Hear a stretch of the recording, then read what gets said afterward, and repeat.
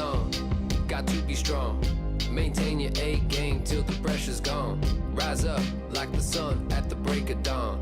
The pressure's on, the pressure's on.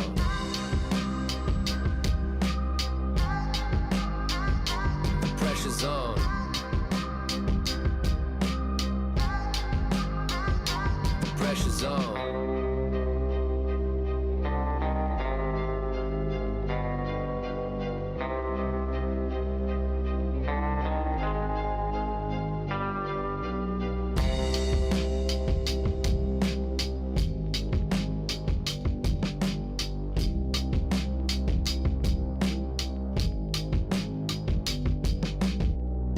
The pressure's on. Got to be strong. Maintain your A game till the pressure's gone. Rise up like the sun at the break of dawn. The pressure's on. The pressure's on.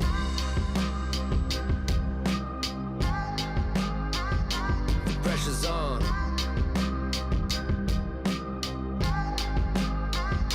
The pressure's on.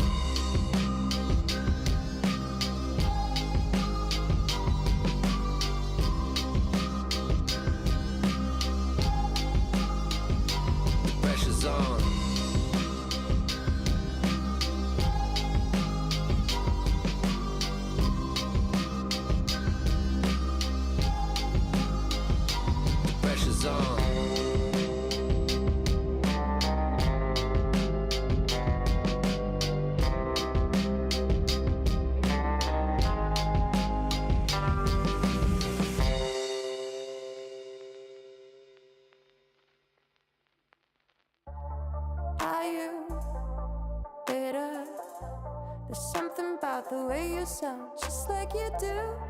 Devil, sinner, to everyone, know what you because the bit of time until I get you. And it's just another reason that you won't be with me. Anything you take, yeah, you take, it's gonna break. I won't lie to you, don't need your love in my hands, your love in my and you know that I can't, 'cause this is all that I am. I need your love in my hands. I won't lie to you, don't need your love in my hands, your love in my hands, your love in my hands. Tearing down the bridges and you know that I can't, 'cause this is all that I am. I need your love in my hands. Are you bored? You're acting like there's something else you're looking for. So do you miss my love? Just a bit of time until I get you. Just another reason that you won't be with me. Anything you take, yeah, you take, it's gonna break. I won't lie to you, don't need your love in my hands, your love in my hands, your love in my hands. Tearing down the bridges and you know that I can't, 'cause this is all that I am. I need your love in my hands. I'm chasing all my demons away and tell you that I'm not gonna stay. I won't lie to you, don't need your love in my hands, your love in my hands, your love in my hands. Tearing down the bridges and you know that I can't, 'cause this is all that I am. I need your love in my hands. I won't lie to you, don't need your love in my hands, your love in my hands, your love in my hands. Tearing down the bridges and you know that I can't, 'cause this is all that I am. I need your love in my hands. I won't lie to you, don't need your love in my hands, your love in my hands, your love in my hands. Tearing down the bridges and you know that I can't, 'cause this is all that I am. I need your love in my hands. It's showtime, it's your time. It's game time, it's go time. You got one shot at a gold mine. It's showtime, it's your time. It's game time, it's go time. You got one shot at a gold mine.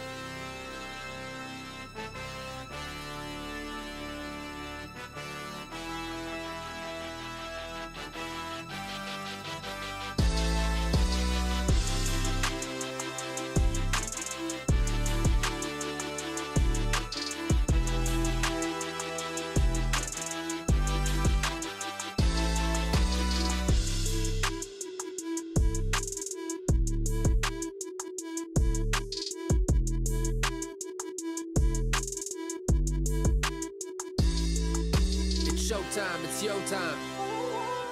It's game time, it's go time. You got one shot at a gold mine. It's showtime, it's your time.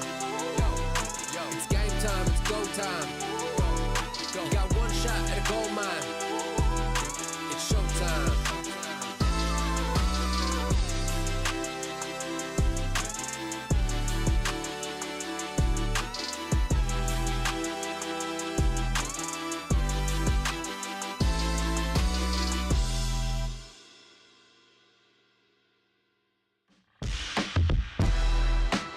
Just try and keep me down. You won't get off the ground.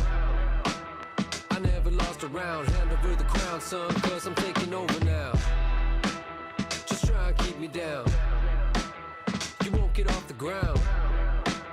I never lost a round. Hand over the crown, son, cause I'm taking over now.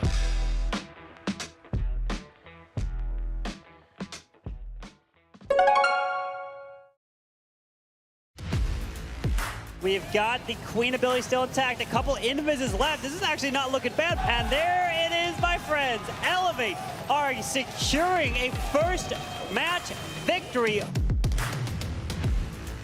Things were going south, and he's got it! General X putting them even further in the lead. Here come the rocket loose. Here come those minions. Can he get through that last multi? It's done. It's a 3-star.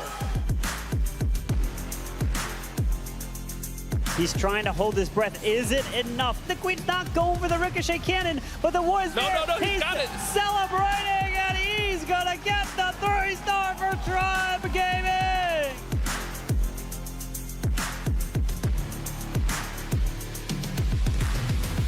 Carry Esports might have just thrown this away. What happened to the 2-star? And Millesime MG's hopes and prayer was answered right there.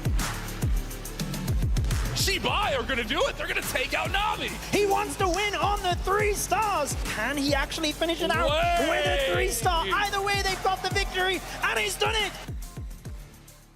Whether you're at home or right here, welcome to the Clash of Clans World Finals. So excited. Are you ready? Audience, are you ready for your first match? Everything is on the board. The town hall remains. No way. And a fantastic 3-star to start. Pekkers, 3 super witches, so many troops. That druid was clutch. Oh my goodness. But it's still a 3-star. Can you get your team to the grand final? Your moment is right now.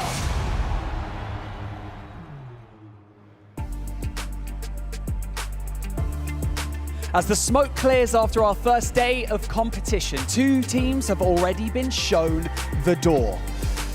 You know what? Yesterday was a stark reminder that even the smallest mistakes can cost you the war, and today will be no different. My name is Barney Banks, and I am your host, and welcome to Clash Fest, live from DreamHack Atlanta. What an experience it has been so far, both on and off stage, and it's only going to get better. Just 6 teams remain in the fight to be crowned world champions, and you know what? It's going to be absolutely unbelievable, and I cannot wait to see what happens here on the main stage, because the world is watching. And so, without any further ado, it's time to see some more familiar faces. It is, of course, Itsu and Judo Sloth. Thank you so much, Banks. We are here for day number 2 of the Clash of Clans World Championship Finals. I am Judo Sloth, joined by Itsu. Yesterday was so incredible. I cannot wait for today's matches. I'm super excited. We have seen a lot of Clash action today, and I think we should take a look at a couple of those highlights, because we have seen incredible emotions from ups and downs, upsets. Everything was part of this. We really did have everything yesterday. You can see some of those upsets and some of the heartbreaking moments, but also the exciting ones as well. General X getting that 3-star there for Repotted Gaming. They are coming up first against Elevate, but Tribe Gaming, they'll be coming up pretty soon as well. They have that electric energy every single time that they are on the big stage, and well, today's matches are just going to be even more close because the teams are getting into their groove. They know who they're playing today. They've been able to reset overnight. So it's going to be really exciting, these first couple. That's right, but let's take a look at the format for this overall weekend, because we had 8 teams enter into a double elimination bracket, with the first 2 teams dropping already out on the first day yesterday, which means 6 teams remain. They're going to fight in 5 versus 5 clan wars, and they're going to fight in esports mode. For everyone who does not know what this means, it means that those defenses are dealing 20% more damage. The defending heroes are as well 20% stronger, while the attacking heroes are 10% weaker. And to make this even more challenging, you have the equipments in level reduced, which means the common ones are on level 15, while the epic ones are capped at level 21. A true challenge for the best of the best, and that is exactly what we're looking for right here. Absolutely. Well, I think it's time we go to the bracket to update everybody at home. So yesterday, we've already mentioned 2 teams unfortunately got eliminated. That was Carry Esports and Navi. However, our first matches today are up in the semi-finals. We've got Elevate versus Repotted Gaming. Following that, DIZI Stamina and Tribe Gaming. They are the first 2 matches. The losers of those matches will move down to the lower bracket to face off against Millesime MG and XiBai. And that is not going to be easy. Those 2 teams waiting in the low bracket. This is not easy for those 2 teams who are dropping down below. But let's take a look at our caster predictions for the upcoming matches. We have overall well, discussed a little bit of like what each other thinks, but I feel like in the end everyone had really strong opinions about what they feel about those first 2 matches, because after that we still have like other things than like the matchup has been decided. But the first match, really all on page, except Corin. He was really going strong for Repotted here. For us, Elevate, they have only gotten 10 stars, but why did you go for them? Well, this is the toughest matchup, and I would need to keep my perfect streak going. I'll keep rubbing that in since I finally got there. But I just feel like Elevate was so close on each of their attacks. The consistency, even though they didn't get a 3-star, was so high level that it was a really tough pick, I'll be honest, because Repotted's bases, I feel like that is what could tip over the edge in their favor, but it's really whether they can pull it off in the moment. So just really difficult matchup to pick, I would think. Yeah, on the second match, we were all on the DIZI side. But I mean, if you want to make your predictions, you can do that as well. Yes, event.supercell.com/clash-of-clans. Get your predictions in. You can win some free rewards the more that you get correct, and see whether you can beat us as casters as well. That's going to be the challenge. Make sure that you are getting those rewards in, because with that, you can really upgrade those equipments a little bit quicker, making sure that your attack is even stronger, because we all know how important those heroes really are. Yes, we've seen it here on the big stage, but we're just about ready for the first match. Elevate versus Repotted Gaming. The phrase, a clash of titans, gets thrown around a lot in esports. I'm guilty of it as well. But when I tell you that this first match up here on the main stage for day 2 is a clash of titans, I mean it. So all I'll say about this next match is sit back, relax, and enjoy the fireworks. Your first team to step out onto the main stage are arguably the best team in the world right now. They are Elevate!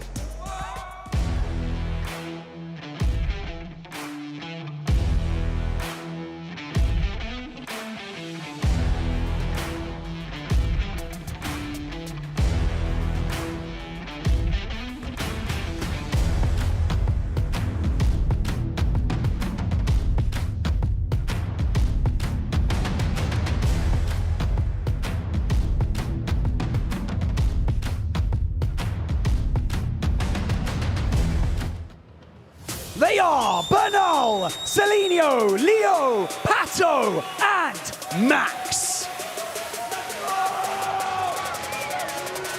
High energy, I love it. And with the crowd at their backs, this could be magical this weekend for this team in particular.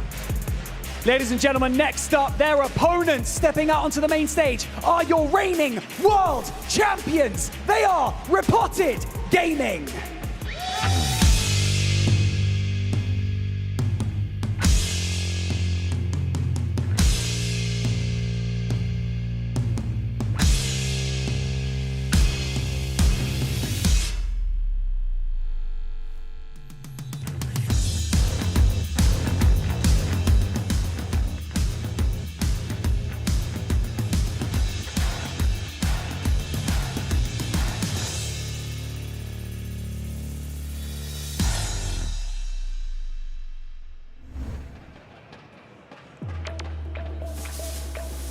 They are Einstein, Philip, Emir Khan, Leo, and General X.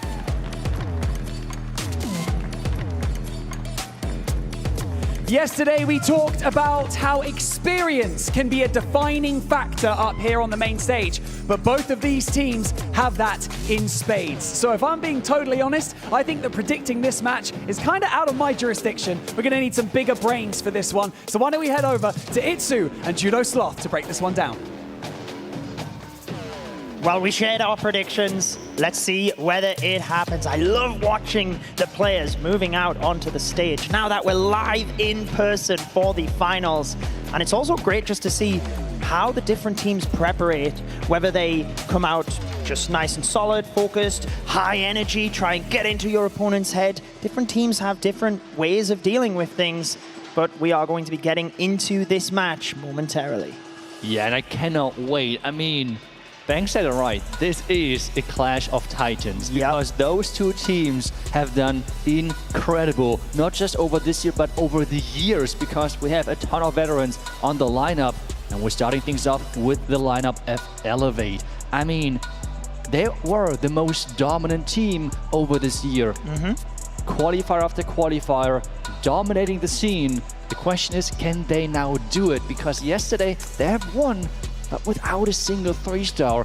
That was one of the matches we could have seen easily 13 stars from them, but they were always so little, like so short. But on this one, I think Repotted is not going to let them give away any other of those opportunities.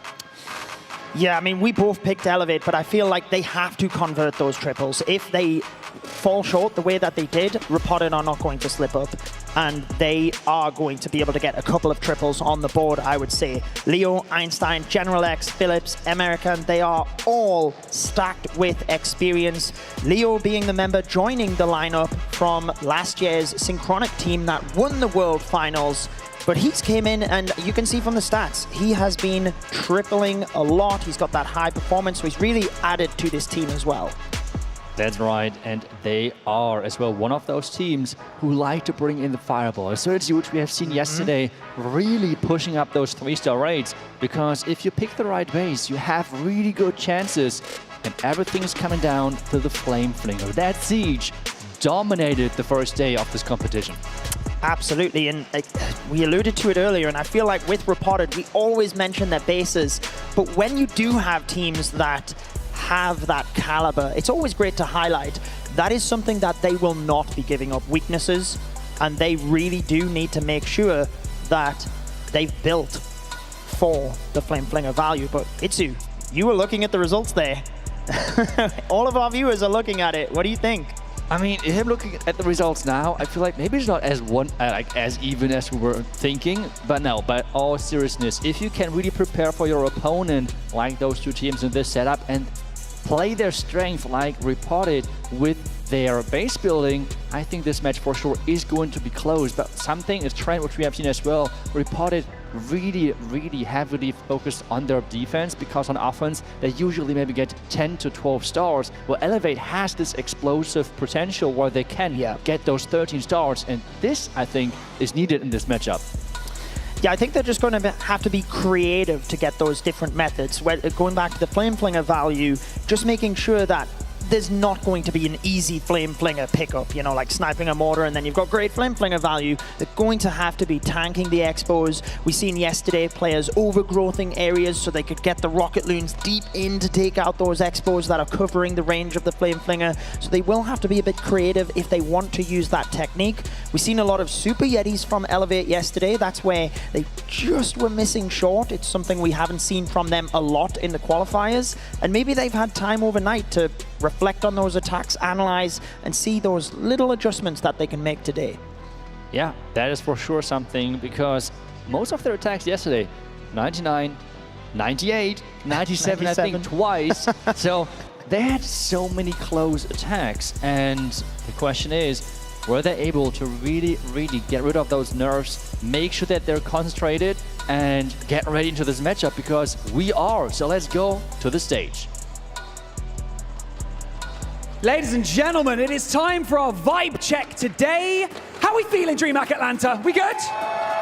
That's what I like to hear. We like a little bit of audience. I got Clash Bashing joining me here on the main stage. Bash, it's day 2. How you feeling? Oh, absolutely excited. I mean, we got 2 absolute powerhouse teams to kick us off.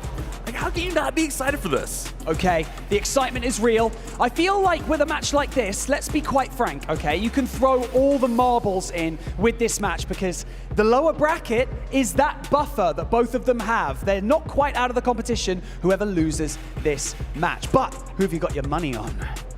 Well, I mean, it's a real coin flip here, but I mean, obviously, I'm over here with my guys, Repotted Gaming, the defending world champions here. We'll split sides then. I'll go over to Elevate over here. Oh, I see how it is, Banks. Yeah, we'll catch the vibes, won't we? All right, how are we feeling about Elevate?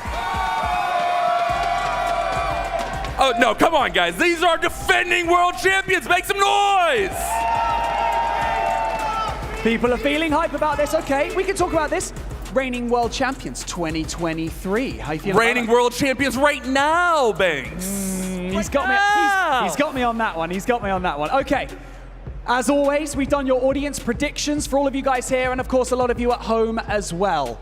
Let's find out the prediction for this match from the community. It's 61%, and it's Elevate! Okay.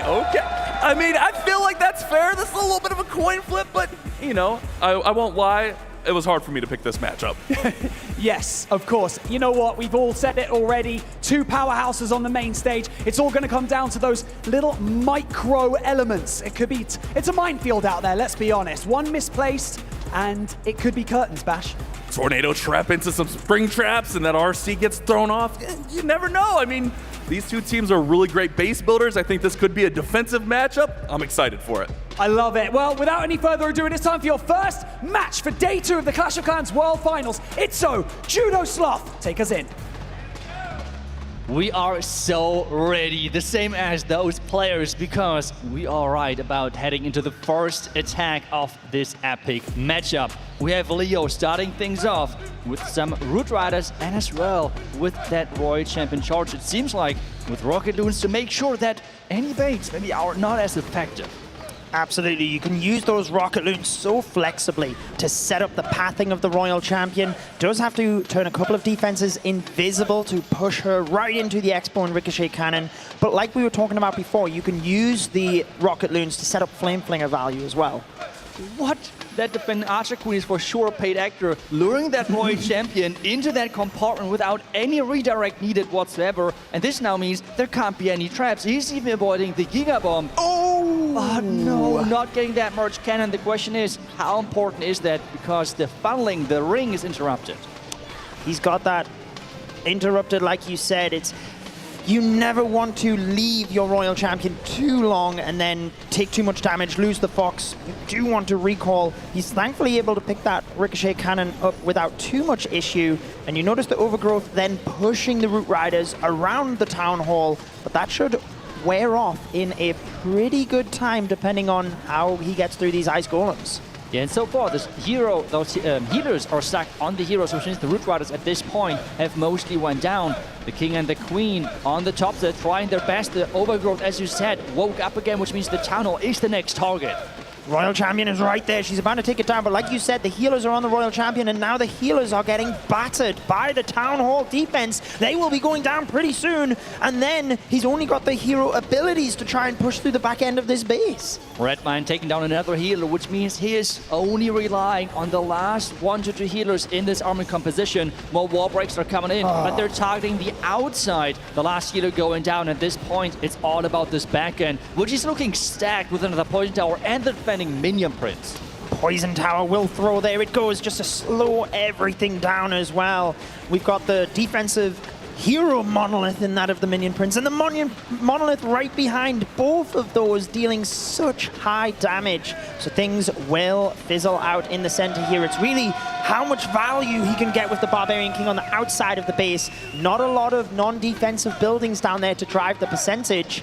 Yesterday, we seen around about 90% was the mark to hit, and it looks like Leo is going to fall short of that. Yeah, it is a little bit tricky here, using the spiky ball early, and this means only one of those other backhand buildings are going down, with the Rocket Loons taking another few buildings, but he just got above the 80% mark, pushing it now to 85, but that monolith is having different plans, which means it is going to stay on that percentage. The first defense for Elevate is in, and if we remember their average destruction yesterday, this is something which they can be for sure happy about if they can again bring their offense into this matchup. Absolutely, they had a very similar start yesterday, and that was following a 3-star from their opponent as well, and yet they switched it around, they kept their head in the game, and they managed to get that victory. So I'm sure General X team captain will be giving that prep talk to all of the players, and they have put a lot of work in behind the scenes. We always talk about that base building, but now we have to see whether that can pay off as it's Elevate to attack next. One of the most dominant teams on offense over the years so far. A team which has actually, even in this harder meta, quite consistently scored 12, 13 stars. But yesterday, they were falling short. Always some little errors here and there. And in the esports mode, this can really make a big difference. Were they able to really fix this over the night and can get back to form, because we know them as such an offensive powerhouse? Yeah, I was looking at the lineup there. Normally we see Max going first, who is such a high hit rate player for them. He didn't quite look ready when I was looking at the cameras there, and that is the case. It is Pato to attack first. Royal Champion dive from 9 o'clock. We've got a couple of Yetis at the top to snipe off some of those defenses. And let's see what the base has in store in terms of traps. So far, no giant bombs or otherwise any traps popping up except that skeleton trap, which is not the most efficient trap versus the electro boots of that Royal Champion. Keep charging forward, trying to redirect now into the poison tower compartment, which he's successfully doing, taking a lot of damage, and that Fox is not having a great time. It is not, but like you said, he's mitigating traps in this area because you only have so many to spread around the base, and what we typically see is all of them stacked in one area to make sure you do have enough damage to get rid of that RC early. Meaning, if you can identify where the traps are not, that's what Pato has done. Gets his RC recalled, and now he can start with those Root Riders. Yeah, the opening looks really great. The core, perfect, because you have two of those key defenses over there, which should get not just distracted in the beginning, but as well use the overgrowth for. And so far, the push is looking strong. We have the King on the bottom side pushing around, while the Queen this time around is inside the core, which means Red Mines have even less of a chance because Sneezy is in there as well. Absolutely. We've got the King on the outside of the base now. Has to get some of those defenses down quick, as we do have a little bit of a split. Some troops going in towards the Monolith and that Tesla in the center. Others getting drawn around the outside of the Town Hall here. Queen looks to be following the pack in the middle. Got a little bit of a split on the healers as well, which is not the end of the world there for him. Yeah, but as the Crusher Mortar is waking up again, this core could have a rough time, because there are not too many powerful troops to take care of that defense. And as for the Minion Prince, is trying to join in as well. As the bottom side, the Town Hall, finally is going down. The Minion Prince now is getting chased by those clones from the Archer Queen, but the Minion Prince is he going to win? He should win. Defending Minion Prince OP. Remember, in esports mode, all of the stats are amplified on defense. Defending heroes having 20% more hit points and dealing 20% more damage. Moving to this last compartment, he doesn't have a lot left here. Barbarian King stuck over at 3 o'clock. Remember, the percentage from Leo was 86%. So he is going to climb above that. But as we mentioned, Elevate need to be putting some 3 stars on the board if they want to win this, because Repotted do tend to have that consistent 10 to 12 star score lines. That's right, the percentage is pushing higher and higher though, with 20 seconds left instead of the spiky ball. This should get for sure over the 90% mark. As the King is keep going, we have 12 more seconds, so he has to use the spiky ball ability any second now to not waste any of them. There we go, okay. Going to the outside, further back in, but 93% is giving them the percentage lead after the first set of attacks. 7 percentage points in the lead after this first round of attacks. And after a round of attacks, you will take the lead. It doesn't matter whether it's stars, percentage, whatever. You'd always want to be in the lead. I guess depending on how your lineup of attackers go. Have you used all of your strong attackers and your opponent has their MVPs for the end of the match. Even though all of these players are top level, we do have those superstars in each of the lineups as well. Yeah, that's right for sure. Some of those players performing incredibly over those qualifiers and as well in the World Championship. Absolutely.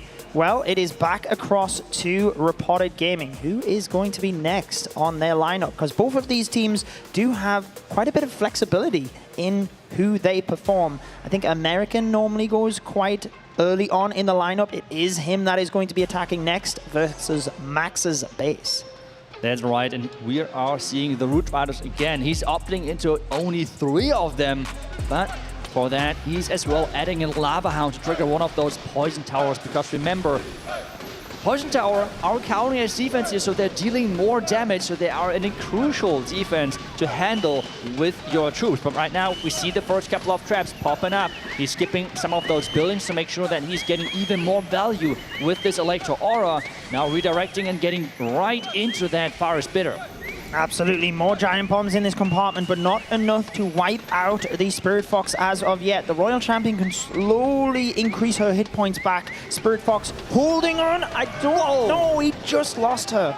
Yeah, but I think it was totally worth it. He sacrificed the Fox, but got with the last spear the Poison Tower out of this compartment, which is really, really clutch. And I feel like that trade is fine for him, because that Poison Tower could have not just dealt a lot of damage, but as well messed up the pathing big time. Instead, now we see the Log Launcher die from that bottom compartment, and we have the Root Rider starting on the left. I like the approach of the Log Launcher here, just a little bit different to snipe off that Town Hall. Then we've got the Valkyries not just deployed right behind the Root Riders, but trying to use them as funneling. They did hit the giant bombs. He's got to make sure they move across to be healed up as well, actually. But an interesting play to use them as funneling. They're all gone due to the Spring Traps. Oh no, the Spring Traps hitting hard, but the Poison Tower at the top of these is triggered. The Royal Champion so low on hit points. There we go, the Rocket Spear activated, but that core, go down. When that one is waking up again, that is then bad news for him. Certainly is. Oh, the healers just moved across to the Royal Champion. That is pivotal, because with the Valkyries being down, he loses a lot of DPS behind the Root Riders, so he needs the Royal Champion, he needs the Archer Queen to stay alive and provide that damage. Slowly moving through the base, we've got the Barbarian King at the top, distracting the Minion Prince, but that multi-gear cannon deals a lot of damage. Now he gets that down, but the Crusher Mortar then steps into play. Mortar Crusher is there, that's right, the Monolith as well, right now on the Boogers. And he gets some more percentage points, because at this stage we all see it is going to be another defense. We have talked about it. This match could be really a defensive showcase for those two teams, which means the percentage points are even more important. Right now, below the 80% mark, can you pick up any more buildings to get in the higher percentage range? Well, he's got a couple of troops that he don't really think he can snipe anything off, to be honest, at the moment, using those 2 rocket loons, trying to set up a gold mine snipe as well. But we mentioned the 90% mark being the benchmark. Elevate able to hit that with 93%, but the 2 opening attacks from Repotted falling short at the moment. General X normally attacks about the mid part, and he is certainly one of their superstars, getting that 3-star yesterday, so maybe they can pick things up, but it's back across to Elevate to see if they can convert to a 3-star. Yeah, and I feel like we have seen that yesterday, what we said every single time. Elevate has a lot of good attackers left, but they were not able to really push those last couple of percentage points, which means their match resulted in a 10-star score. Yeah. The question really is, can they push the extra mile today? 1, 2, sometimes 3 buildings were left on the battlefield, and this is the difference between a 2 and a 3-star. Absolutely, and Repotted Gaming, they're getting 2 stars. That's absolutely fine. As long as they can defend and get 1 3-star, they win this matchup. Just keep yourselves in it, keep your head cool. We've seen a fair share of 1-stars yesterday, so they do not want to be falling into that position where they're having to get 3 stars just to catch back up. Yeah, that is right. We seem to see a Max getting ready for his attack. But we will see that in just a second confirmed if he actually is the second attacker for Elevate, and maybe he can really showcase his class on the stage and gets the first 3-star in this match, gets the first 3-star for his team, because that in this position will be so crucial. They have the percentage lead so far, and if they would get and convert that into an even 1-star lead, that would be a game changer. We see him back to the Root Riders, and we see the approach with the Angry Jelly Ward in charge. Is this going to be the answer? Is this going to be the first 3-star? We've seen him using this in the qualifiers, and the Root Riders was always his attack strategy, the one that he was converting with so many times. So let's see whether he can get that to work this time. We've got the Grand Warden funneling by itself. Normally we do see the Archer Queen alongside that. Now we see the Queen coming in just to make sure that the Angry Jelly and the timing of that can get a little bit extra value. Where is the Queen going next? She's going to go for the mortar, but is she going into the compartment? She should go in there. No test up popping. Right now, this Archer Queen is dropping lower and lower on hit points. If that ability goes off, that would be a nightmare for him, because the Giant is getting spawned and the recall is going to become quite tricky. Another Invis is getting invested to get the entire compartment out and make sure that he's keeping his abilities. Yeah, I really like how preserved he was with the invis, not using them initially when there wasn't as much damage from the defenses on the perimeter, but once he got that little bit deeper, using them to make sure he didn't lose the ability, like you said. Now we've got them recalled coming in alongside the Root Riders, and a battle blimp for this one, Itzu, aiming to just get the core seemingly and take out the Crusher Mortar, which is pivotal against those Root Riders. Yeah, and there's What even can a he get? clone spell in Wow! there, making sure that he's getting even more Yetis in there. The core slowly disappears. Where those Yeti might go, and then Front Tower is going he get it down all? as well, maybe? No! Yeah! He takes out all of that damage, and he creates the defensive pathing for his Root Riders to move all of the way around the base now, leaving the Town Hall until the end of the attack. But Max keeping his cool. This is looking great so far, and he still has hero abilities left to adjust on the fly. That is looking so good. 3 hero abilities, you said it right. At this point, he needs to really make sure that those troops are staying together. He has some supportive troops as well. A wall break to get his king later on into the base. And quite some Root Riders are still alive. Yeah, they are just tanking all day long for these heroes. Finally using the Royal Champion ability. We've still got the King and the Queen ability. I'm keeping an eye on time because he has to get across to that back area of the base as well. Once the Town Hall is down though, he can loop around the bottom side, and he's got the wall breaker. He can reach all of the buildings on the other side of that bottom compartment as well. But time is ticking. There were spring traps. Come on, the come on, Town Hall come on. is going down, but the Royal Champion is most likely going to lose her alive. The question, though, is does he have enough time? Because with 20 seconds left, I am not sure if this is going to be enough, or just yet again another high percentage. Just that little bit short, isn't it? He's going to use the King ability to blast through a couple of these buildings, push that percentage so close up. Max got a 99% yesterday, and can you believe, is it going to happen? Queen's going to get it. She gets the multi-archer tower and the elixir storage with 0.01 seconds left. 3 stars for Max. What an attack on the last second, on the dot, right there. And this is exactly the position Elevate were hoping for, because they not just have the percentage lead, they have as well the 1-star lead. And this could be the game-deciding moment for this matchup, because the pressure on Repotted at this point is immense. They have to get their first 3-star in to somehow stay close, and even with the 3-star, they are still behind because of the percentage game. 26 percentage points behind they are, and that star. Oh my goodness, that was so clutch for Elevate. That's what we expected from Max, given his performance across the qualifiers. Whoa, the heartbreak he had yesterday with that 99, surely it wasn't going to happen again. But Repotted Gaming, current world champions, they've had their backs up against the wall time and time again. They need to keep their head in the game, focus on their own attacks. And let's see who they have up next. Like you said, they do have a lot of diversity in their attacking skills. Some fireball attackers, Einstein being one of them. I love all of these player videos as well. And let's see what he can do on response.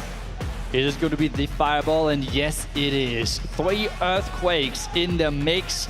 The rocket loons are set up, and 2 Yetis to make sure that you can set up that siege machine.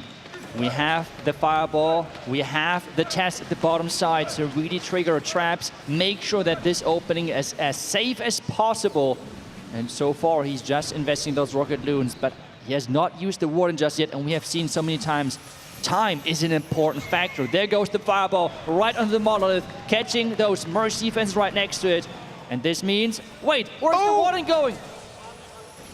He moved right on it. I didn't quite see what happened there. I was focused on the fireball. Presumably you were as well. But he reacted with the invisibility spell super quick there. Now sending in rocket loons, but it looks like the healers did take a little bit of damage because of that as well. Yeah, and there are 2 expos now on this warden. And about to counter 2 heroes. There is the invis spell. The king, though, is getting turned invisible as well, which means he's going to redirect. The scan spell is here to keep him safe. We have the headhunters coming in, but can they stay safe? Because they have to support that warden. The defending minion prince is about to go down, and the king as well. Headhunter timing, flawless. Alongside that skeleton spell as well, immensely dealt with there by Einstein. Such a beautiful job. We've got the furnace helping out, but defending headhunter on the warden. Does he see it? Does he see it? Keeps it alive, gets that defending headhunter. Woo! My heart is pumping right now. How is Einstein dealing with this? Not even close. I mean, this is just incredible. And based on all the stress in the beginning, it seems like he is not even bothering with that flame flinger. Instead, he's going in with that lock launcher, trying to have an as strong as possible hero dive with the support as well in here. And having the Town Hall as pretty much one of the last buildings. The multitasking now is going to be so crucial. Hero dive on the far right side, Warden on the left, and then as well, later on, adding the King and even the Roy Champion to take down another compartment. Incredible timing with that log launcher to get the poison tower before it reactivated. Einstein going full send, risking it all because they're behind on the stars and percentage. He's got to get that 3-star, but with the Town Hall on the opposite side of the base, it certainly looks scary. He's got the Royal Champion to try and help reinforce. There goes the King ability, trying to wipe out some of these defenses. Got the Archer Queen ability as well to try and help out, and still holding on to that Royal Champion as long as he can. 35 seconds. Time is ticking. The Royal Champion for the Town Hall and as well for the Crusher Mortar at the top side going down. 2nd star is going to follow right after, but with 25 seconds and still nearly 20% of the base left, I am not sure if the time is enough. He's kind of got enough power as well because he's Warden safe right here. Going to get the Clan Castle. If the Expo would just switch, he would keep the Warden alive. He'll get the Ricochet Cannon. It is so close given everything that happened. I think it's going to just be, don't tell me it's a 99. Oh, 98% for Einstein. Heartbreak. I mean, it could have flipped either way between the attack of Max and the attack of Einstein. But that's esports, the smallest margins. Oh, heartbreak for RPG, but maybe they can use that as a bit of a boost that they were so close. How do you deal with an attack like that, given the position they are? What do you think's going through their minds right now? It is a heartbreaker for sure. It just feels like, especially with the close 3-star which they have just received, it just feels like that nothing is really going your way. And getting out of that headspace, it is not easy. And now it's again back to Elevate. And they have a lot of power in their hands, because if they follow up yet with another 3-star, this match is looking darker and darker for Repotted Gaming. Well, Elevate getting ready with their next attacker, and he has the opportunity to really put his mark onto this match.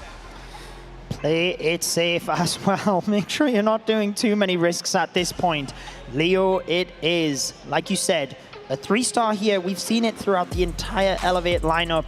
They have such powerhouses, and a 3-star here really does put them in that commanding position. And then they'd be done for the day. They'd move on to the upper bracket finals for tomorrow. That's right, winning this match and as well saving them bases, because you don't have to play until tomorrow. But right now the charge is going strong, using rocket loons to really push that Royal Champion into the right direction, and so far not triggering any traps, it seems like. Redirecting the Royal Champion into that core or near the core of the Multi-Front Tower and setting up incredible pathing. Incredible indeed. RC diving through to this area with the clan castle. And he's going to recall. Thought he was going to try and get sneaky and take out those troops alongside the electro boots as well. It is always a risk of delaying, like recalling late, delaying the recall, because that fox can always go down, and it's so nice to have that as a defensive tool for your Royal Champion as the attack is progressing further. The Queen on the outside helping with that funnel a little bit. Look at the giant bomb there trying to snipe out headhunters on the outside, managing to get that in to take the defending Archer Queen though, but this is a little bit tricky. Ice Golem timing to get through where all of his troops are going to be frozen. All the troops are frozen, but they're still moving slowly, and that is the crucial part here with the Rage Gem on that Warden. Moving slowly, but having the recovery of those healers, which are healing even more with the Rage Gem of the Warden. Right now, moving towards the Town Hall, we have the Fire Spitters start firing, and one Overgrowth still not even deployed yet. Yeah, I'm guessing he's going to use that on the backside Fire Spitter. There it is alongside the Crusher Mortar and the Scatter Shot. Obviously wanting to make sure he locks down that Town Hall before moving to the outside compartments. Royal Champion still looking good, still has ability. King still has his, holding on to the Archer Queen one as well. So still enough power here and enough time if he can play his cards right. And he just needs to get out of this core with his troops. He has Yeti in there, he has the Warden in there, and so many healers. If he can get out of this compartment, he's looking good. But unfortunately, the Queen is going for the wrong wall, which means she's not getting the quick access towards the Mortar Crusher. And that defense, we have seen it already, has the chance of shutting down attacks completely. But still, the King ability not even used yet. Now punching through that wall, pressing the Queen ability, will get that Crusher Mortar down, and then the Minion Prince goes for the Minion Prince first, which means he takes a little bit extra damage. But here we go with the Spiky Ball, sniping out some of those defenses. Still got 2 Super Barbarians to use on the outside of the base. He is cool, calm, collected, wanting to get that next 3-star for Elevate, putting them 2 stars in the lead and 28 percentage points. It is almost said and done here. This is the Elevate everyone were expecting to come into this competition. The dominant team going through the qualifiers like it's nothing. Really strong showing yesterday. They just had to arrive. They still made it and got their win. But today they're here to play. And Repotted, I mean, they feel the power.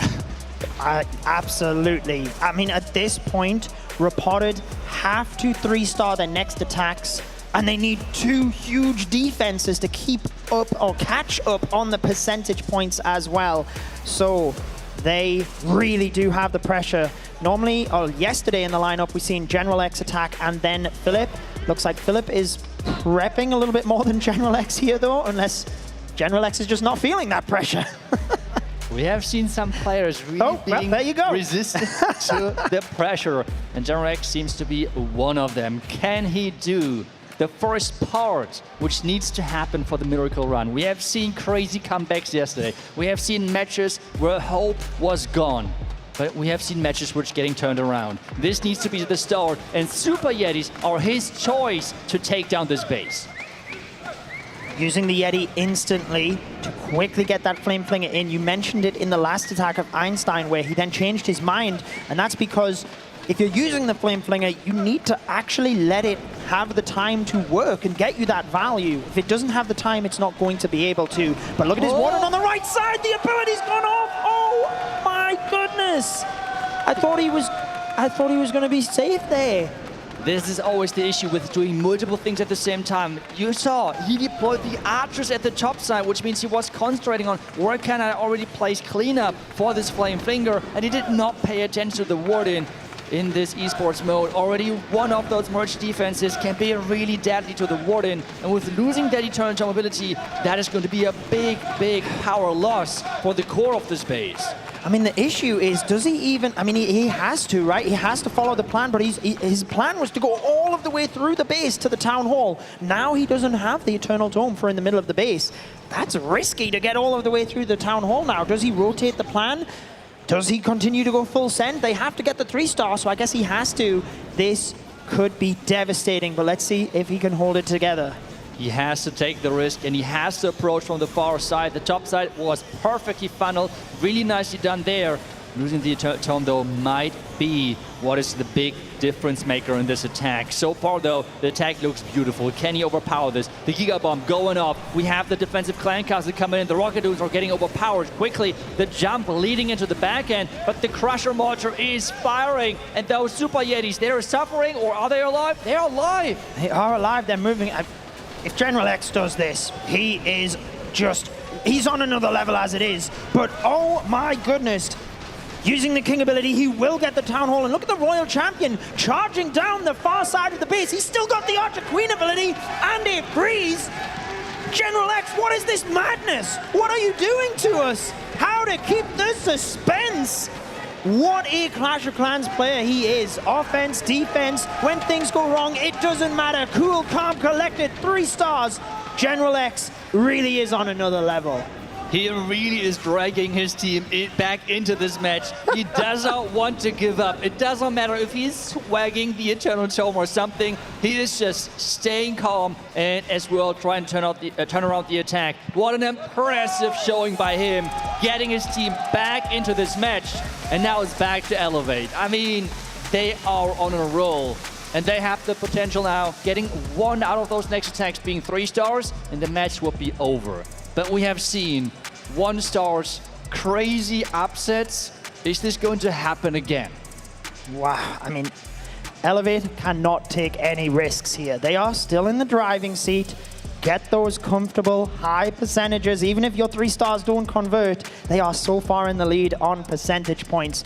But usually whenever Max 3 stars, he gets the MVP. Usually whenever General X 3 stars, he gets the MVP. Like, who would you even opt for here? Even if Repotted don't make the miracle comeback, that was just probably the most impressive attack I've seen in Clash of Clans. To hold your head together and get that done, wild. I mean, funny enough, that's what Max did during a qualifier as well. Losing his Eternal Tome during a 1-1 and still 3-starring. And even more funny enough, doing it with Super Yetis. I mean, those 2 players have a lot in common, getting MVPs like nothing, and as well, still 3-starring even though losing the Warden ability. But we're back to the next attack with another Root Rider and Royal Champion charge into this base from Philip. And Bernal is looking set because so far the opening looks flawless with the Yeti, making sure the Royal Champ stays on track and getting yet another building out of this base. Yeah, and the Royal Champion here is actually going to track down through the defensive buildings, essentially, which means, oh, maybe not. He's redirecting her to this location. However, there's still no major room for traps over by the Town Hall. Yeah, another nice invisibility spell to really get her into that tunnel compartment. We have that ability now getting used with the Haste Vial to make sure that this Royal Champion is having no issue whatsoever versus that Town Hall. More Spring Traps are popping up, but this is way too late because this Royal Champion has gotten a ton of value. Can he get even more? He wants to have the Crusher Mortar next, and with 4 more invisibility spells, he is looking good for that. That looks amazing. He can just keep the RC safe here. Don't get too worried about the timings. Wow. Make sure you use these invisibility spells and don't lose her. We don't typically see large RC charges moving into Root Rider attacks, but just look at the value he got there. Yeah, now letting the Royal Champion go down because the value is there. At this point, it is all about time management because he has invested a big part of this time of his attack into this Royal Champion. And Root Riders are not the quickest troop overall, so he needs to make sure that he's getting the time on his side as the Queen is funneling and the Root Riders are pushing in. I think the King is as well already deployed to start the cleanup process. Absolutely. Root Riders will temporarily move up to take out those couple of defenses. Does mean he doesn't have any tanking for the Archer Queen by the Monolith, so he does have to use that ability to get through it. But again, up to the top side, we've got the multitasking to try and split things up. They're going down pretty quick though. Yeah, you had the Siege Barracks used on the far right side to make the time even less of a factor as the Warden ability is still not used. 56 seconds. Is this going to be enough? A Rocket Dune sniping that Fire Spitter, a genius play here. But I see one big, really dangerous dragon inside that core, and that one can be an issue. If he's getting close, that's the issue. He's far away from everything. Can he get close to make an impact? Yeah, he might be able to just dodge that altogether, but either way, he snuck the Headhunter in there, and alongside the Boogers, takes down the Minion Prince, so he doesn't have to worry about that. The issue is time. Can he get up towards the multi-inferno and the mortars? Like you said, Root Riders are slow. That's his main thing. But even if not, percentage is where Elevate needs it to be. Bernal with the drum roll himself. 15 seconds. Is it enough?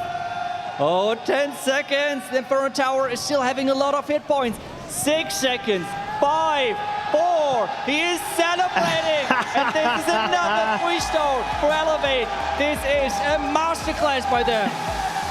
Wow.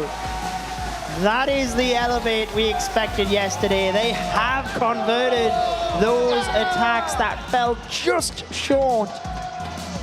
3 stars out of their 4 attacks so far. This is where they have that explosive capability on offense, and especially against arguably the best base builders in the world in that of Repotted Gaming. I mean, this Elevate team is going to be scary. It doesn't matter who has to face them next. It's not going to be a fun one for them for sure. Defending this team feels impossible. They are up here. Or on the other side, Repotted, they have again had their 1 3-star, which they usually have, like 11, 12 stars. This is where they are usually getting their stars in. But the defense this time around has completely let them down. Can they get another 3-star though? Because Philip is in with the Root Riders, and we have another Flame Flinger, which is right now getting set up for him. That looks so cool, just pinging the Rocket Loon across like that to test for the Tesla in that little gap. Finds one of them, but well out of range of Flame Flinger, so he can set that up. Forget about the archers, Philip, and move to the top area of the base with a giant arrow pinging through, looking to set the funnel at either side of the base. And what a cool way with the giant arrow and the lightning combination to set up a nice pathing later on. The Tesla, though, might lure the Queen to the outside. She has to come back, but I'm not sure. Maybe those Golemites can take on the X-Bone. That's exactly what is going to happen. The Queen staying on the outside is completely fine. Yeah, she can still reach that multi-archer tower, which now falls. Means he can actually take out a couple of other buildings down this way. Coco Loon does help and actually recalls them out at this point as they were taking a lot of damage. He cannot lose the Archer Queen this early. No, you want to have her alive, and especially you want to really make sure that she's supporting your attack later on. As we have the Klein Castle released, we have Furnace in there, there's the Poison, the Rocket Loons are not doing too much as he's having the healers on his troops. And the bottom side already cleared out is such a nice way, because this means the pathing for the Root Riders is set up really nicely. Yeah, he does only have 1 overgrowth. Sometimes we see 2, so it does mean that he can't rely on the overgrowth for pathing as well. So that's where that extra care in setting it up is needed. Look, the Barbarian King at the top of the base though as well, Itsu, just trying to make sure that since he doesn't need that defensive pathing, he can use the King to try and help with time. Yeah, trying to set up the time issue, like trying to remove that time issue and send the King into that compartment. The Spiky Ball though going to the outside, but with the Earthquake Boots, is he going to get the Mortar Crusher? The heroes are distracting his King. Goes to Phoenix. The splash of the Phoenix actually, was it attacking the Crusher Mortar? Either way, Crusher Mortar goes down. Then the Phoenix trying to get the King will fall short. But the Archer Queen under immense damage here as the Root Rider's on the outside. He's got an invisibility spell to help.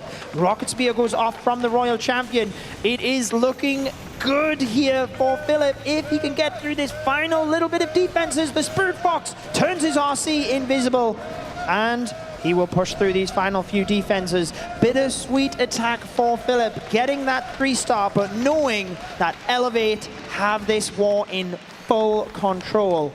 Repotted Gaming doing what we expected, getting those 12 stars on the board, but unfortunately it doesn't look like it's going to be enough. No, it doesn't look like that, but at the same time, I feel like we had a similar situation yesterday, where it felt like, well, a safe 2-star is enough, but that did not happen. So at this point, I hope and somehow Elevate make sure that they are getting the safest 2-star of their life in, because this is all they need at this point.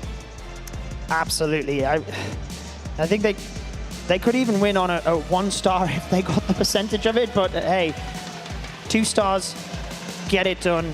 Don't go crazy attacking from the opposite side of the Town Hall or something like that. Take the victory, move on, And I think I said they wouldn't be playing later on today, but they would actually be playing later on today, wouldn't they? Versus the winner of our next matchup of Tribe Gaming and DIZI Stamina. However, let's focus in on this final attack to make sure that we give it the attention it needs. Seleno looking to finish things off and win this war. Seleno is getting ready, and what is going to be his choice for the strategies? It is Dragons. It is one of the safest approaches there is, because the Royal Champion Charge typically is going for that Town Hall, which into the is Town Hall. going to guarantee him the first star. Then the Dragons typically get those 50%, so he is indeed doing that. We have those charge going into the Fire Spitter, the test in front of the Town Hall. We're there to mess things up, but the Tornado Trap is already triggered. Yeah, going with the Battle Blimp as well. Just send that in. Most likely Yetis alongside that Rage. Get the Town Hall down. That secures the first star. Then it's just percentage points, and with Dragons, can spread them around the base. But wait a second. Oh, turned the Town Hall invisible, Itsu. Yetis have ran away. What's just, I think that was supposed to be a poison, and he dropped the invisibility spell. I'm not sure if he's just trying to get us excited. Just building up the excitement.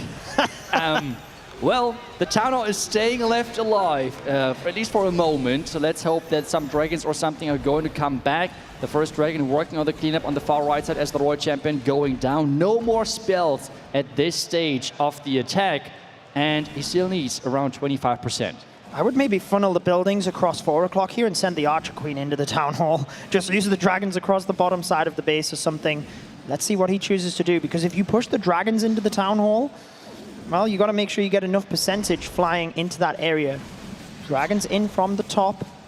Should be safe on the 50%. He's still got the Minion Prince as well, so maybe he just solos the Minion Prince on the Town Hall. What are you thinking? Yeah, the Minion Prince for the Town Hall for sure is an option. I think he already scouted with the Black Mines because of the blimp, right? So there can't be any other traps. And the Minion Prince for sure should get that Town Hall. Maybe even the Dragons themselves, because some of them are splitting towards that building. The 50% mark is getting reached within the next couple of seconds, and the Town Hall should go down as well. And this would confirm the victory for Elevate in this upper bracket match.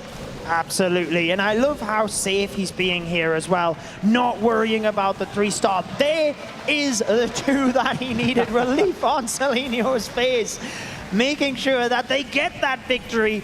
Moving to the next matchup, the upper bracket final. Archer Queen on the outside of the base, helping with that percentage alongside the Minion Prince.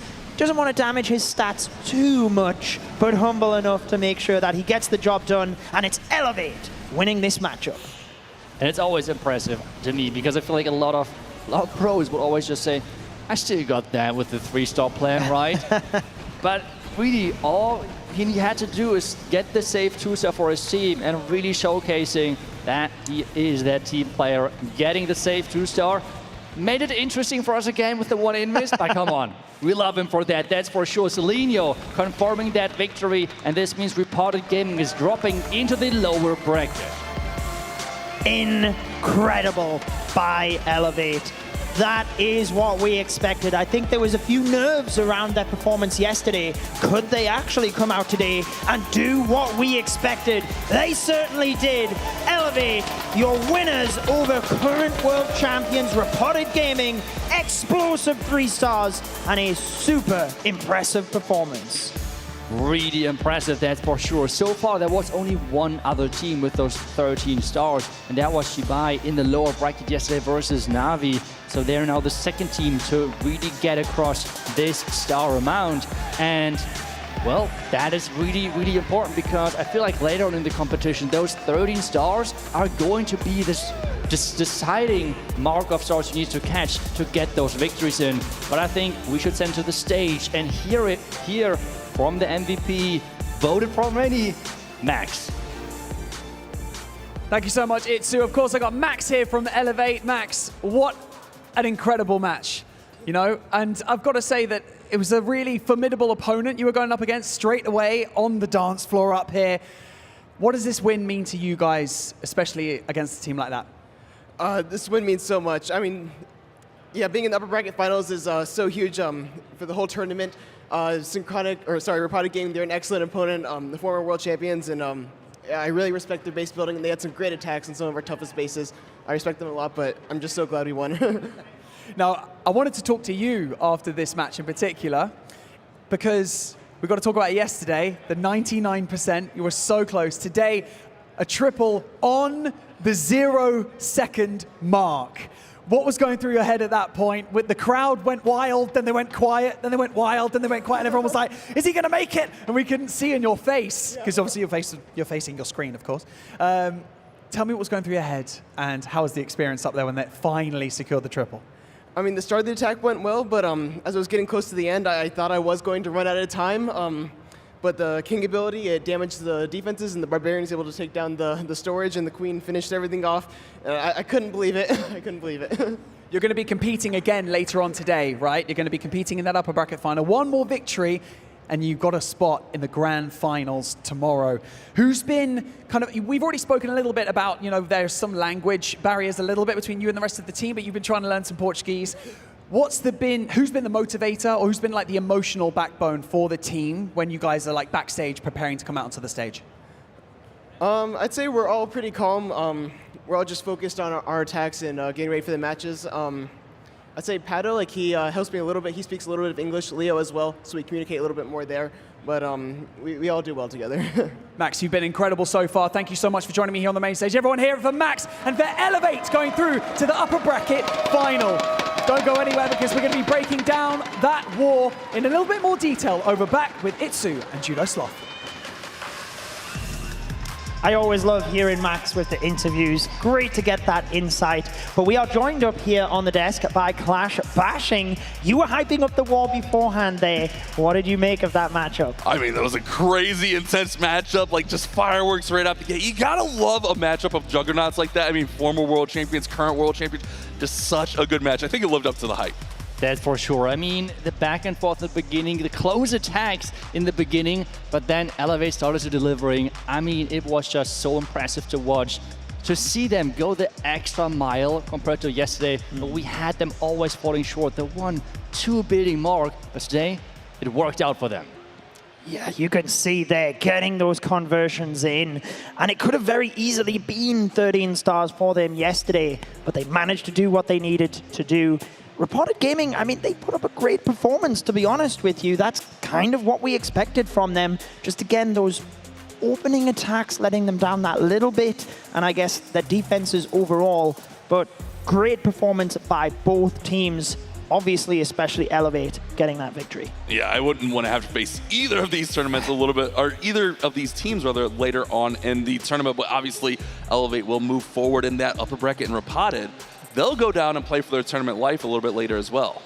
That's right. They still are going to play later today, which means they have to really get it back then on track, I want to say. But at the same time, 12 stars, they did perform solid. The only bad news for them was they had the match versus Elevate, the team which is really so good over this year and is one of the teams, one of the few teams, to be honest, which is able to consistently get those 13-star results.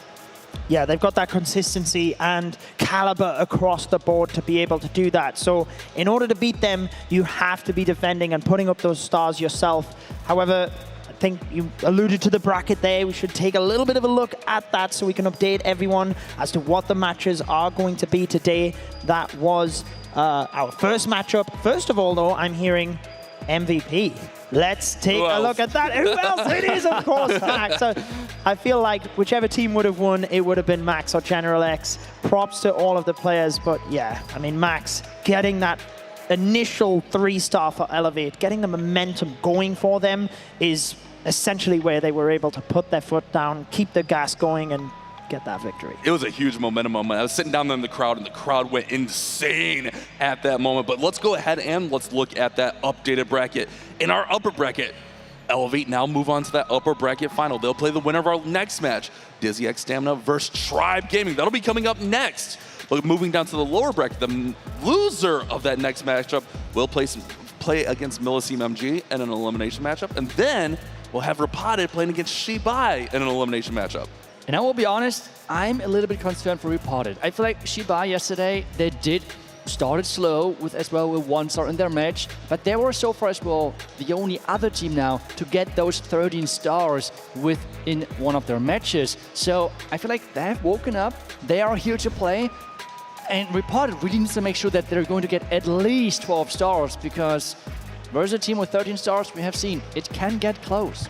Yeah, absolutely. It is going to be a nail biter for sure for either of those teams, because in the lower bracket, it is elimination time as well. However, as you said, our next matchup is going to be back up to the top to figure out who progresses to face off against Elevate. That next matchup is going to be Tribe Gaming and DIZI Stamina.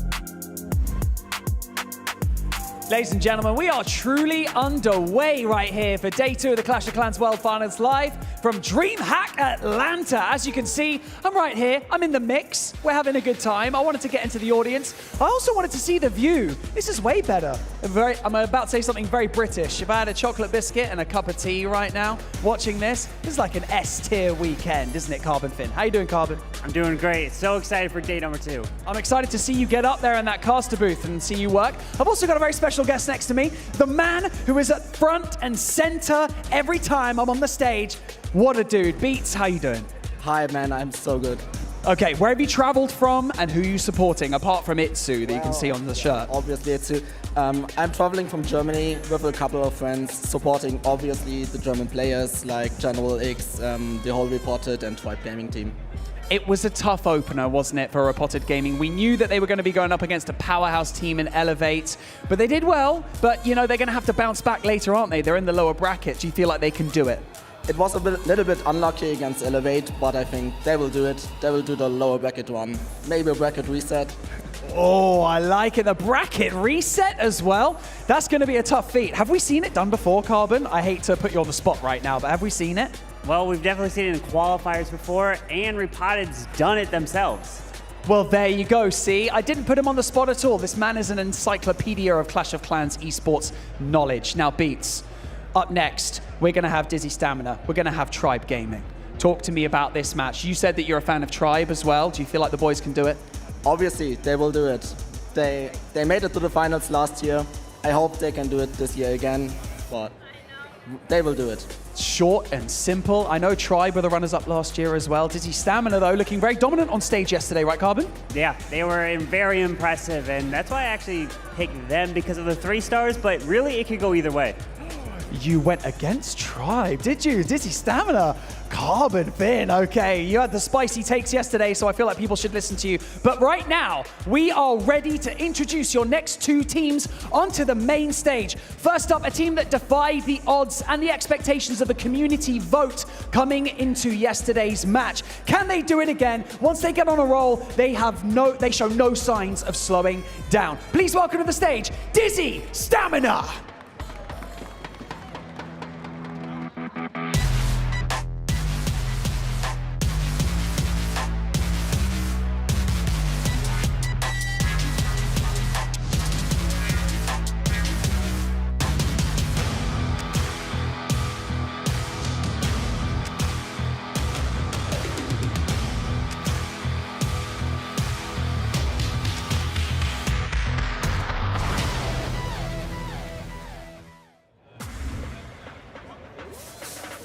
They are Darkstar, Hawk, Fluxy, Mask, and Sante.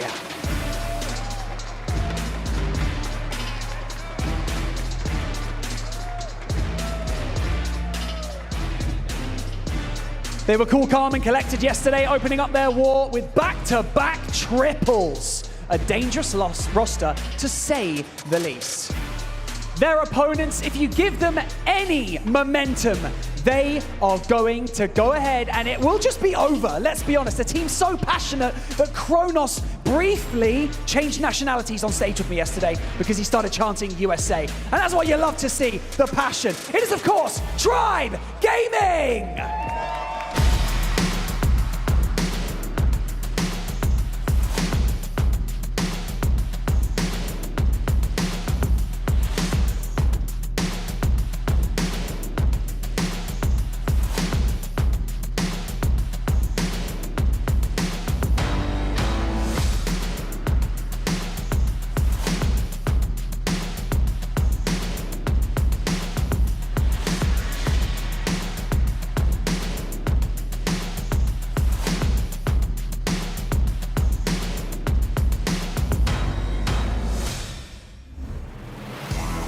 The roster, they are Kronos, Temper, Nabrax, Rikires, and P. Castro. They've been here before, so don't expect these boys to get rattled so easily. Okay, ladies and gentlemen, Nabrax said yesterday that mind games can be the most effective tool going into these matches. So let's see who has the most tricks up their sleeves. All right, casters, it's time for Clash Bashing and Judo Sloth to take us into this one. I love those team videos, getting the hype going, ready for the match. And Tribe Gaming, they are an electric team, so we can expect that from them. DIZI Stamina seem to be a little bit more cool, calm, and collected, so a bit of a clash in personalities and how they like to play. But at the end of the day, it's all about who gets the 3 stars and gets the victory. Yeah, a little bit of an aggressive intro there from DIZI. They're kicking over the cameras and stuff. Oh, I'm so excited for this matchup. I think that these 2 upper bracket matchups that we had to start our day are just incredible matchups. And again, like, whoever loses this has to go down and face MMG. Like, who wants to play any of these teams? All these teams are so good in our tournament. They certainly are. It's just that little bit extra that puts them over the edge. DIZI X Stamina, remember, they were the first team to win a golden ticket. And their stats do not disappoint because they were in the qualifier finals again and again. Fluxy, Darkstar, Hawk, Mask, and Sante. In the English community, we've always pronounced it Sinte, but we've spoke to him, it is Sante. So there we go. That's his name. Don't wear it out. I still look back to those good old Skelly Donut days from him. Oh man, yeah. I used to love watching those, but he still gets it done. After all of these years, he's still able to perform at the highest level. Yeah, one of the like originator of creative attacks for sure. But I mean, looking at the stats, you see Fluxy's hit rate a little bit lower, maybe. But we got to remember, Fluxy's always in that 5 spot. Yeah. So a lot of times, like, he's just going for that safe 2-star to secure that victory. This team is so solid. You mentioned they qualified first, but they were in every single monthly qualifier. We saw them time and time again, making it hard for their opponents, but also racking up that sweet prize money. Absolutely, and one thing I think is really cool about this matchup, Fluxy was in the Tribe Gaming roster when they finished second a few years ago. Now he's team captain of DIZI Stamina. Can he, make the upset, put his former teammates down into the lower bracket? They are Akires, Timpa, Kronos, Nabrax, and P. Castro. You've got to say, yesterday, the electricity from Nabrax was on another level, so I can't wait to see if he can replicate that again today.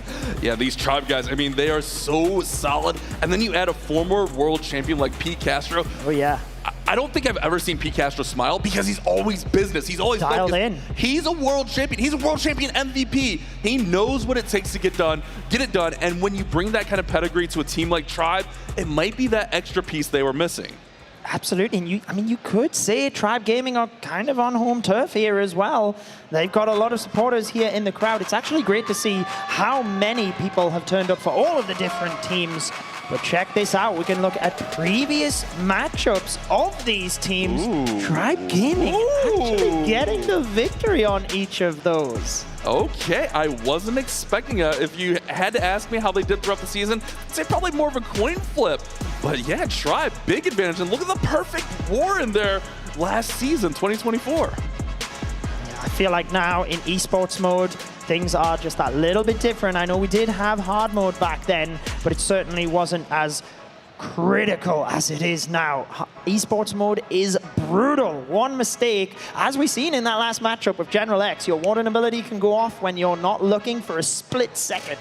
Yeah, the esports mode, the spring trap changes where now that Royal Champion's taking that additional damage on those charges. It is just so much risky to set up any attack. But man, I'm so excited for this matchup. Barney, how's everyone feeling down there? How's the vibe? I'll tell you how everyone's feeling down here with the whole front row of the arena right now at DreamHack Atlanta have got red jerseys on. It's a Tribe fiesta right here. I've got Kana right here from Tribe Gaming. I'm joined, of course, by Carbon Finn once again. Look, let's lay the groundwork right here, okay? Let's get the vibes. Just so that you guys know, yesterday, DIZI Stamina set a 94% average damage, okay, with 2 triples on the board. Tribe Gaming, a 92% average with 1 triple on the board. However, that's data from 1 match each. But you know, data is data. Carbon Finn, where do you see this one swinging? Don't be worried that he might hit you with one of these if you say the other team. Well, it's going to come down to whoever's able to get those 3 stars. We saw from DIZI Stamina, they were able to get multiple. Tribe, can they continue that? Can they get at least 2? We saw from the first match, we saw 3. And that's what it's going to take. Tribe are a momentum team, I think. Kana, any final words? Words of wisdom for your team? Yeah, I mean, these guys have been there. They've done this. So they're experienced on the stage, and they're going to bring it. So go Tribe. They're going to bring it. Audience prediction time. We are going to know right now what you guys think in terms of percentage, which way it's going to swing. Right now, everyone, it is exactly 50-50 on the percentage from the community vote for this match. It's going to be a spicy one, so I'm just going to throw you guys straight in. It's Bash and Judo Sloth. Let's do it. Have we ever had an exact 50-50? I mean, talk about fan favorites. That's split right down the middle, Judo. Yeah, I mean, you can see it as well because the matches are so difficult to predict. I think as casters, we all went for DIZI Stamina on this one, but I feel like that was very much slanted on yesterday's performances. Hawk is on defense. It is P. Castro, as you mentioned, the player that brings that extra pedigree to Tribe Gaming. Can he kick things off with a 3-star for them? Diving to the Town Hall straight away with a Battle Blimp. Interesting play here. P. Castro went to the skies with the Dragon attack yesterday. Now taking it back to the ground and pound of the Root Riders. Gonna go ahead and just safely get that Town Hall out of the way. And I think this is a big war where you get that early 3-star and you put that pressure over to the other squad. Remember, DIZI put up 12 yesterday, Tribe put up 11. So who's gonna get that first strike? Who's gonna get that first 3-star on the board? I really like that because not only does it help with the defensive pathing, the Spirit Fox can also take a lot of damage from the Town Hall because it attacks so fast. So just wiping that out straight away means he can be a little bit more efficient with his invisibility cycling here. With the redirect, gets her to the core, and he is tearing it up right now. That is crazy, crazy values. That overgrowth over there on the right side helped out a lot. But you're right, that if that Town Hall hits the Spirit Fox does not survive much longer. Has not really found too many traps here. And this World Champion is just on a tear, going all the way to the back of the base and then getting recalled. Did she take any damage?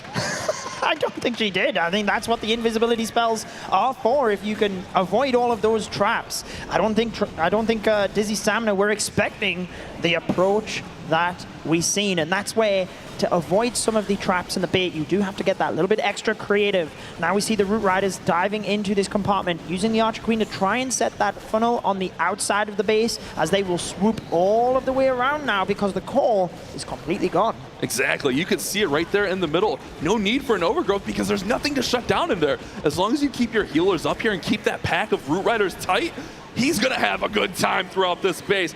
big crucial portion of the base coming up with the Ice Golem coming out. Monolith is there, King's protecting, Minion Prince. If he can navigate that, get through the Crusher Mortar, things are looking good. But look at that, the King down there on the bottom side soloing. Yeah, it's time that we've seen with this extended Royal Champion charge into Root Riders, but he's doing a great job. I love the use of the miner at the bottom to sneak under the walls and get the gold storage. King stripping out that right side of the base. Time is ticking, but he is looking good here. I feel like the storages in the center could be a little bit of an issue, but let's see if he can push through this in the last 40 seconds. Good call there, Judo. Keeping an eye on all those buildings that might hold things up. Royal Champion is still pretty healthy. He has the queens, but those clone queens are starting to fade.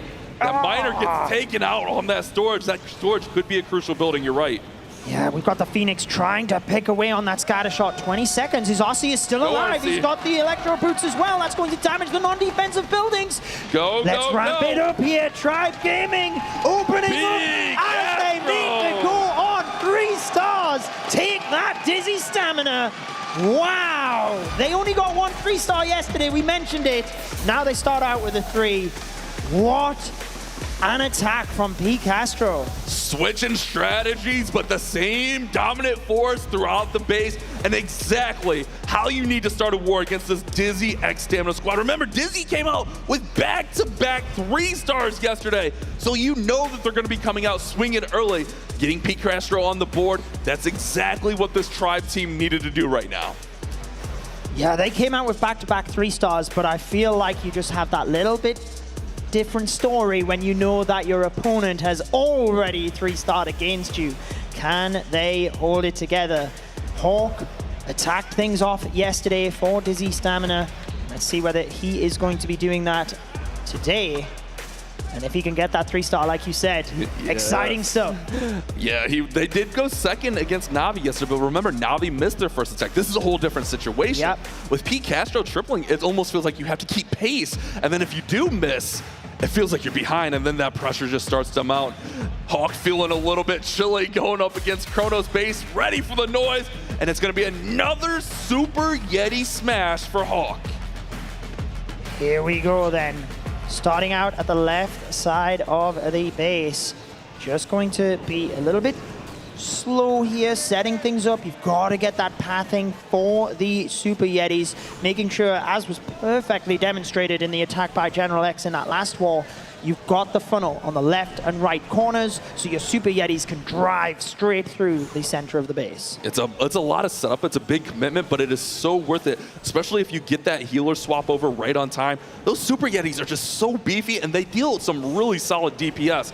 Now setting up that Flame Flinger, I think he's going to try to go ahead and get maybe to that Expo. I guess he could pull into the next compartment because the Expo is locked onto the Warden, but it feels like he wants this Expo, so there's no threat to that Flame Flinger. Yeah, absolutely. You just then have to go down the bottom area. Might have to snipe off that Tesla to get to the mortar itself. But this is what I was talking about before in terms of having to get that little bit extra creative tanking defenses beforehand to get that Flame Flinger value. But he's got the funnel set on this left side. Is going to mean that sometimes we see the Flinger to set the funnel on the opposite side. This time it's the Barbarian King with the Super Yetis moving in, and he's overgrowthing the Town Hall to loop around it. Ooh, this is a little bit scary. See if the Royal Champion joins the King there on that top side. We see the Queen in the middle there, but he is going to have to path around and then circle back for the Town Hall, so maybe Royal Champion comes in late for the Town Hall. We do see the Ice Golem, Furnace out of the Clan Castle. Got to get that all dealt with. There's a Yeti down there tanking that multi-mortar. Everything looks like it's going well so far.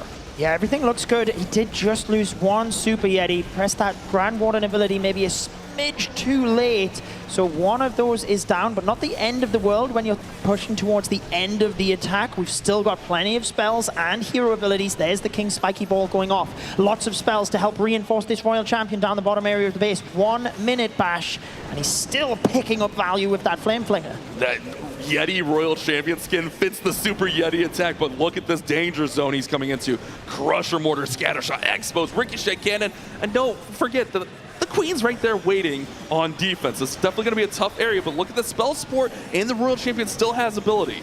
There is the Royal Champion ability. Uses it alongside the Rage so he can pick up even more value alongside those spears, trying to make sure that when he pushes to this bottom compartment, we can freeze the Archer Queen. Decides to use that now so that the minions get that little bit extra value. RC steps up. Can he get good invis timing? He does for the Ricochet Cannon, and it's looking good for the return 3-star for DIZI X Stamina. Hawk does it again with another Super Yeti triple. Yeti Royal Champion carrying this attack, and we are all squared. 3-3, 100% all around. What a beast. I love the celebration there as well. You could see the relief in that as well. Just getting that response, putting the ball back in Tribe Gaming's court and making sure that they have to continue their 3-star streak. We saw the teams earlier very animated on stage. We know Tribe can get animated. I wonder if DIZI start to play to the crowd as well. You saw Hawk just getting a little bit amped up there. I think if this was any indicator of how it's gone so far, this is going to be very, very intense coming down to those final attacks. But so far, all squared, all even playing field going into the second volley of attacks here. We will have the response for Tribe Gaming. Indeed. Stars, percentage, time, tied up. Let's go. We have Nebrax going in for Tribe Gaming, who did get that 3-star for them yesterday with the extensive RC charge into Dragons. He did like to play that throughout the qualifiers as well. It felt like he just stuck with that moving into the finals, and that is what he's going with. Play safe, go into your strengths, and let's hope he can get this RC charge to work, because I always get that little bit worried when you're doing extensive RC charges with the amount of bait you could run into. He's very, very good at navigating that Royal Champion. I remember one time he popped that Royal Champion ability in that haste valve, and she was just sprinting around the base, but he's invis. He's so great at managing these long RCs charges. It's such a tough skill, but she's under a lot of fire early. Wow. Giant bombs going off. Already lost the Spirit Fox. Let's see what Nebrax, the Dragon Whisperer, can do against Sante's base. That's what we talk about in terms of you can turn her invisible, but the traps will still deal that damage. Now the Spring Trap pushing her up. That means she's losing damage because the Spring Trap deals that damage as well. One little fraction away. He has to press the ability, but she's running all over the place now. She's not going to go to the Town Hall. Oh no, she was definitely in charge of the Town Hall there, and she is not going to be able to pick up that building. Ooh, this is going to throw a little damper in his plan. I think he's got amazing pathing towards the Town Hall, so I think he's still going to be fine, but he definitely was trying to redirect that Royal Champion to take that Town Hall. Yeah, and just the damage that provides onto all of the Dragons as well, though, firing across is going to be pretty scary to get through. We've got the Archer Queen up to the top. Dragons having to fly straight in towards this Giga Bomb. Can he get a good split here to make sure he doesn't take too much damage? And can he use the abilities effectively? Because he's going to kind of have to use the Warden ability early here. Decides to save onto it. He needs to make sure he's got enough power for the Town Hall as well. Especially with this Town Hall starting to fire onto the Dragons. Here comes some rocket balloons. Queen finally got those defending rocket balloons down, but look at this. Those Dragons are starting to fade. He's got a pop Warden ability. Yeah. There it is. That's what I was saying. You can't lose too many Dragons and hold on to it for too long. So he's popped that, but where does the Minion Prince go? He has to hope the Minion Prince peels off here to the Town Hall. He's got super minions there, so maybe he can snipe that off as it's distracted on the Dragons. Good shout there, Judo. The super minions will come and take that Town Hall down, and Nebrax has secured the 2-star, but now it is a long haul through the back end of this base with the defending King, defending Minion Prince there. It is going to be very tough for this to convert to a 3-star. Yeah, I mean, they just go down so fast in esports mode with that extra damage. You've got the defending Minion Prince, the multi-gear cannon shooting up at those air troops as well. He's managed to push the percentage very respectively up to the 90s here, but the damage just that little bit too much here at the end, but very, very close. Did you see that Minion Prince on defense? He just shredded the remainder of the army. That paired with the multi-gear tower and the air defense, those Dragons stood no chance. But very good percentage here. 94, maybe 95. No, 94 on a miss. If you're in the mid-90s, that's where you want to be. Obviously, we all want 3-stars, but if you're going to miss, you want it as high as percent as possible. Well, you've got to say he did very well to recover there, because the RC was darting all over. She was on the fraction of health, missing the Town Hall. It could easily go pear-shaped. Underneath the lights, the cameras, when you have your opponent just coming out of a 3-star as well. You could see how you need that resilience to keep yourself together and make sure to finish off the attack as strong as you can. Even if the 3 stars goes out the window, get that high percent, get that 2-star, and that's exactly what he did. I don't know how these players keep their composure, because we're just up here, you know, casting it, and like my heart starts racing, I start getting nervous. And they're just cool, calm, collect, like, okay, this is what I got to do to adjust the plan. I think that was a great job. I do believe the RC was intended to take the Town Hall, but a great job of composing himself and making that plan work to still get that Town Hall and get a 94%. Super, super respectable attack. We will see Dark Star, the next attacker for DIZI. He did use those rockets yesterday, and he's going to use them again. He came out with a 3-star. 3-star here would be massive. Yeah, Dark Star is such a good player. He is on another level when it comes to creativity and just picking apart bases in ways that the defender surely could not have predicted. Notice sniping off the Expo to the far right side, just looking to set up the Flinger, even a wall breaker to get in a little bit deeper and test for that area. Then we will see the Flinger, but he's got to just make sure he doesn't lose focus of his Warden, especially as he was going into those defending CC troops. Yeah, that's a big thing. It's one of the hardest things to manage, especially in esports mode. You got to remember, those defending heroes, they have 20% more HP and deal 20% more damage. Not to mention, all the defenses hit 20% harder, and then his heroes are hitting a little bit less. That Warden Walk, 10% less damage on that Warden Walk. Not to mention 10% less health here in the esports. Not to mention the equipment, and it gets nerfed as well. There's so many modifiers that make esports such a difficult task for these pro players to go through and get 3 stars. A little bit unfortunate that the Ricochet cannon turned to his Warden there, because he had a nice use of skeletons distracting that area, so he did have to rage. The Warden will help with time as well, because with all those modifiers you're talking about, one thing you've got to be careful of is you don't run out of time, because your Warden takes longer to take out those buildings. But you see the Flinger has set up great pathing whereby the Warden can be controlled into these defenses, and we've got the hero push from the north now. And look at that incredible timing. Now the Warden is in range of that ground bow. Remember, those X-bows are one of those few defenses that outrange the Flinger, but now with the Warden tanking that X-bow, that Flinger is free to get its full 2-minute value and just throw those fire spirits all throughout the base. We do have the hero charge on the top of the base. Queen did have to go to ability to deal with that minion fronts, but so far, it looks cool, calm, collect. It looks like everything's under control, relatively speaking. Yeah, time is his biggest factor here. He's trying to hold on to the Royal Champion, probably swiping her in alongside the top as well. But let's see, he's still got one Druid he's holding on to, interestingly enough. He has a couple of balloons at the bottom. The Royal Champion actually swiping in from the bottom since the Warden is moving into the center of the base, but he's got to be careful on the Town Hall here. 47 seconds, trying his best to get that down with the Yetis that came out of the Flame Flinger. Can they get it? Oh, this is a big moment. No! Oh, wait, how is he going to get this Town Hall? He's got Invisis, he's got a couple regular balloons. RC might, yeah, I think RC could make her way over there with ability. He's got Invisis, so I think he can save it still.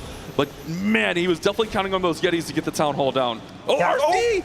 Moving back over, she will get the Town Hall, okay. But I'm more just thinking in time, he really needed that down if he's going to push for the 3-star here, because he's still got a lot to push through. He's getting there, though. That's all of the defenses down. 10 seconds. Isn't enough. Storages have high hit points. Go, go, go! It's so close here, Judo. One more building remains. He's celebrating. Royal Champion Not gets even it close. done. 3-star for DIZI at STMN, and they push into the lead. Wow, DIZI starting off exactly like they did yesterday. Back-to-back 3 stars, you called it.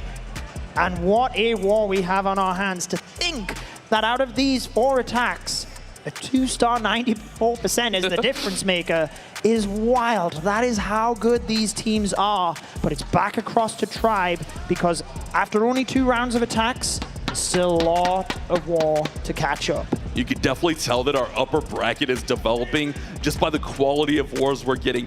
Each and every war better than the last, as it looks like Rakira's will be our next attacker for Tribe. It appears he's setting up here. This is a huge attack. Rakira's just narrowly missed yesterday with a Root Rider attack striking at 94%. Rakira's, wake up! You gotta attack, brother!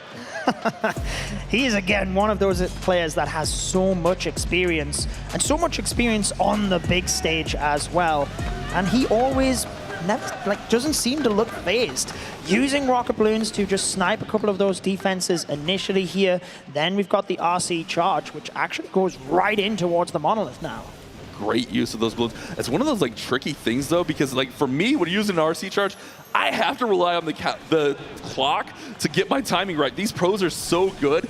They can send in a couple rocket balloons and then throw her in at that 50-second mark and just kind of pick right off where they left off. RC!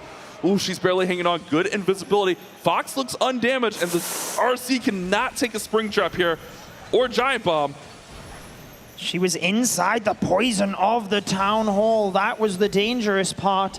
And let's see what he decides to do. Ability, yeah. With that haste file, he gets that health recovery, gets it to the town hall. That's where these are pros. How on earth do you recover that from that situation in the moment that he is on the big stage? Gets the town hall, gets that pathing exactly what needed. No sweat. 9 times out of 10, us average players, our world champion's dead there, and we're like, oh, no! Calling me average? Okay, us non-pros. let's go that way. You know, we're here at the desk. But Rakira's an absolute pros pro, keeping that royal champion going through here. Now it's just that long trounce through the rest of the base. Keep an eye on that bottom compartment. You always see it. That Crusher Mortar, the King, the Minion Prince. It's such a difficult area to navigate. But if you can get through that area, you have a great shot at 3-starring this base. Clan Castle troops racing towards those Root Riders. Did use that Lava Hound earlier on in order to get the Poison Tower out of the way. Now we come to this dangerous area at the bottom with the Crusher Mortar, multiple heroes, and the Giga Bomb. He's got to use his hero abilities to push through this area fast. There's the Giga Bomb going off. He's holding on to that Warden ability for as long as possible. But he's just used it now to try and push through this bottom area and towards that Fire Spitter. I was wondering if he held it maybe a little bit too long. I mean, there's still a few troops up in there, but look at that last Root Rider going down there. He still does have a big heroic force, but maybe could have used that a little bit earlier into the entry to save some of those roots and some of those troops coming out of the troop launcher there. I mean, it's hard to say how much of a difference that would have made, but now it's going to be all onto the heroes to do the heavy lifting through the back end of this base. Yeah, I think the Poison Tower really messed him up a little bit there, just slowing down his queen. She couldn't get through the wall enough and had to use the ability early, essentially. Royal Champion only just going down, though, so he's done incredibly well to keep her alive. But it is going to fall short here for Rakira. What percentage can he drive it up to? A couple of troops on the left-hand side. Super Giant as well, or the Giant. Actually, with the healers, means he might not get raged up here. Pushing towards the 90%, but it's not what Tribe need when DIZI X Stamina are continuing to 3-star. Yeah, now they're still down by stars, but now they also look to fall even further behind in the percentage game. Rakira's had a really nice attack there with 90%, but with the way that DIZI is playing, it is so tough to catch up. Now, yesterday, I mean, obviously it was yesterday, but the back end of this lineup, obviously Fluxy just had to get a 2-star to win it. But the middle part of the lineup with Max and Sante, they kind of struggled a little bit. They didn't get those 3-stars. So maybe that could be the story here today, and Tribe can play a little bit of catch-up here in rounds 3 and 4.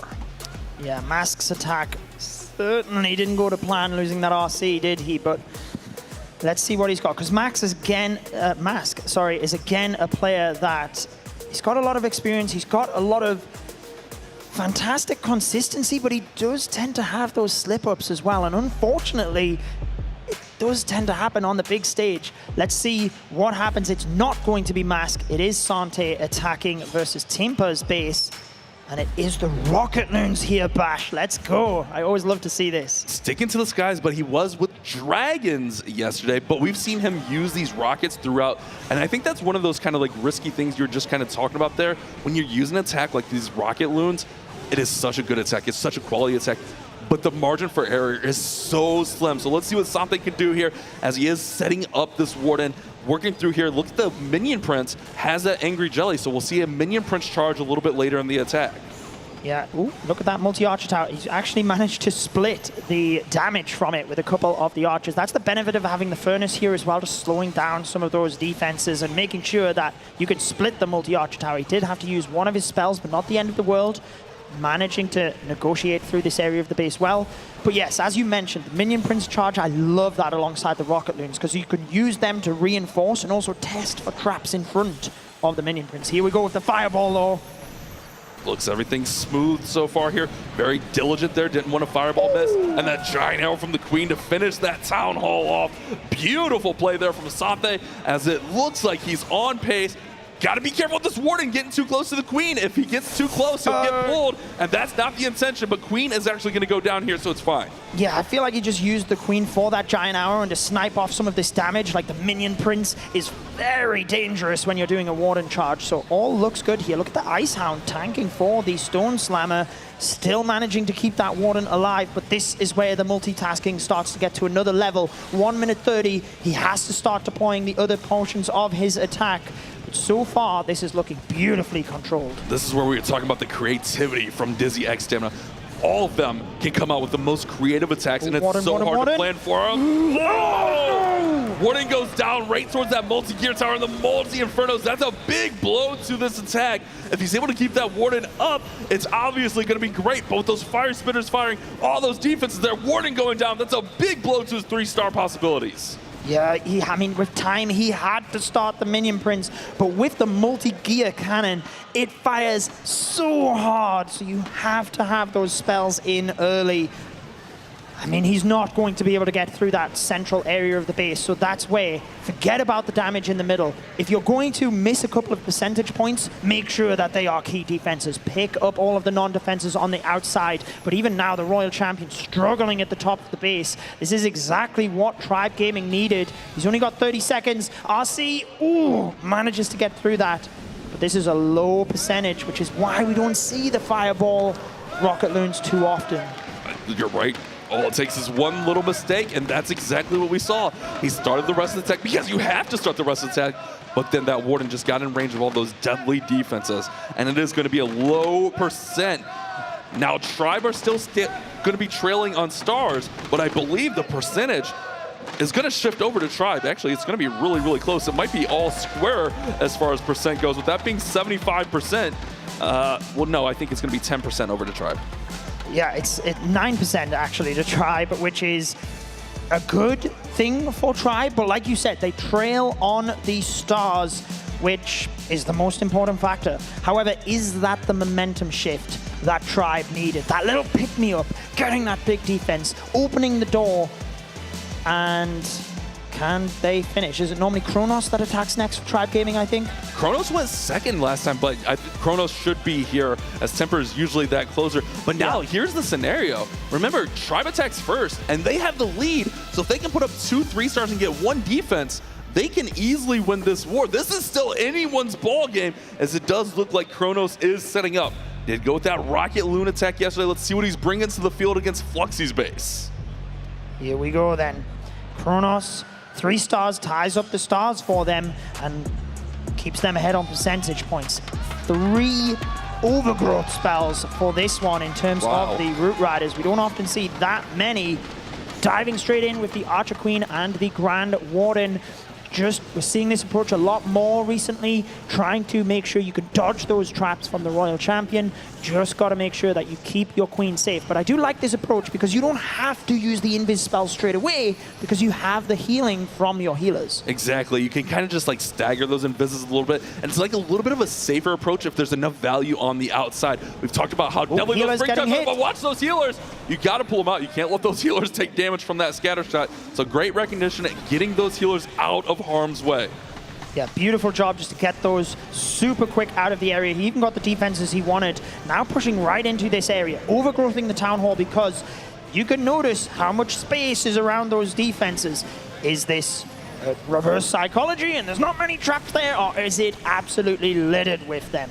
Barbarian King diving in, so far so good with the Snake Bracelet, tanking for all of these troops. Healers look like they are really low on hit points now. Yes. So should a Red Air Mine hit them, this could be a big rip for this attack. He's got those balloons coming out of the troop launcher to provide the support. There's 3 Seeking Air Mines soaked up by 1 balloon. That is massive, but all it would take is 1 red air bomb, and I believe those healers will go down, but 2, 3 red air bombs chase another balloon. Balloons out of that troop launcher just providing all the tanking that Kronos needs. Yeah, and he used his freeze spells beautifully there to make sure he wasn't taking damage from the Town Hall, continuing to use the overgrowth spells to loop the Root Riders around the outside and make sure he can keep them together. Sometimes you can use the RC dive to get in there and take out the defenses. Other times, use the overgrowth. Continue to do that pathing. Now that he's trying to take down the center of the base, it gets a little bit dangerous, but to be honest, he's got the King ability, Bash. He's got the RC ability. He's looking good here. Insane use of 3 overgrowths here, Judo. It's so hard, like, just figuring out where you're going to use those overgrowths.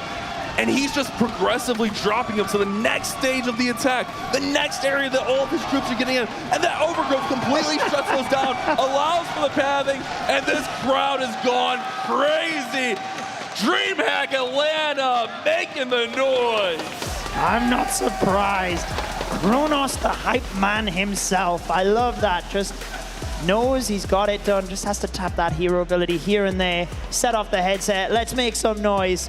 3 stars it is, and as you said, due to that one attack from Synthpay, dropping the percentage, Tribe Gaming were 9% in the lead.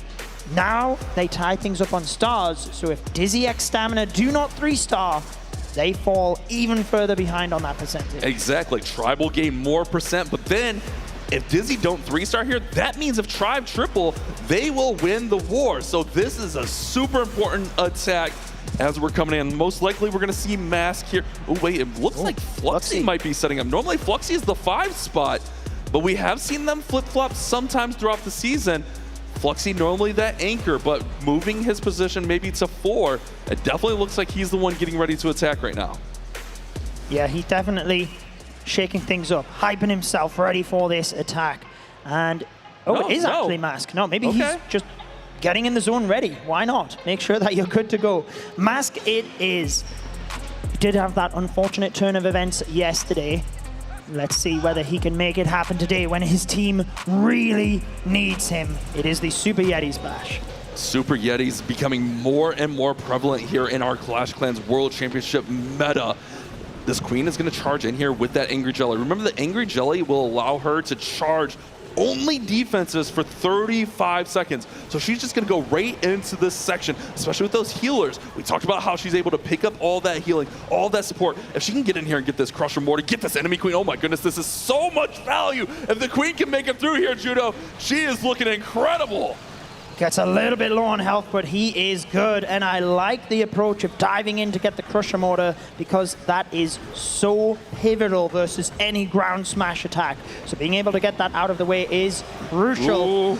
Does hit the Tornado Trap, so he has to use the invisibility spell early to make sure does not take too much damage. In a fraction of a second, you can lose your heroes in this esports mode. Yeah, could have maybe even made that storage there, but maybe wants the storage out for pathing, because remember the Super Yetis, they're going to attack everybody. This Crusher Mortar just will not go down. He cannot get the Crusher Mortar down. Oh. Now he's on the Ice Golem. Oh no! He's got to just get them out of there. I mean, you've got to say as well, looking at the base, Tribe Gaming, they had the heroes right around it. They've got the Clan Castle where you have that awful timing to make sure that the Ice Golems just going to freeze, and he committed a lot of spells there as well. So is that going to be the difference maker? That was a huge spell commitment, and it looked like she was going to get it. It looked like she was going to get it, and then she did.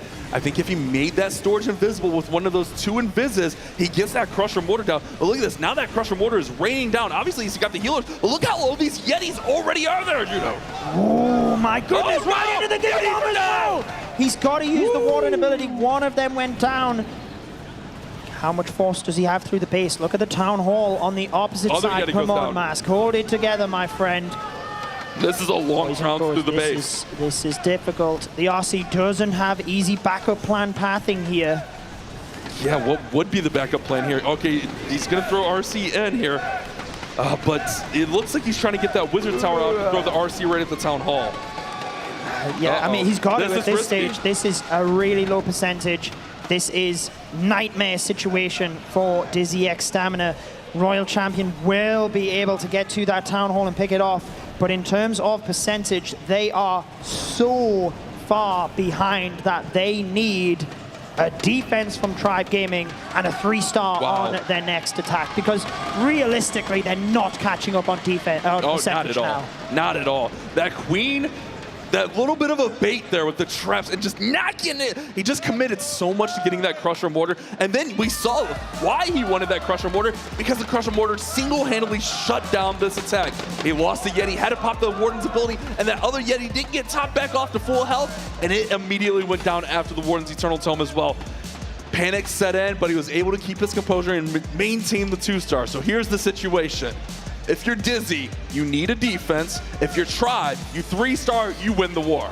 And they have Teamper up next, who is such a talent. He does like the fireball rocket loons from time to time. Are we going to see that? I don't know.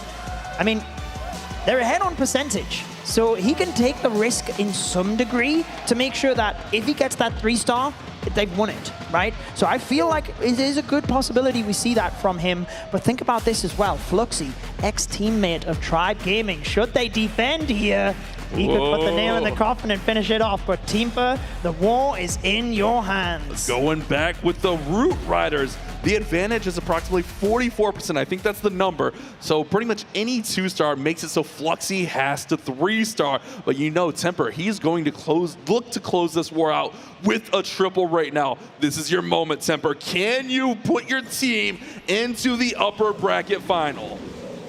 Couple of balloons to test initially there, alongside the Lava Hound pulling a couple of those air mines. Then we've got the Battle Blimp diving in alongside these super wizards here, Bash. Whoa, I love it. Okay, a little Blizzard Blimp action. We haven't seen that in a little bit. Now these Wizards are just going to go ahead and crush all these defenses. They've done their job. They're even pulling up that Clan Castle. A little bit of an old school technique there, Judo. Yeah, sometimes, you know, people forget about different methods. I still love to see the bowler bounce from here every so often, the invisible bowler bounce. But hey, sometimes those old school methods can come into play when the base builders aren't building against it.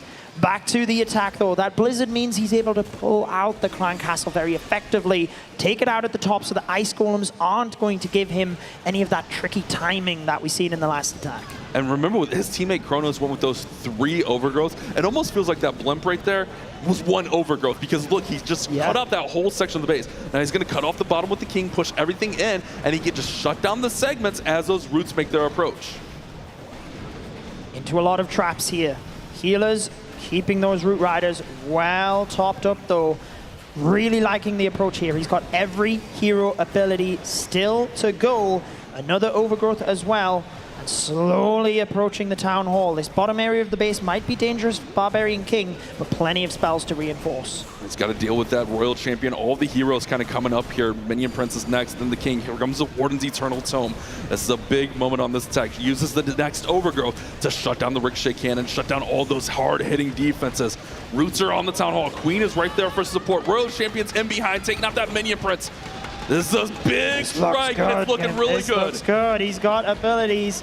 Everything going to plan so far. Can he keep these Root Riders alive to move through the walls and open up pathing for his heroes? That is the main factor here with 50 seconds left. He cannot get stuck on walls. Defending Archer Queen goes down. He does have to use the Queen ability, trying to get through the Fire Spitter. He's got a dangerous multi-inferno compartment in the center, but otherwise, he's getting there, Bash. It's very, very close. He's looking really good, Judo. He still has a freeze, still has King ability with that spiky ball to shut down some of these defenses.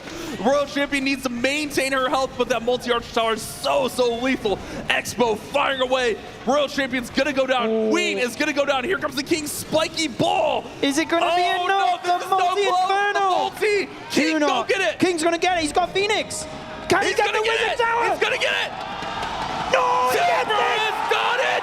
Tribe Gaming pulled the victory. The come from behind victory. Temper advances his team into the upper bracket finals. 13 stars for Tribe Gaming. DIZI X Stamina cannot catch up on the percentage game. Even if Fluxy 3 stars, they are way too far behind. Tribe Gaming accelerating to that 44% advantage. What a performance from them. Any doubt you had about this Tribe Gaming team is just thrown right out of the window. I remember talking about Legends League yesterday. We're talking about using those multiple overgrowths, whether it's 2 or 3. It's like, I don't know where to use my second overgrowth. Tribe just used 2 overgrowths, use 3 overgrowths. If you need any kind of help, this is a masterclass on how to use those overgrowths to 3-star your opponent's base. They messed up my perfect predictions. Fluxy it is, wanting to go out with a 3-star because they will be facing off against Millesime MG later today. So they want to try and get that confidence. If they can put up 3 stars in this war, 13 stars, that gives them good confidence moving down to that attack. Beautiful fireball there from Fluxy. 2 invisibility spells, setting up that fireball super quick, recalling the warden out of there. Trying to get that easy value. Fluxy inspired by his teammates with a little creativity early on here. When you think of Fluxy, you think of just straight on, like, I'm going in here, getting that 3-star, throwing everything I got at the base, but I love the creative fireball there, recalling that warden out, so a beautiful charge. But look at the X-Bow and the Flinger. That Flinger is not going to get the value he's hoping for. Yeah, you can see the frustration there because that is a big miss, meaning that he doesn't get any of that value. That's meant to pick off not just the damage, but the pathing as well, which we talk about so much. So now he has to just focus on the warden at the top of the base, see how he can set up these heroes to move into the town hall. It seemed like he was trying to like split those Expos, so maybe he could get that Flame Flinger to go right up the middle and get that multi-inferno, but that is like such a precision play right there. Continue with the warden charge up top, everything's looking fine. Let's see if Fluxy can get a 3-star and keep a little bit of momentum, keep a little bit of positivity within the team. I know they're not going to get down, go backstage, and get down on themselves, but you definitely want to feel as good as possible going into that elimination matchup a little bit later today. Absolutely. Raging the Warden now, you've got to be careful with these spells, making sure that you've got that Warden topped up before he deals into damage. Springtrap, Tornado Trap, we've got a defending Headhunter as well, but he does manage to pop that out, because sometimes a defending Headhunter can be super annoying for a Warden, but he's getting flung all over the place here with the Spring Traps. This Warden is just having a struggle here. There's another Spring Trap. I mean, you can see if there was an RC going through there, how that would just mess up an RC charge. Luckily, the Warden has the healers on him, so he can maintain a little bit, but that Warden's just going to take a pounding from the Crusher Mortar for a little bit, and here comes a Minion Prince charge on the left side. Yeah, a couple of Rocket Loons to test, but also take down that air defense as the Minion Prince moves in. We've got the King ability stripping apart the top left side of the base, and it looks like the RC will then now be responsible for this Town Hall if the Minion Prince doesn't quite get there in time. That's a big thing, though. We haven't dealt with the Town Hall. It's still standing strong in the middle, protected by 4 storages, plus that Clan Castle, which is a heavy HP building as well. There goes the Minion Prince's abilities. Got those pants on. Now. Yeah, it's tough. I think from the left side, he's just waiting at the defensive pathing, but he had the Minion Prince ability used as well. There's the RC. Oh, yeah, she does go to the Town Hall from there. Good call there, Judo. I was worried about it because the pathing definitely looked sketchy. The Minion Prince was able to do enough to set that pathing, set that Royal Champion up for that Town Hall takedown. It is going to be a 2-star. Even if he did 3-star here, we already knew the result of this war. But again, go out with your head held high here. Fluxy and the guys are going to have to go back, regroup, and get ready as they'll be playing in an elimination matchup here in our World Championships. It is all about Tribe Gaming. 13 stars, dominant performance. No attack was under the 90% mark, so they had that consistency throughout. They've really stepped things up from their match yesterday, and that is why they have beaten the first golden ticket team that we had this year in DIZI X STMN. And I think like Tribe play really well to the crowd. I think Tribe and Elevate are our 2 best live teams. They really know how to feed off the energy of the crowd and really use that to their advantage. And we see Tribe time and time again, fist pumping, amping up the crowd, getting the crowd on their sides, and that's what they're so good with. Well, let's go ahead and throw with Banks. It looks like he's ready for an interview. Kronos, come on, we've got a face front and center. Congratulations. I've got to say, our players are definitely starting to look a bit more comfortable up here on the main stage. I tell you what was going through your mind? You know, a door kind of cracked open after Synthe's unfortunate attack, and then you kind of had an opportunity, you grabbed it with both hands, you managed to secure a triple. That was the turning point, right? Yeah, they started 2 for 2. The nerves kicked in, I have to say. but in Dima and Stefan we trust. I shouted them out yesterday, I shouted them out today. They're my goats. Yeah. The momentum kind of sticks with you now. You're going to be playing, obviously, again later on in that upper bracket for a spot potentially in the grand final already. It seems like it's gone so quickly, doesn't it? You've got to maintain composure backstage, so obviously you guys can be super happy right now, but what's the plan? You've not got a huge amount of time until you're back here on the main stage. Yeah, I think just getting some food, getting some water, getting some, like, relaxed time. Not obviously winding down or anything, but we want to make sure we're comfortable. When we got the first triple, the emotions burst out, and the first thing I said is, boys, it's been one attack, there's 4 more, let's slow down. But yeah, just keep a cool, collected mind, that's it. Keep it cool. I've got to also say, we had a lot of chatter from the casters as well during this moment, but Nabrax, right? Something went wrong early on in the attack, but he maintained such amazing composure. We know that it was just a high percentage 2-star at the end of the day. That's not always what wins wars, but that level of composure is what you look for, and I guess that comes with experience for you guys on the main stage, right? Yeah, I mean, the good thing with us, and especially with the way the game is going, is it's very, well, like one player usually has one army, and you do the army so much in practice and wars and whatever, that you understand it fully, and he knew, like it got really close in my opinion, he knew that the way it was shaping up was still fine, essentially, yeah. Still fine. Well, take a look at it. You are already going into the upper bracket final. You got the Tribe Gaming Sea of Red at the front of the stage. Congratulations, Kronos. Thank you so much for joining me here on the main stage. As Kronos, give it up for Tribe Gaming one more time, guys. We got to break down that war in a lot more detail because that was an incredible one. It's had its ups and downs. It was phenomenal. So let's head back over to the desk where they can break it down. Phenomenal is an understatement. Tribe Gaming celebrations all around. What a performance from them. And we are joined up here at the desk with Carbon Finn. You spoke to Banks prior to the war. A little bit about how you expected things to shape up. Yeah. What are your thoughts following the match? An impressive performance that came in from Tribe Gaming, and they're going to be going up to the upper bracket finals, and cannot wait to see those matches. But just because you got sent to the lower bracket doesn't mean that you have the opportunity to still make it back. But of course, it's going to be difficult forcing that bracket reset. It's one of the toughest things to do in Clash esports, especially when you have those teams in the lower bracket that are so good. But if we take a look here at the stats, DIZI XiBai, they started off so good, but we kind of mentioned it throughout the war that middle of the lineup was a little bit of a problem spot yesterday, and that remained to be the case here today. Yeah, just not able to get it done, but you got to give props to Tribe Gaming. They took that opening and they jumped on it. They made sure to finish off strong, and that's where I was alluding to earlier that you have those good starts, but it also does depend on who you've got left in your lineup as well, because, you know, you do have people that are better going off last and maybe save some of your better attackers until the end. Each team has their own different dynamic, and that's what makes it so interesting here in the big stage. Absolutely, and of course, sending in some of your top players first and tripling can set the tone and intimidate the other team. But such an impressive performance that we saw from Tribe Gaming, and the MVP coming in from the captain, Kronos, who we were able to speak to there, but a well-deserved MVP. And of course, we also had P. Castro kicking off a 3-star at the start.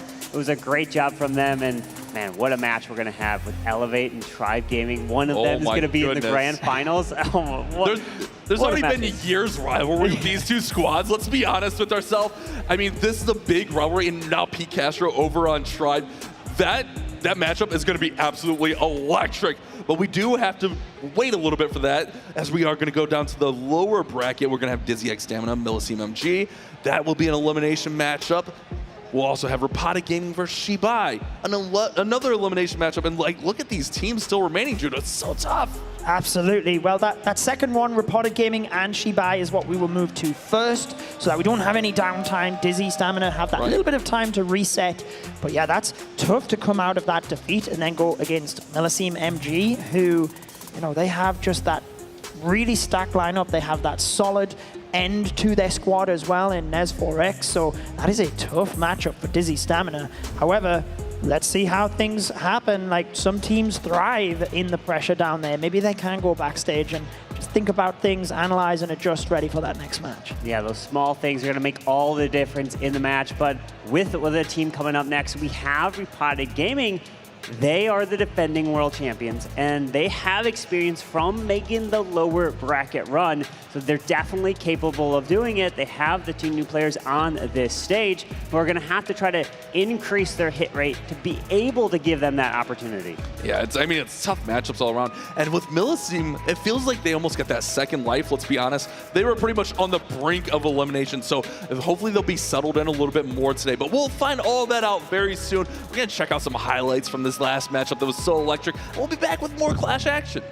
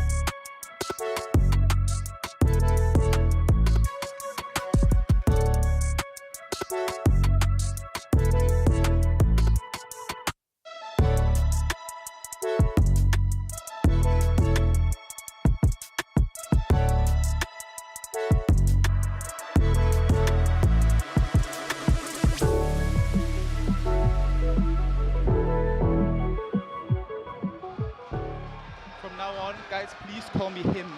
That's my new name.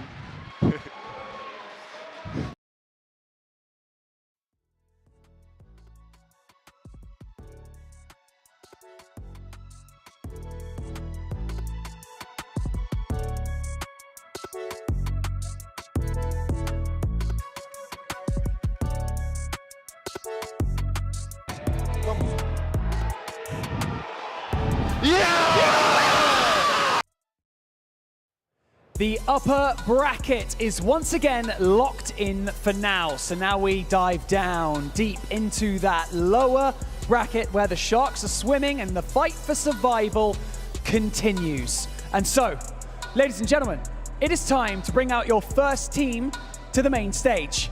This is going to be a true test of mental strength because this team suffered a loss literally less than an hour ago. So can they reset? Can they recalibrate? Come out here and put on the performance of a lifetime to stay in this competition. Ladies and gentlemen, make some noise. It is Repotted Gaming!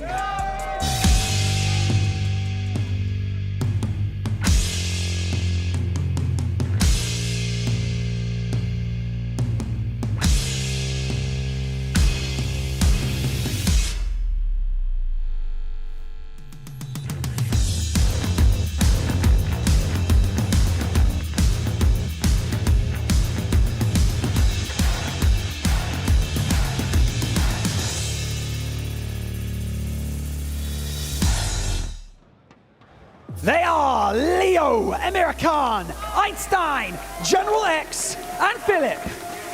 You're going over there. You're going over there.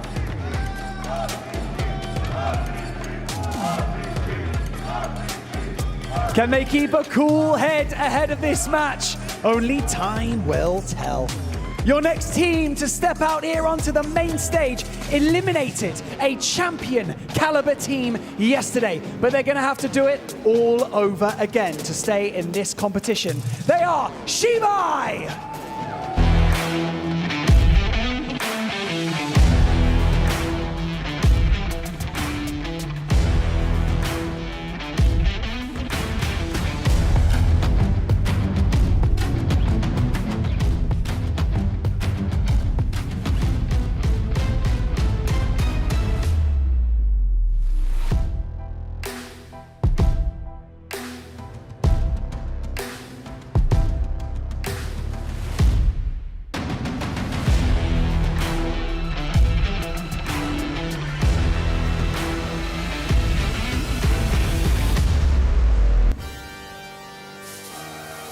They are Wei, Nian, Miao, 7, and Su Ben.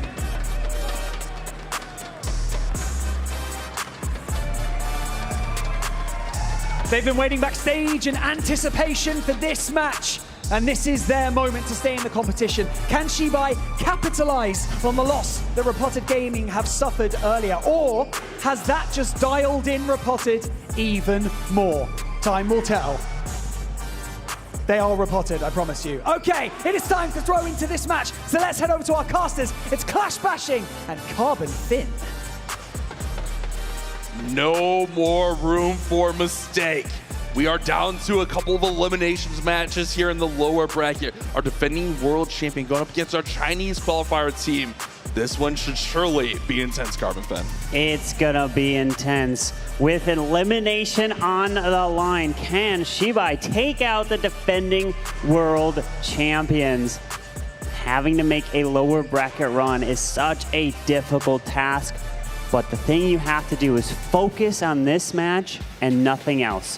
One match at a time, one tack at a time, and right in the middle of this lineup is always the MVP, right? No matter what voting we have, General X, and what an impressive attack from his previous match where he swagged the Warden Eternal Tome and still pulled off the 3-star. To myself, I would say, okay, at that point, once that happens, go for the safe 2-star, send the Super Yetis to the complete opposite side where the Town Hall is, but no, he went around the base and still pulled it off, and they are capable of doing just that.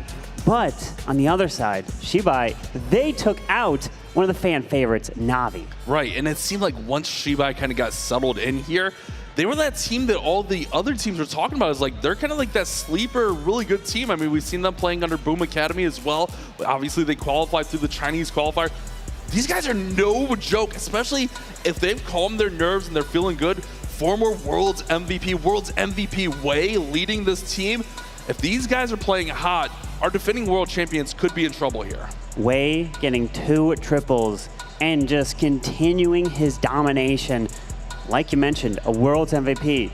When was that? 2019. 2019, yeah. So long ago. The first. Exactly. And he's still here competing at the top of the game. It's just an impressive performance by him, and he's still bringing amazing attacks, and he's going to look to probably close off these matches. He's the one that likes to come in towards the end, so we'll have to keep our eye on that.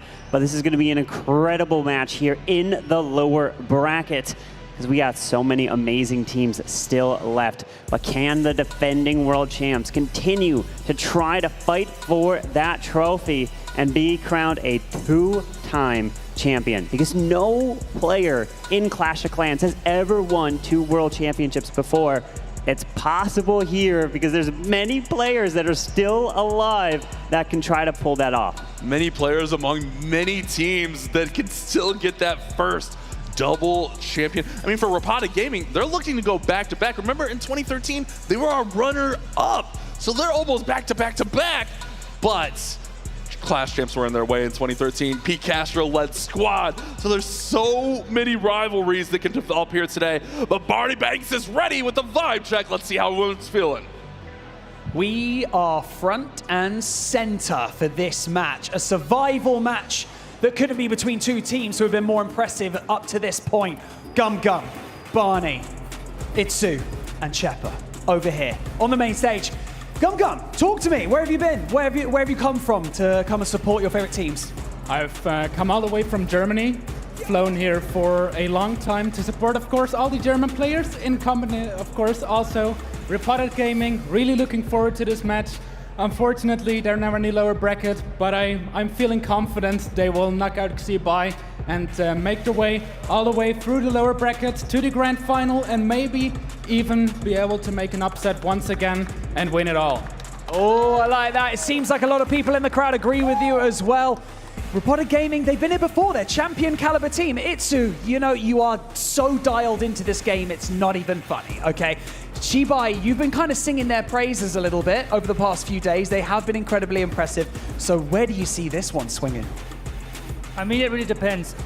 if XiBai can play their game and is getting like 12, 13 stars, it's going to get scary for Repotted, because I see them on like 11 to 12 stars, and I think it's up to XiBai to decide what type of performance they're going to show us.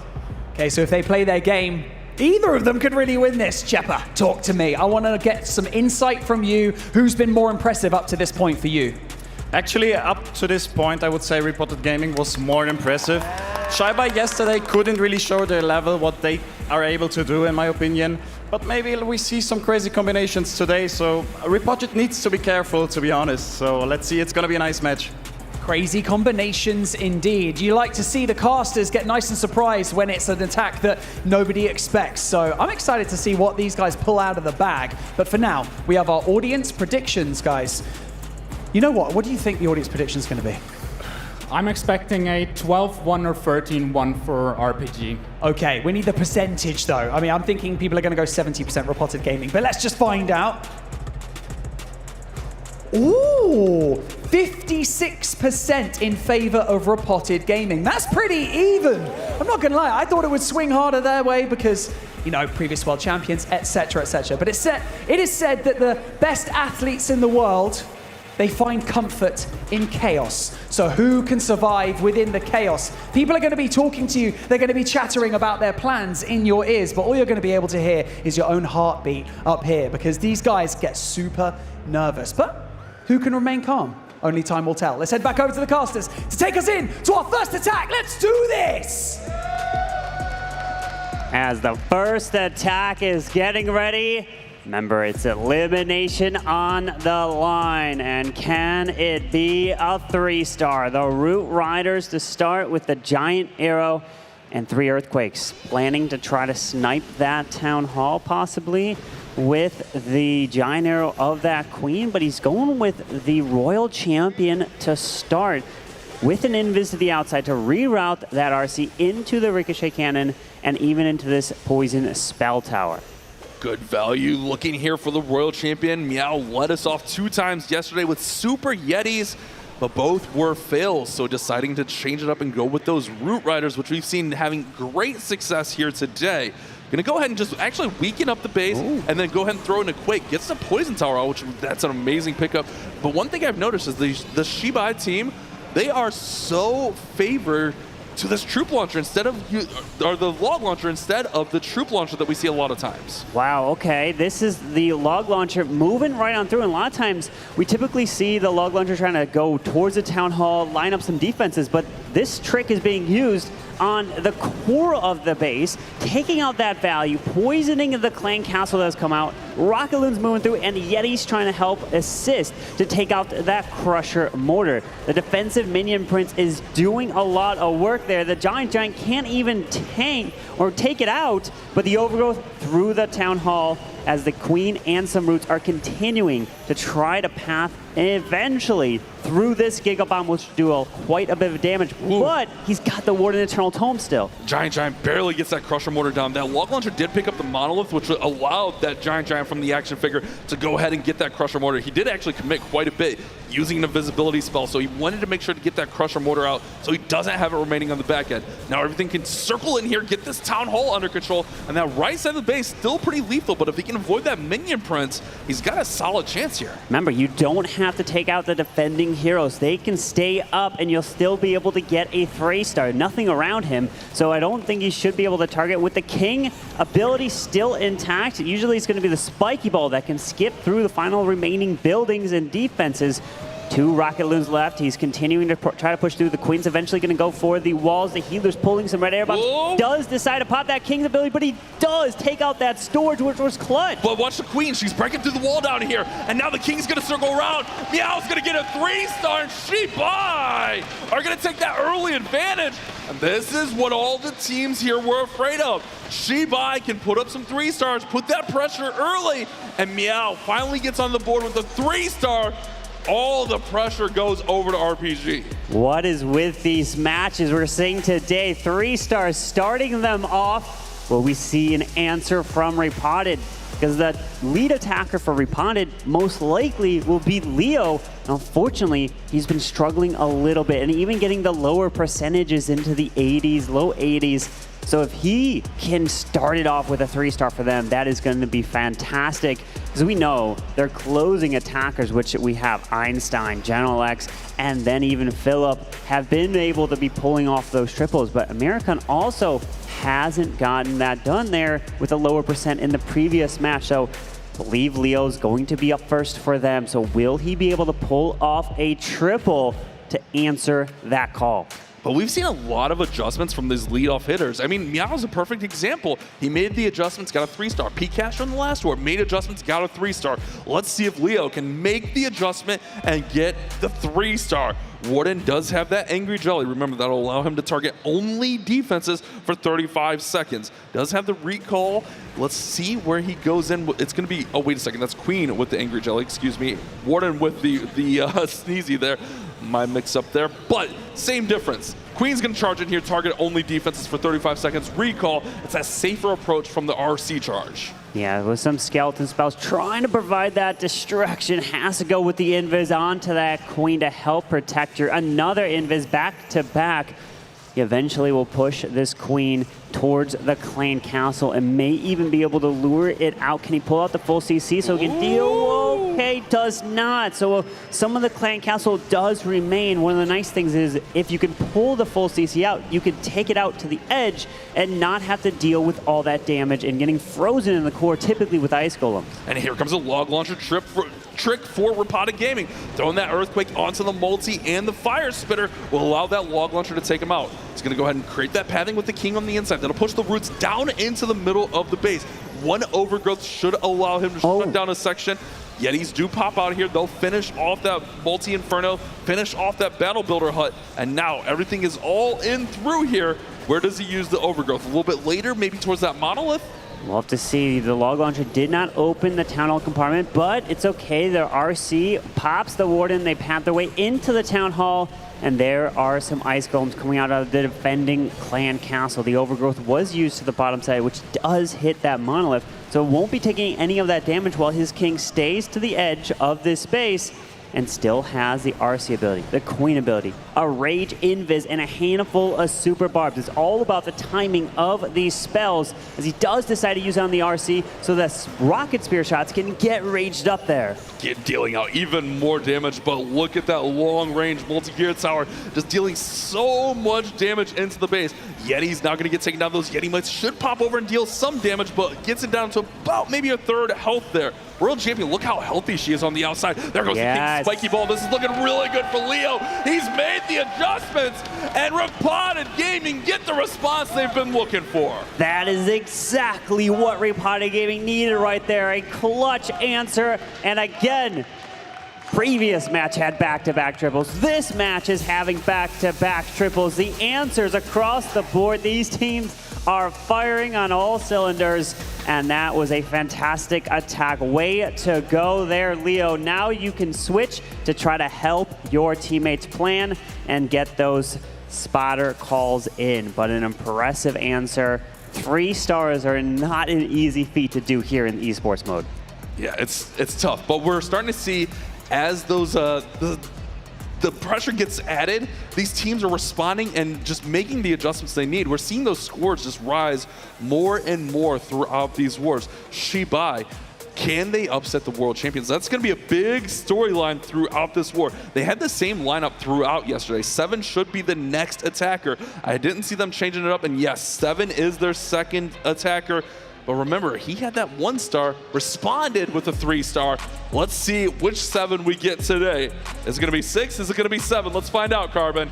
Well, with the 3 Super Yetis, the King has got the Earthquake boots on him as they're going to potentially... Oh, is it going to be a Warden Fireball? Usually, once that happens, nice. Yes, indeed, it is. Earthquakes paired in and create an initial funnel. The healer's onto this Warden to move his way through with that jump so he can then place, trying to potentially jump toward the town hall and then Earthquake through the core. Let's see, as he's taking his time towards the edge of this base, does not drop that furnace with that warden or anything. The Queen will pull the warden to the right side and up to the top side of this base.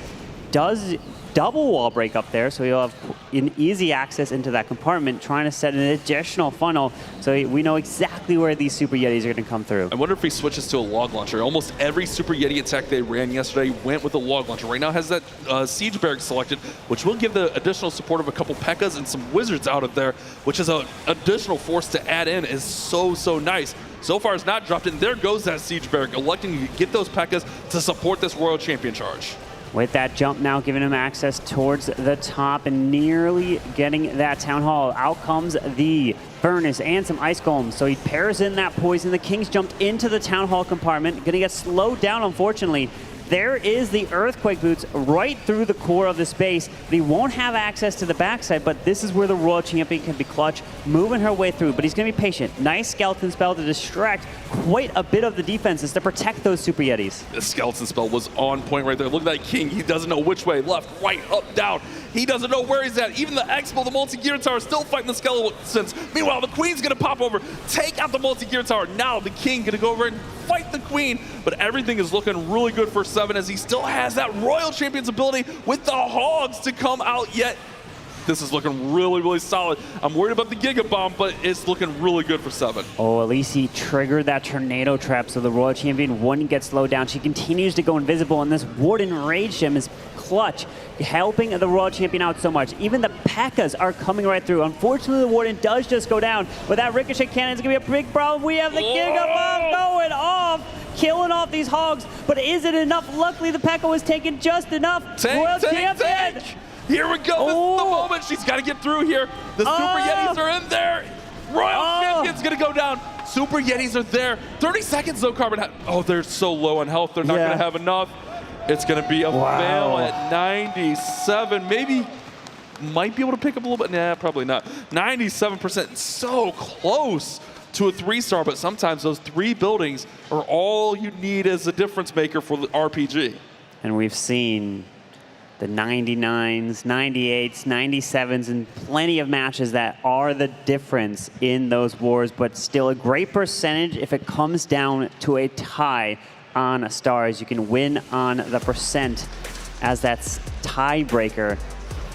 Since this is the lower bracket, you cannot afford mistakes. That, in their mind, that would be a mistake because they want those 3 stars. But in the end, it's a great percentage so that you have the ability to try to win on that condition. And unfortunately, 7 only gets the 97% there, 2-star. But now, are we going to see American come in for Repotted Gaming? He did get into the low 80s or into the 80% in his previous attack, but he's looking to try to turn that one around. And if he's going to fail, it's got to be above the 97 in order to keep that lead. Yeah, he's kind of been struggling all throughout this Worlds, to be honest. I mean, I don't think he's broke 90% yet, so this is his moment. Hopefully his team, you know, kind of prepped him for this war, kind of got him all psyched up, ready to go, because they need, if he misses, this has got to be a high 90%. They can't afford to fall behind against XiBai, but realistically, they are aiming for a 3-star here. A 3-star is massive. Battle Blimp is selected right now. He's going to go ahead and throw lightnings and earthquakes, giant arrow to go ahead and take out that Crusher Mortar. But did he clip that Town Hall? It didn't really look like it. I think really he just wanted to create that initial funnel and he got it. We saw this attack earlier from Philip and it worked, but it can be tricky to line up that Queen's arrow, but he already pulled that off, so that is fantastic so far. But this Queen looks like she may move her way towards this right side. Does have the recall, so he can pull this Queen out after the Spitter is taken out and could recall her and place her right where he just went so that, okay, no, he decides to stay to the far left. One of the reasons to go over there is because the Spitter is not pointing in that direction. It's pointing the complete opposite way. So why go into the Spitter when you can go from behind it and save all that damage? Exactly, negate all that damage on the base. We'll likely see that Battle Blimp, if he stays with it, go right over the top and go to the Town Hall. And here comes that Battle Blimp nice and early on. That way the roots can just stick to the outside of the base. All the time with these Root Rider attacks, it's all about creating the pathing around the exterior. You shut down of the middle, whether it's with a Battle Blimp, with an Overgrowth, and then these roots are just able to stick to the tight pack on the outside and deal so much damage, open up the base, and this is why we see success with roots. And the nice thing about the Yetis here is they're keeping the ice golems at bay right next to them. So the poison is working. So these roots and the queen and royal champion to the left won't get stalled up. So I really like the benefit of using the Yetis inside of that blimp, securing quite a bit of value. And look, the clan castle is gone, but popping that RC ability, and unfortunately, all the Root Riders are gone as well. So it's going to come down to the Overgrowth. Does just place that now, and it's up to the heroes. Can the Warden, with the Royal Champion and the King ability intact, still power through? Oh, the Queen is even actually sneaking behind, grabbing that Clan Castle. She's got the Unicorn, so she can slowly get healed up.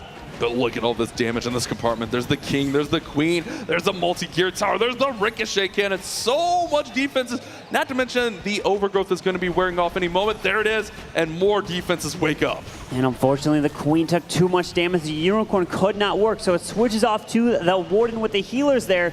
And now here comes the King ability. Spiky Ball moves through. Unfortunately, doesn't move in towards that scatter shot. The Warden steps right into that range, and he went down. The King will try to move his way all the way around. Does not have the Phoenix, so once he goes down, he won't come back to life. And remember, this is where the percentage game comes into play. The 97% from 7 is going to give them the advantage. So this one most likely won't get that high because there's going to be several walls that he would have to fight through and not enough time. 94% looks like the mark unless one of those defenses is low, but I don't think anything's been over there. I don't see a battle builder out. So those are all full health. 94% means that XiBai now have a 3% advantage moving forward in the war. That little bit of percentage lead is all you need. They'll take it, but there's plenty of amazing attackers left for both sides. The players to keep your eye on, one is Einstein. He's an amazing fireball attacker, but that can also backfire, as we saw with Na'Vi, where Kazuma had 2 unfortunate fireballs going to the edge of the base. So that is a risky attack. Then, of course, we have General X, who is such an amazing player. He's been coming in with triples, so Repotted Gaming has plenty of firepower left in the tank. But can XiBai pull through and continue to try to add triples of their own as they are getting their final preparations in for this attack? And let's see what the attacker will do.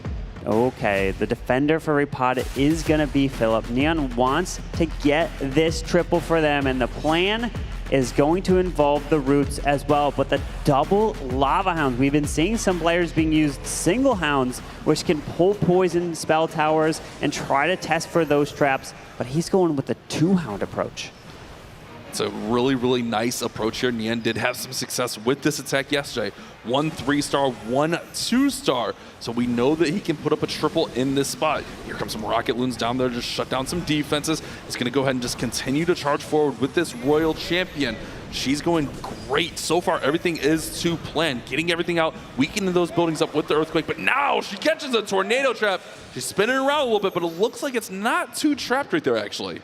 Yeah, the RC's trying to continue her way through. Pops that ability, steps through. Does he want to grab the Town Hall? Maybe. RC does path to the Town Hall next. Goes with Invis. No more Invis at this point. Royal Champions lost their Spirit Fox. I don't think it's going to be enough to grab the Town Hall. He has to pull that RC just back. And that is where the Tornado Trap played a huge role, slowed her down. He could have gone that Town Hall if the Tornado Trap was not placed right there for the Royal Champion. One more visibility may have been enough to get the Town Hall, but unfortunately, as you mentioned, Carbon, the Tornado, it wasn't really baited with traps, but it was just enough to hold up that Royal Champion charge, help take down that Spirit Fox, and there wasn't enough visibility for the Royal Champion. Now she'll go ahead and swing back through there and get that Town Hall down, but man, look at the damage she's sustaining as well. And there's the Hound from the top side to pull that poison spell tower so it doesn't get locked to the bottom side of the base, popping the Warden Eternal Tome, continuing his way to the top. And maybe that next Lava Hound will come from the top where that Wizard Tower and Bomb Tower is, all the way to the top right to pull that poison spell tower, but he has to wait as their Root Riders are slowly making their approach. One thing I really liked about that, not only do they pull that poison tower, but we saw those hounds soaking up so many traps yesterday, especially on this attack where you're trying to keep those healers up as long as possible. That is such a key thing. We'll see if the hound comes in, probably comes in right after this air defense goes down because he wants to path to that right air defense. But now that queen, she's under so much pressure right now. Here comes that hound. It's going to actually go right across the whole base. Yeah, the hound's going to fly through towards the top right because maybe to test for the traps for the healers, but then also pulls that poison spell. And the hound pops, pulling in some red air bombs, air skellies as well. But unfortunately, the multi in the core wipes those healers out, and we have a defense for Philip and Repotted Gaming, and the lowest percent so far here, 81. And unfortunately, not able to get this. They definitely needed to raise that percentage, but hey, they do have that 97% that did come in, and that is still going to be a high percent from them. But can RPG, can Repotted Gaming get their 3 stars? They have such amazing attackers left, but I'm going to be worried about that Warden Fireball. You have to be super careful with where it's going to land and get that value. And Einstein, who has gone third a lot of the time, he has had those fireball attacks coming in. It's such a risky play, but when it's done well, we've seen Einstein do some of the most beautiful fireball rocket loon attacks. We'll see if that's what he does elect to if he is next. But Nian, with the 83%, leaves the door wide open for our world champions to walk right on through. And when you're down on percent, and then if you're down by a star, it almost feels like you're down 2 because of that tie in terms of the percentage tiebreaker. So you really have to hope to get a defense against these next set of attacks. But looks like Einstein is next up for Repotted Gaming. And when it comes to the Warden Fireballs, it's all about multitasking. You don't want to lose that Warden. He's got to charge his way through, and sometimes what he likes to do is even use a handful of balloons. He's got 5 regular balloons over there, so keep your eye on how he wants to use it. Typically, you have the Warden Fireball come through to grab a section of the base, and then you can use those 5 balloons to then try to continue to pull the Warden further left to stay away from where your heroes are going, and that will ensure he stays on his own path and you won't run into a potential time issue. That's a big issue with these rocket loon fireball attacks. Time is always a thing. You have to be aware of it. Quick fireball gets that early strike. Now just setting the path. There is a golem in this army comp to help set up for those heroes. But what does he do? Where does he come in with the heroes? Looking at it, no minion prince charges. He's got a standard king and queen setup. A lot still to go on this one, but he's already setting the stage for that flame flinger to come in over on the right. He did have to use an early freeze onto the defensive minion prince. Definitely did not want to do that. Oh, nice balloon there to test for a seeking air mine. Protects the healers there. Even has the sneezy, which is getting those boogers out in front, which can pull the red air bombs. Another rocket loon off to the top as he's slowly setting this up. But that flame flinger to the bottom side is going to get fantastic value. Nothing is threatening it other than the king, but a furnace does get lured out of the clan castle. Does he see it? He's not dropping the poison just yet, so maybe he doesn't see it. You do not want those furnace mice to jump to the healers, which the warden's taking a lot of damage. He's ready. The warden, no! Warden goes down. You can't afford that in an attack like this. That is a big blow, but Carbon, the town hall is not dealt with yet, and here come clan castle troops. Yeah, the CC is coming out to defend this base as the flame flinger is still slowly working through the bottom side. But the Royal Champion can be used as insurance to grab the Town Hall at this point. Coin's ability goes off to the right. The King is getting slowed down as he did come back to life with the Phoenix. So now the Phoenix is trying to work through these Skellies and the Ice Golem and Air Skellies, but it won't get much after that. But with 2 rocket loons, a Skelly, Invis, and a handful of spells, he's got to then save the 2-star and get that Town Hall because there's way too much stuff remaining, especially with no more Warden. Flame Flinger's still down there, dealing out tons of damage. He's got Yetis in there. He should have a direct path to the Town Hall, but the percentage is going to be super low. We saw 83% was the mark for Nian's attack. Einstein needs to get as close to that as possible, but he really does not have much force to make that happen, especially since the Royal Champion, she's going to have to essentially dive right at the Town Hall. Wait a second. Okay, he can use the Invis to read. Okay, I guess after the bow, she'll go right to the Town Hall. I thought he might use an invis to redirect, but yeah, right after the bow, great use of that Royal Champion. That was close, a little nerve-wracking there, but the RC steps into the multi, gonna go to the poison spell tower, but he makes it invisible. Unfortunately, he's going for the hero. You don't want it to go for a hero because it won't increase the percentage at all. And the Royal Champion goes down, and it looks to be an answer of an 83. So we had 2 back-to-back. Oh no, just a little bit more. So that means that they'll continue to raise that percentage and raise that lead as they both have 3 stars on each side. And unfortunately, Einstein, he's disappointed. He wanted that Warden to stay alive, and just with it being esports mode, the hardest in the hard mode modifiers, you just lose concentration for a second, and those defenses team up onto any one of your heroes, they go down so quick. A little bit of positive and negative there, Carbon, because they do gain some percent back on that exchange, but it's only 2%. They were trailing by 3%, which means XiBai still are winning by 1 building. Oh, wow. 1% in this war is the lead. But now XiBai, they control their destiny. 2 triples, and they eliminate the world champion. Eliminating a world champion just like that, and we would be crowning a new world champion. Well, can General X get the defense for Repotted Gaming, or can Suben get the triple for XiBai? Let's see what the plan of attack is with the Super Yetis as well, but only 2 of them, and notice, Bash, 4 Ice Golems going to be used here in this attack. This was kind of like their signature attack that they came in with yesterday. Oh. They did have oh my goodness, look at this. Just trying to bait maybe a Royal Champion charge early there to spin her around. But he's actually going to go ahead and just set the stage here for a quick fireball onto the fire spitter, get that crusher mortar out, even damage onto the queen. Look at that, the queen is almost down already. I would have placed that Warden right there without those Teslas, and he would have been spun around, and then my fireball would have went all the way to the wrong side of the base. But let's see, as, oh no, if there's 1 red air bomb, there might be more. Gotta drop a balloon. No, there's a second one. Don't lose those healers. It is very, oh, the booger catches 1 red air bomb right out in front there. Here comes a wall break. It looks like he's intending to just walk right up in there and cut into this section of the base, which does make a ton of sense. He does have to cut that pathing just a little bit, but the queen and the warden, they're walking right here. But look at this, Carbon. It's also going to be that long approach all the way across the base. He does have that recall, so he can pull the queen out of this compartment. So typically you'll get the scatter, get this value, and then pull her out and just send her right above. Yep.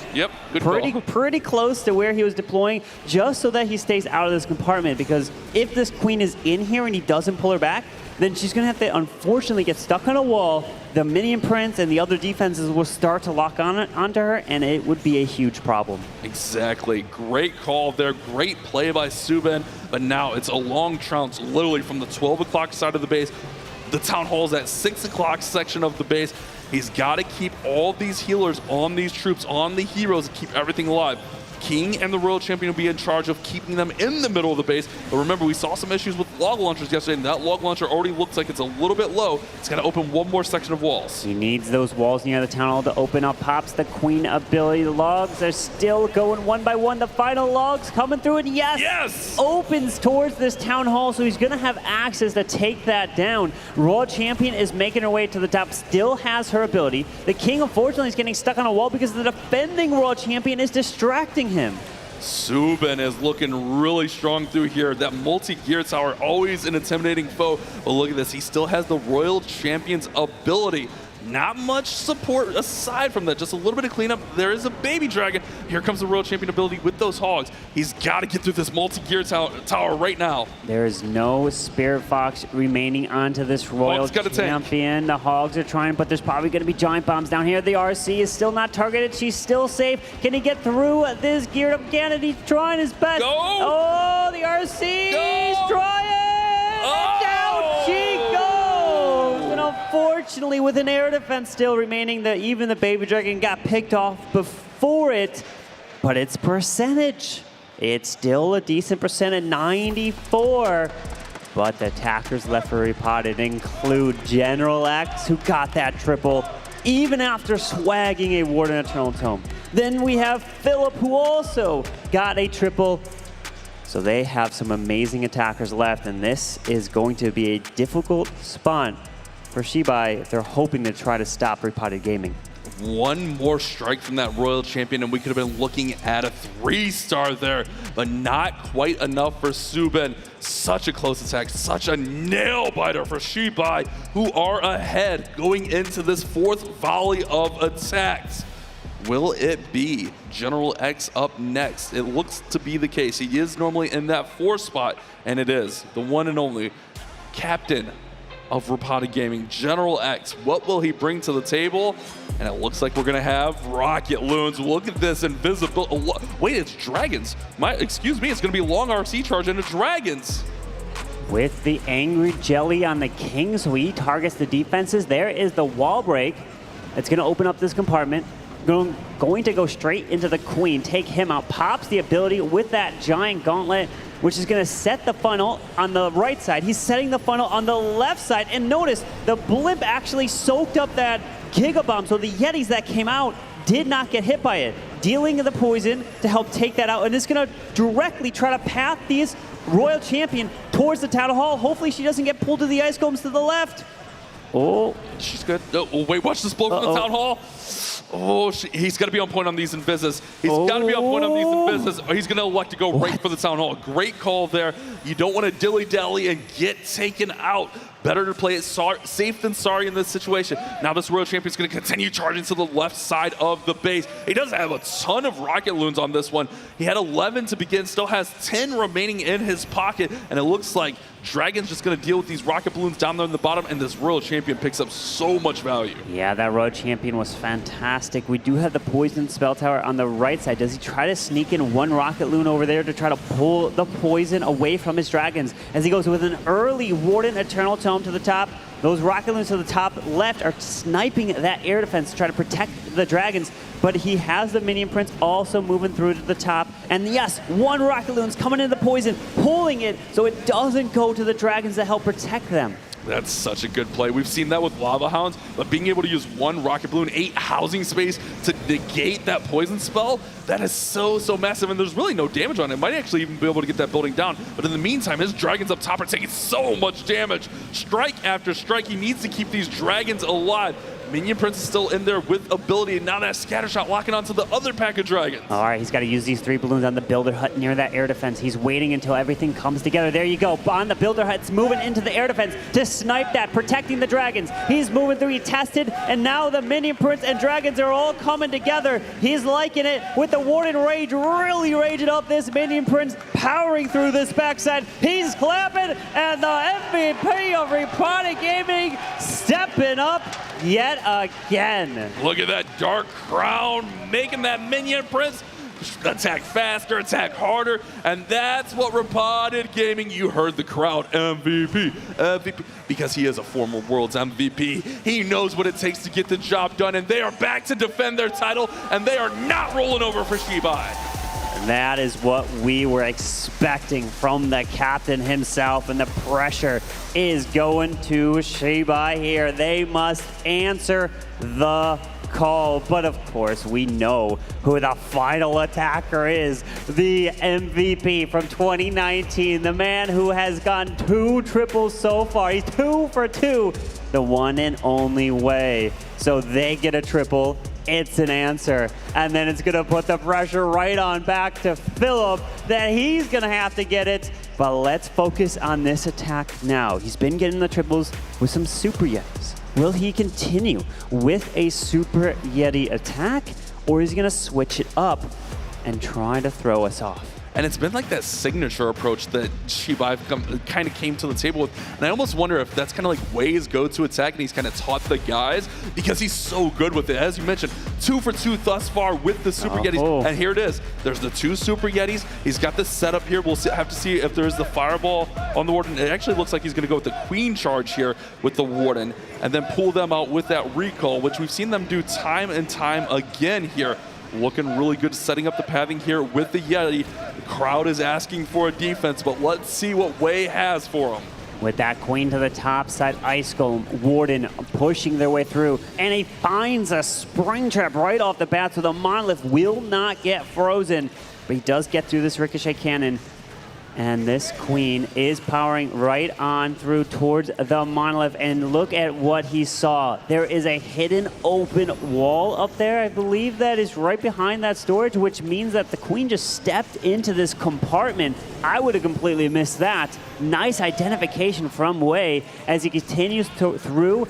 Doesn't grab the wizard tower, but he'll just probably redeploy the queen near, maybe to the left, because he does wall break into this compartment here. Baby Dragon further left. Ice Golem's coming down. Super Yetis, and the redeployment of the Warden and Queen. Straight shot to the Town Hall from here. Here comes that signature log launcher to go right on through the middle, open everything up, and we should see the King and the Royal Champion on the flank to keep everything on track here. Looking like a very nice approach from Wei, and here it comes. Here comes the King, here comes the Royal Champion. This is the way they run this attack, and it's been working so well for them.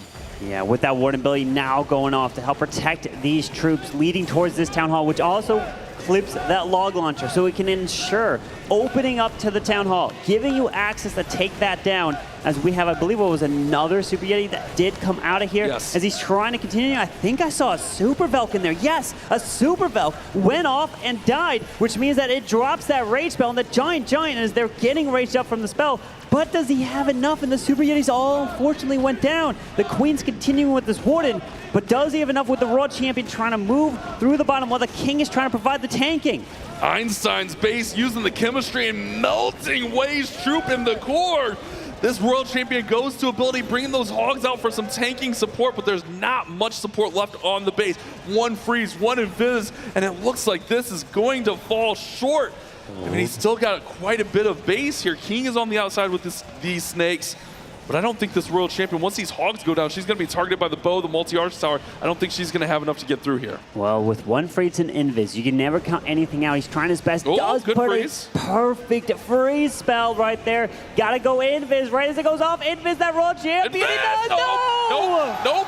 But the Royal Champion goes down just by a few milliseconds late on the deployment of the invis.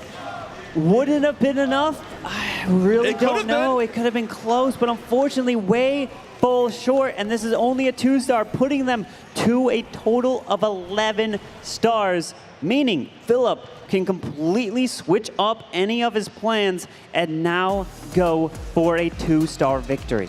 All he has to do is send right at the Town Hall. Now the percent game is close, and we did see, I don't want to, bring it back up, but we did see this sketchy situation on a 10th attack where a 1-star did happen. We'll see if Philip is able to secure that 2-star. Any 2-star and Repotted Gaming win this war. A lot of pressure on here. Wei should still be very proud of himself with 2 triples in this World's performance. I think if he's maybe just a split second early on that invis, I'm not saying it's enough, but it would have been super close, Carbon. It would have been, and all comes down to the smallest of details. But XiBai is all done. They can't do anything but hope and cross their fingers that something goes wrong in Philip's attack. But Philip doesn't even need a certain percentage to think about. Just get those 2-stars. And that is easily enough to move on in the lower bracket, because remember, lower bracket means you don't have a second opportunity. You lose a war down here, you are out of the competition, as we are going to see the Roots 7 Rocket Loons. The Town Hall, it is isolated into the core, so it can be a problem, so you have to be a little bit careful, but look, he does have a blimp selected so far. And we've seen that a few times throughout the Worlds here, where we just send that safe battle blimp through the middle of the base. And not only is this a safe attack, but it also creates the exact pathing you're looking for with the Roots. The Royal Champion's gonna break out the defenses, break that chain of defenses along the exterior of the base, and then you send that battle blimp through the middle, and you don't really have to worry about overgrowthing that area. You can overgrowth and shut down some of those key defenses. I mean, if we know Repotted Gaming, they know they need a 2-star, but this isn't a 3-star attempt. I mean, absolutely, you always want to try to get a 3-star, but if he does somehow miss the Town Hall, they can still win on a star. But it must be an 89% 1-star for the victory. But of course, just a simple 2-star is enough.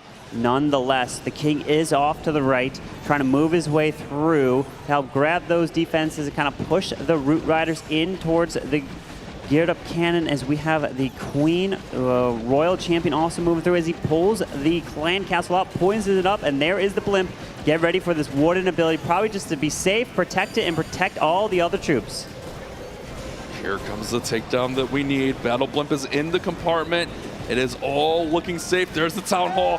3 more percent, 2 more percent, and Philip will advance Repotted Gaming. There it is, second star. Repotted Gaming staying alive against XiBai. The defending world champs are still in the competition. They are not going out without a fight. They want to push through that lower bracket and try to force a bracket reset to try to be crowned back-to-back champions. That is such a difficult thing to do. No one's ever done it. As look at the attack is still pushing through with a minute left. King's got his ability. Look at him. You know, he was just I told you, Carmen, he's going. I told you he's going for 3. This isn't a safe 2-star approach. This is Phil's plan all along. These guys want to make a statement here. Whoever they have to face next, hey, we're here. We're the world champions. Watch your back. What a performance. Repotted Gaming putting up 13 stars, pops that King's ability right to the end and taking this one down in style. Congratulations, Repotted Gaming, stay alive in the lower bracket. We will continue to see them later on, but the pressure is going to continue to mount every single attack down in that lower bracket. One mistake, one missed Warden Fireball, and your hopes and dreams go awry. And we will soon be hearing from the captain himself. And you know, I just want to hear his thoughts from not only this match, but previous match. You know, the losing a Warden ability in that previous match, and then still pulling it off. It's just an impressive performance, and let's go ahead and jump down to the stage and learn what they have to say. Just another day at the office here for General X, my man. Let's talk a little bit first and foremost about that first match today. Coming off stage, you guys still had your heads held high. You went backstage. What was the kind of... Was it just about getting each other in a good headspace before coming back out here, or did you all just kind of sit back there and just try and remain calm? What was the vibe like backstage? Yeah, obviously we were very frustrated with the loss, but if you look at the attacks, they were all pretty close. It could have swung in both directions, and yeah, I would say if we play this war again, we have a pretty good shot at winning it. So that's what we kept saying to us and kept motivating, and yeah. Going into the lower bracket, you know, it's quite easy to get demotivated, and it's quite easy to have your kind of it taken out of you, that kind of spirit. But you've kind of been here before. You've done this before, battling through the lower bracket. Does it change any of what your plans are? Does it change how you guys approach getting on here on stage, or is it just you take it one war at a time? Yeah, you have to take it one war at a time. If you think about the next one and don't play your war to the end, then yeah, you can make silly mistakes, and obviously want to avoid that. Having a live crowd here as well cheering you on, how does that feel for you guys in the crowd? Because you're used to it, right, from last year, but now being here and seeing it all again, how do you feel? It's amazing. Thank you, guys. Let's keep it rolling. Yeah, let's keep it rolling, everybody. With that being said, thank you so much for joining me here on the main stage. We can't wait to see you compete once again up here. It's going to be a long day, but we can count on you, I'm sure, General X. But for now, let's head back over to the desk so they can break down that incredible war. Let's keep it rolling indeed. And we will with the one and only Itsu joining us up here. And what a match, and the defending world champions staying alive. They're staying alive, that's for sure, with some really clutch performances on offense. That was really a fun match to watch, that's for sure. XiBai, unfortunately, dropping out at this stage of the competition, but I think they have done overall really well as well. And I think we could see why some of our other teams were afraid of XiBai. They really brought some unique things to this world. They are really strong attackers, really strong defenders. GG's to them, but our world champions, they stay alive. They live to fight another war, Carmen. They continue their lower bracket run, which they have done many times in the past. As we are recapping the score, 13 stars. What an impressive score indeed. We saw Elevate putting up a similar score like that. And then we're seeing high scores from Tribe. Their triples are finally starting to come in. Maybe it was the day one nerves and the jitters, but they are settling into their roles and they know exactly what they need to do. And the percentages are still super high, and it's impressive what these teams are able to put up.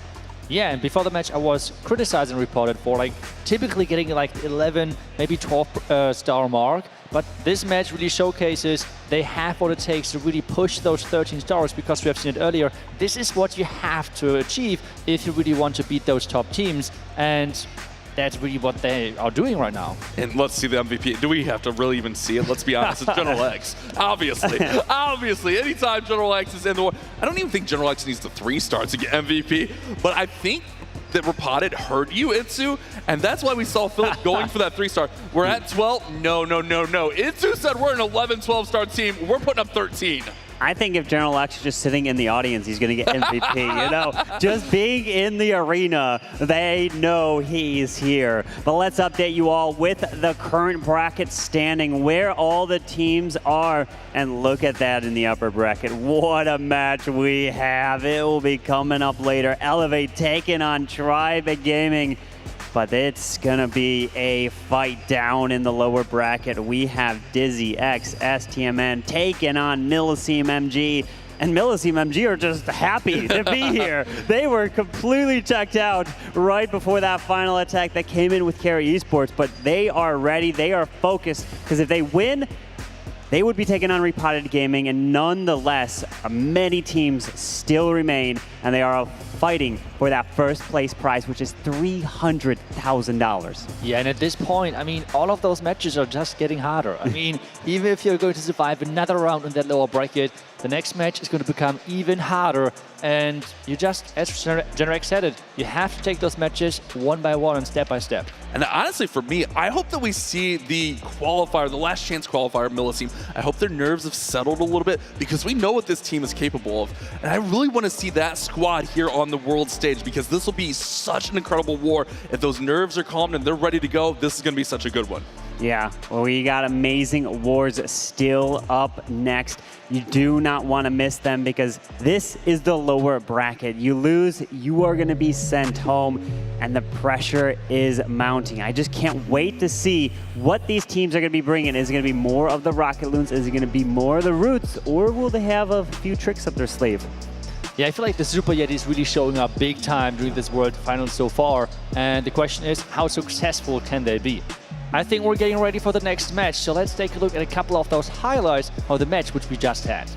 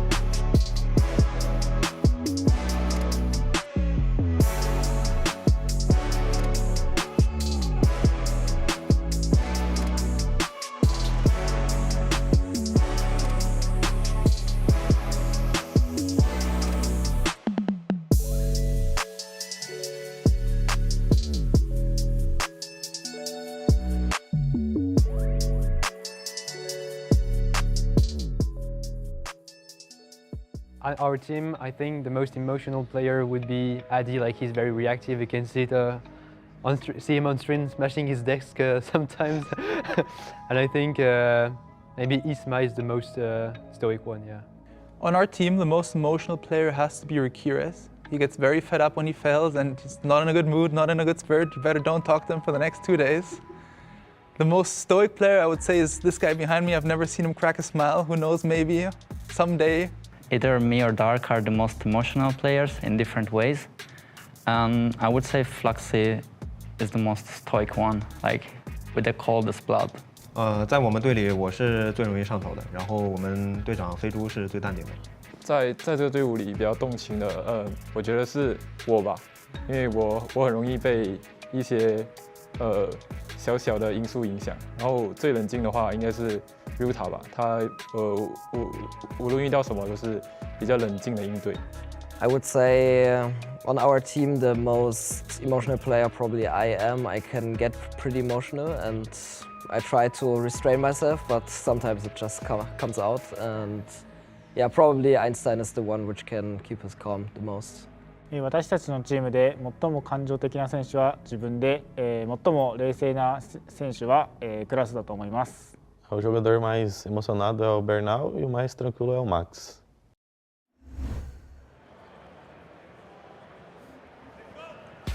The lower bracket march continues, where Millesime MG have been patiently waiting since yesterday. But can DIZI Stamina turn the tide and conquer the mountain that they see before them? Only time will tell. But that time appears to be now. So, your first team to step out onto the stage are seeking redemption, suffering their first loss of the tournament so far today. So, can they turn that tide? Let's find out. Please go crazy for DIZI Stamina!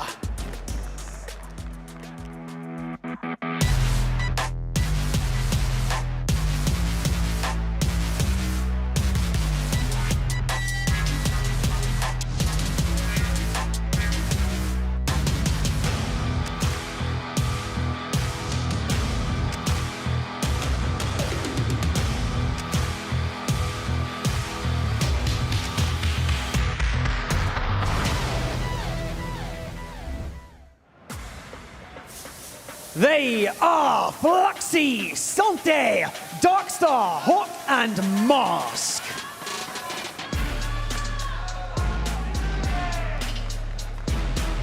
They're going to need to adapt if they're going to conquer this one, that is for sure. Your next team to step out onto the stage were kept in this competition yesterday by a surprise turn of events, but they are out here to prove themselves here on the main stage against one of the best. Ladies and gentlemen, it is Millesime MG!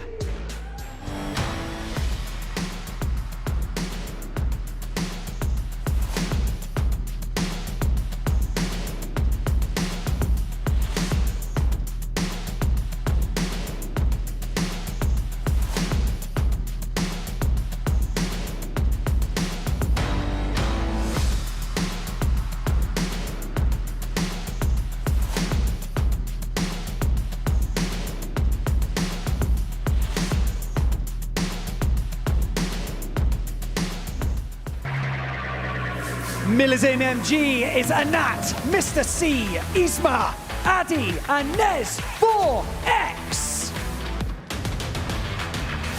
They got a lifeline yesterday, but has their luck run out? I'm intrigued to see. Two teams enter, but they've both come too far to back out now. This one is gonna pop off. So let's head over to Carbon Finn and Itsu to break it all down. And the lower bracket matches continue. What a matchup we have here. The team with the very first golden ticket taking on the team with the very last golden ticket. What a match, and this is gonna be an epic fight. This is going to be indeed, because this is for the life, standing in this tournament, keeping their hope alive. Both teams having this one chance, and they have to use it. They cannot mess up here as we take a look at the lineup for DIZI X, STMN, and many strong hitters across the board. Hawk and Darkstar, they led with triples in their previous match, coming in strong. But Cynthia unfortunately fell really short in his attack, didn't go exactly to plan, brought their percentages down, and just wasn't able to perform. So will the leadoff attackers, if they're gonna continue that streak, start with triples and put the pressure on Millesime MG? But Millesime MG, Isma, he got a triple in their match, which they weren't expecting to win at that very end there, but they did pull off. And will he be able to do just that, as well as now we take a look at Millesime MG's lineup? That's right. They were caught by surprise yesterday, but for sure with their star player, and really we have to put it that way. because there is one man on there as Nes4X who is clutching out 3 stars left and right. But he has a really strong team on the side with Isma, Anat, Eddie, and as well Mr. C. They all come in clutch to support him. And so far as a team, they have made it to this stage of the competition. No more mistakes are allowed because now it is App versus DIZI. The clutch list. LCQ clutch, another LCQ clutch, a third LCQ clutch, and it continues to show what he can do. And even this weekend, he got a 3-star win. You know, he thought it was over, but it actually made the difference in that match, and they were able to just barely edge out the victory. And that's all you need. You just win the war and you move on and focus on the next one. The stars and percent do not carry over. So as long as you are victorious, you can move on and continue your lower bracket run, because there's so many difficult teams to fight through, and Millesime MG are going to have to prove it if they want to make it to the grand finals. Yeah, Nes4X was asked yesterday, do you feel any nerves? The answer was no. After the first match, to be honest, I just thought he would play it cool. I mean, he would just, yeah, no nerves from me. But after that second match, or like in the lower bracket then, I was a believer. That man showed no nerves whatsoever in his clutch attack. And the question is, can he do it again? Because their opponent is not an easy one. We have highlighted now Millesime quite a bit, but DIZI, I mean, they are incredible in offense. And what is even more frustrating for the defender, they are so creative. But I feel like we get ready into the match, so let's go to the stage. Welcome to the front of the stage, where this is honestly one of my favorite viewpoints. Right here, not even in the mix on stage. I like to watch and I want to see the emotions that are going through the players' faces. Speaking of emotions, Judo Sauce getting pretty emotional over here because he's interested in who the star players are on both of these teams. We've talked a lot about it, Judo. Tell me a star player from DIZI Stamina first.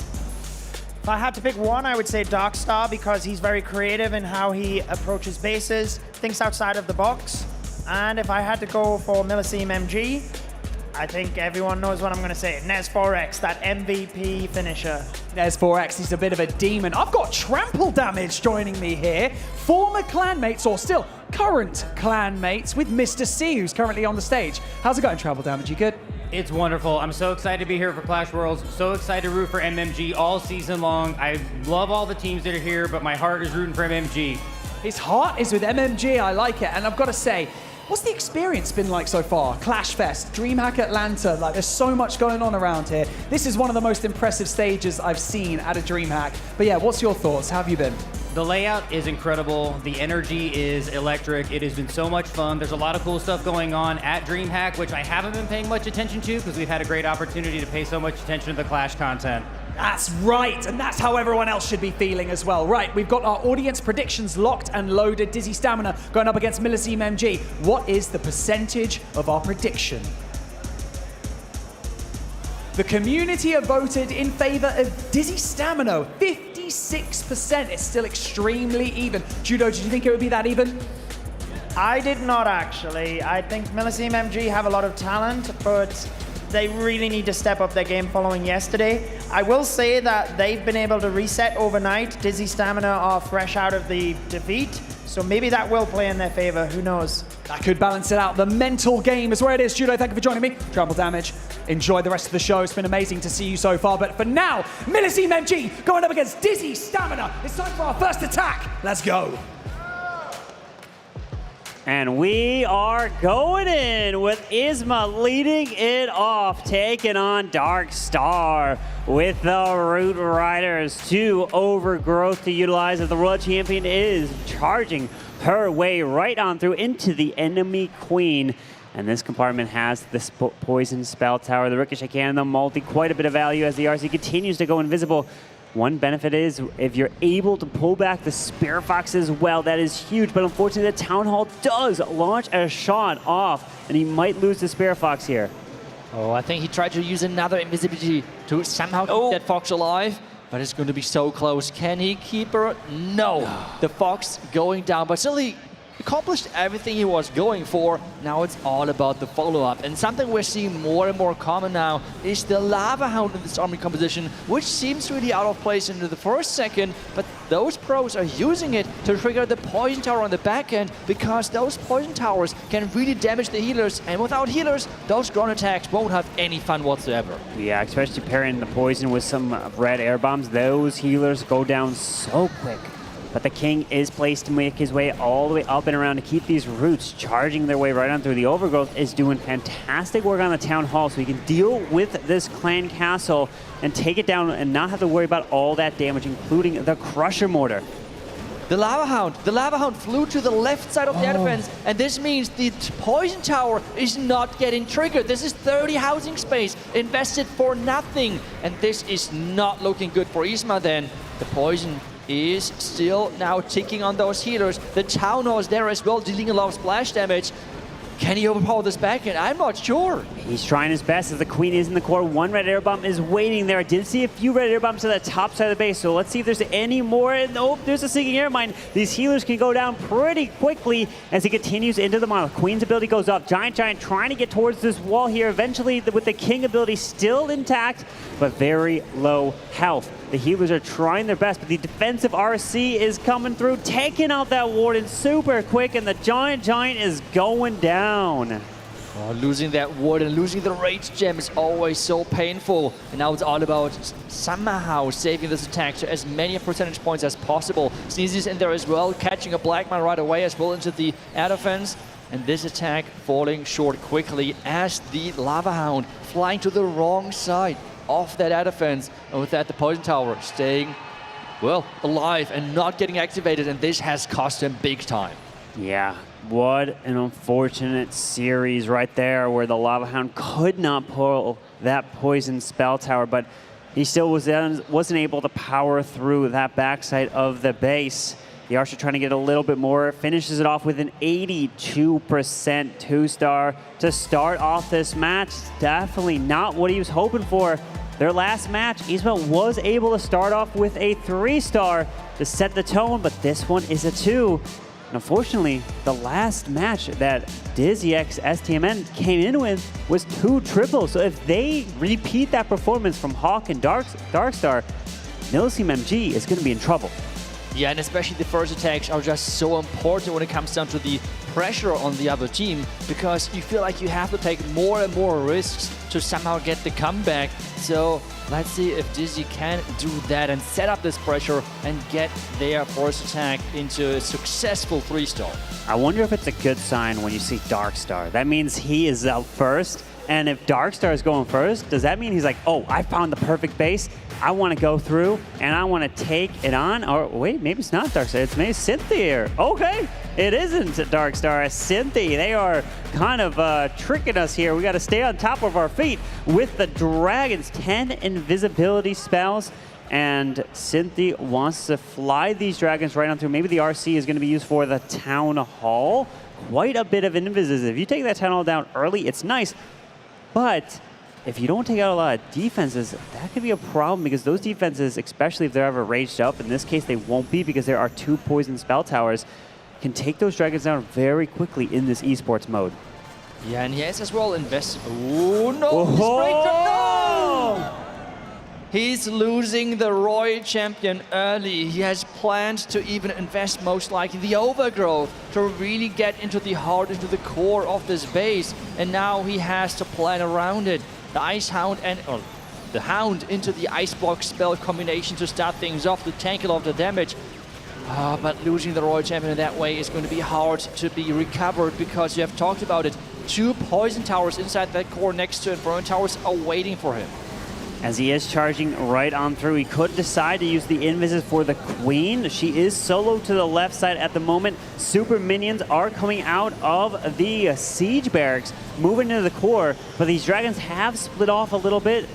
Monolith is not going to be going down from this angle, unfortunately, and the dragons are doing their best to path up to the top side. But there is the back in Rocket Loons, because he knows that Monolith is going to be a huge pain. Finds the Tornado Trap as well, which is spinning away. Will these Rocket Loons even be able to take the Monolith down? Oh, no! no shot. The Monolith is staying alive, and this means more percentage points are getting denied the top side with the overgrowth, making sure that he maybe can take down some of the outside buildings, because at this point it's all about somehow getting those percentage points back. He has still 4 more invis spells. The first one is getting utilized for the Minion Prince. He has to really make now the Dragon Charge. So walk me through what Cynthia is going through. You have competitive stage experience, Itsu, where if your first attack of the day or the weekend goes south, how much of an impact does that make of the mental game going into the next? Do you think that it really affects him, of him trying to make a comeback and trying to make up for what happened previously? I feel like overall those teams who are at this stage of the competition should be able to really handle their mental state when it comes down to like having one attack which is not going to plan, which is falling short. I feel like they should be able to recover that, and I believe really that all of those teams can do exactly that. And let's be honest as well, with the first attack of Millesime, yes, they're going to fall behind percentage point-wise, but overall, the match is still staying somewhat close. And this means that, at least for now, the early lead is going to Millesime MG, even though it is just a couple of percentage points. The only positive thing that happened in that scenario right there was that Cynthia, well, he didn't get the triple last time, and he didn't get the triple this time, meaning that the 2 individuals who were able to triple are still on deck. They still have the ability to come through and clutch up for DIZI x STMN. So they still have plenty of the firepower. I mean, every single player on the roster on both sides is capable of pulling off the 3 stars, but it's really the nerves, the lights, the cameras, the stage, the audience that affects everything in their heads, because when you're doing it during the qualifiers, you're in the comfort of your own home, your own bed, some even kick their feet up, right? But that's different here when you're being told, all right, we're ready for you to attack. You got the green light, go ahead. And right now, I think the green light is going on for Mr. C, because he is in, and we have another Root Rider attack, this time around though, with quite some invisibility spells and the Roy Champion to start things off. So no Angry Jelly, Queen Charge, and so on. Instead, we're relying again on that Roy Champion with her Electro Boots, making sure that the push is looking strong, and as well going in around that Mortar Crusher, which is such a crucial defense, talking about those ground attacks. Yeah, so this play right here, Mr. C, is the one that Trample Damage was shouting out there when he was sitting down with Banks in the audience. So he's trying to pay attention on this attack here as he's charging this Royal Champion right on in towards the core, goes to the Poison Spell, now reverts into the core, further into this multi as the defensive poison goes. Oh, he pulls the RC back, but the multi does stay up in the core, and unfortunately it is next to a builder hut and getting repaired. Yeah, I think this pathing from the Royal Champion for sure was predicted by DIZI, because that Royal Champion trying to walk around that Mortar Crusher really has cost him as well, misplacing because of that the invisibility spell, and now it's all about making sure that his troops can somehow stay alive. The Warden ability gets forced because the defending Queen locked onto it, and now I'm not sure how well he can turn this around. The Warden slowly is getting healed back up again from the healers, but they're not switching back to the Root Riders. But how many troops are actually still alive there? Yeah, plus Giant Bombs now. The Giga Bomb's going to go off. The Town Hall is going to be launched the shots. You can't overgo the Town Hall at this point, because then your troops are going to completely ignore and go around. He's not liking what is happening here, and his troops are disappearing super quick, unfortunately, and this can be a result of a low percentage 2-star, as he did just secure the 2nd star. Royal Champion tries to continue her way around, but he's gone into every single one of those Giant Bombs up to the top side of this base.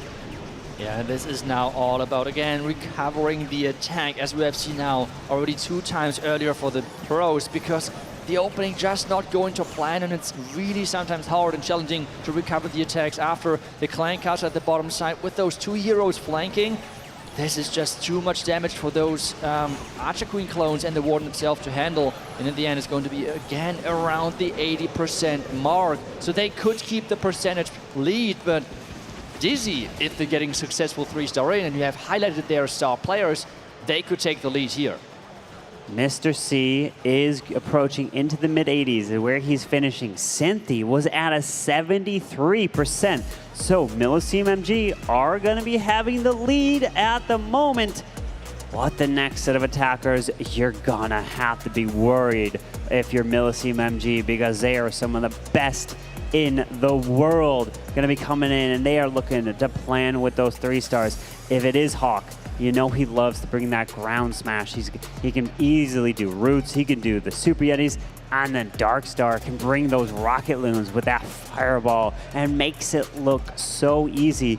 And isn't the fireball rocket loon, would you consider that, if you're super good with it, is it one of the best, if not the best attack right now? Or what do you think in terms of the meta, that if you're the best at a certain strategy is number 1? I feel like for sure it has the potential to be one of the top, if not the top strategy in the game, but it always depends on that flame flinger value, which you have now seen utilized by the pros so many times and so well. But you have talked about as well about Hawk, because he is up next and he's going in with those Root Riders, so the strategy which he is using in the Legend League as well, and he's trying to get the pathing right for the opening, because he's investing some rocket loons to somehow avoid the first set of traps. Yeah, few rocket loons off to the right, grabs that Tesla, makes the right side invisible, and an early invis. Okay, unfortunately, he did go with a double invis in this section for the World Champion. You don't want that RC to get hit by the Town Hall. It does, it pops her ability. She's gonna continue through the right. But yeah, the Spirit Fox is gonna go down. The Fox staying behind, and this means now he has to invest even more invisibility spells to get further into the base, trying to skip some more defenses, going for the Poison Tower with the Aura, but after that multi-gear cannon, he has to go and recall. Oh, that was close. Wow, well, that RC almost went down. It would have been a swag recall at that point, but he does pull that World Champion back, and the nice benefit of having the Electro Boots is that she can slowly regain her health over time. But the poison has been deployed, taking out the Furnace in the core. Warden joins in with that Queen to continue through this bottom side. He's already surpassed a minute in this attack. You have to be worried about time. Yeah, he has to make sure that he's keeping the momentum going, because that opening, it did work out to some degree, but I feel like he would have liked to get maybe some more buildings down. Question is that going to be enough value as he's approaching with those Root Riders from the bottom side, the Apprentice Warden right behind. And now we have as well the King most likely soon getting added to push those Root Riders even further into the base. Yeah, the redeployment of the Raw Champion now coming in. King staying on the far edge. Skeleton Spell trying to distract the Monolith and anything else in the core. Waiting on this Warden Tunnel. A lot of the troops in the middle there are low health. When are you going to pop this ability of the Warden, really hanging on for as long as possible? If you can also keep that RC alive, that would be fantastic. On the edge of the Eternal Tome, the Roy Champion is in there and staying protected. What a clutch ability right there. King keep going around the outside as the huge group of troops walking further inside the base. With the overgrowth, he so far made the Crusher Mortar useless, but it's going to wake up now again. And this means that defense in the core can be really problematic. Crusher Mortar, Giga Bomb. Oh, luckily the Giga Bomb goes off and doesn't hit the main pack of the roots. But this Crusher Mortar is going. And then wait a second. Tick, tick, tick. I'm seeing the Poison Spell possibly coming back slowly but surely. You need to take out this Crusher Mortar. The Poison Spell is there. You do not want it to come back and get launched. Oh, it's 18 seconds as well, so time is ticking in general for him. The Root Riders are going to try to open up the compartments with time ticking, 12 seconds. I'm not sure if he's going to be able to do it. He has the King ability to pick up percentage points and as well damage some more buildings. He's trying to delay it as much as possible. He's... What? What? Oh, what? He forgot about using the King ability, and this now means he has lost a couple of those percentage, those buildings on the back end. I hope this is not going to come back and bite them. Oh no, that could backfire. I was thinking he's just trying to save it for, you know, in the end, just rack up a few extra buildings and percent, but you can see the spiky ball literally stopped mid-air because of time and did not continue flying through the base. Finishes with that 91% right there. And unfortunately, they are down, so Millesime MG do have the edge at the moment with 3 attacks remaining, and Hawk is one of the players that did triple in the previous match for them, so that is a huge bonus for Millesime MG fans. Yeah, and I feel like a lot of the other DIZI players so far did struggle a little bit in this World Final so far. And now it is back to Millesime MG to really exploit that weakness maybe, as we see Eddie now going in with the Root Riders. This time around, no Lava Hound shenanigans whatsoever. Instead, we just see the Queen Angry Jelly Warden charge opening, which so far seems to be so strong.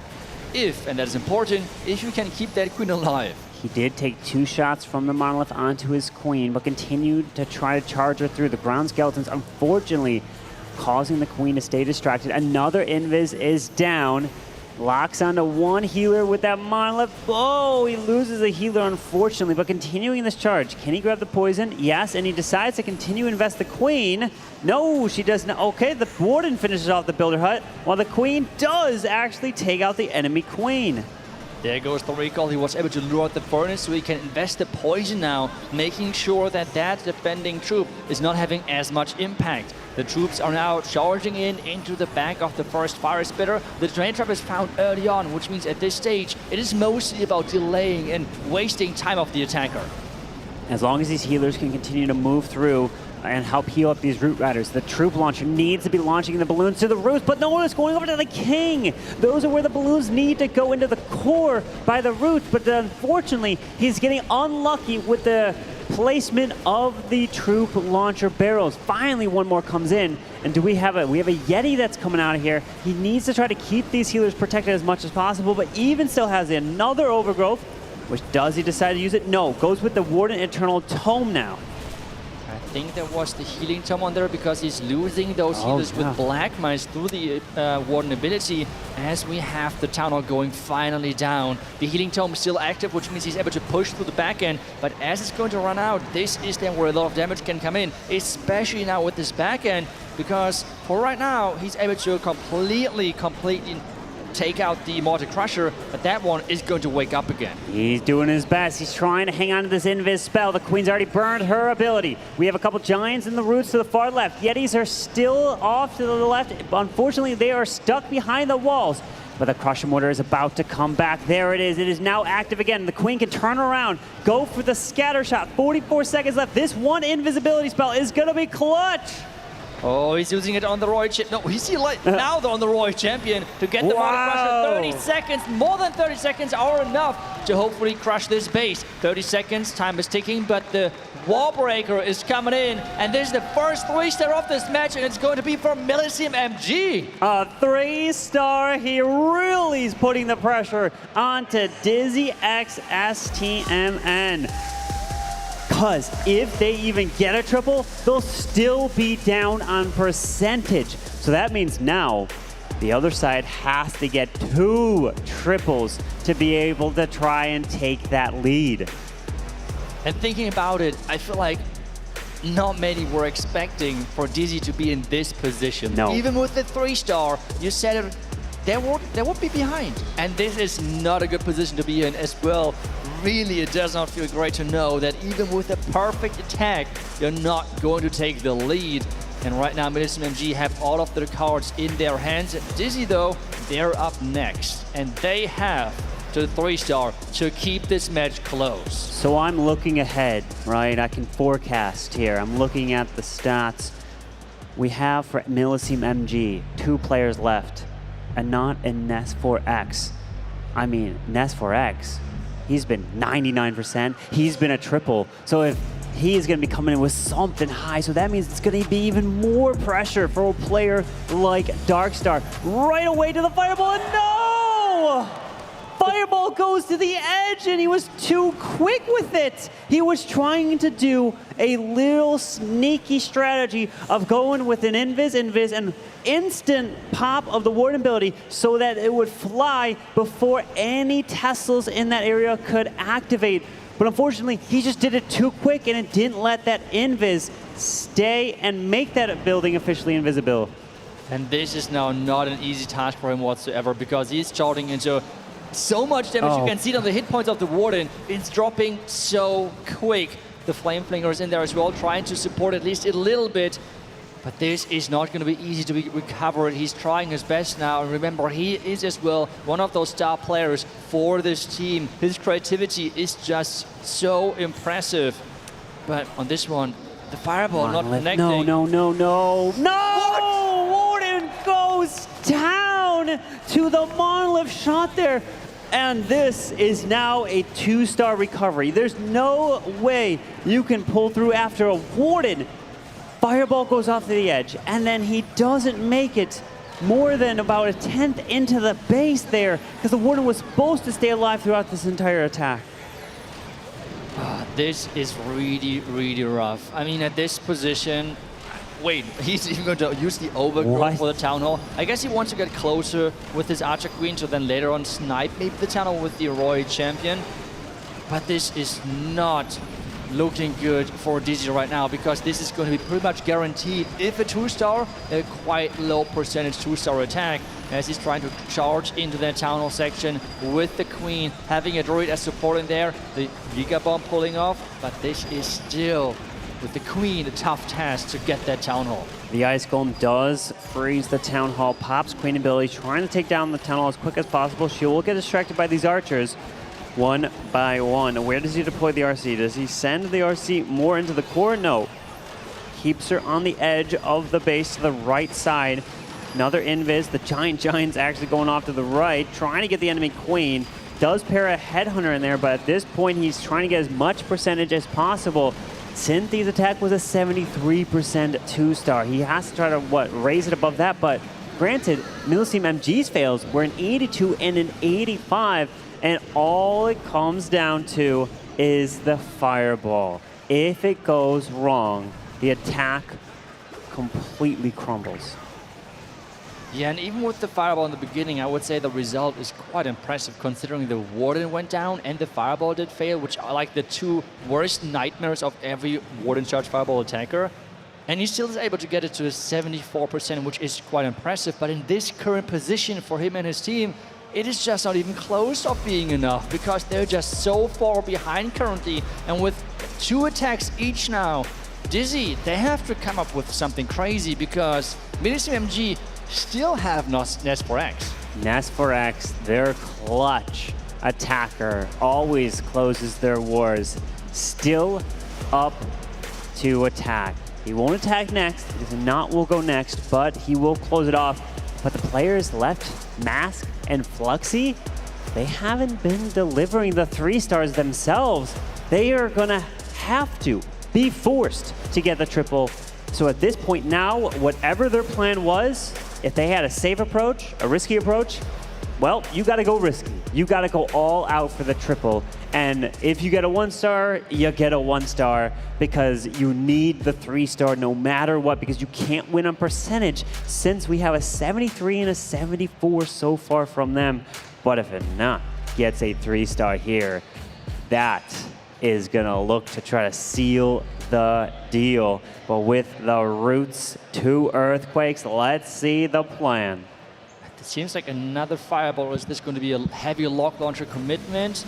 No fireball, but the 2 earthquake means that he is going to go in heavy with that lock launcher dive as the attack is going to progress. But starting things off with the Roy Champion charge again, using the Rocket Dunes to push the Roy Champion into some direction, but a lot of traps are popping up. Yeah, Giant Bomb right there. There's got to be more. Watch out for those spring traps. Remember from the spring trap update, the heroes now get affected. They get launched. Giant Bomb takes out that Spirit Fox with another invis down. It continues into this multi. We have no more invisibilities. Pulls her back. Doesn't get that multi, but he pairs in an Earthquake, which finishes it off. What a great play with the Earthquake, making sure the Inferno Tower is still going down, and now we have that lock launcher dive from the bottom side, which is quite heavy, to be honest, because there are a lot of defenses down there, and as well the defending Minion Prince as the defending King.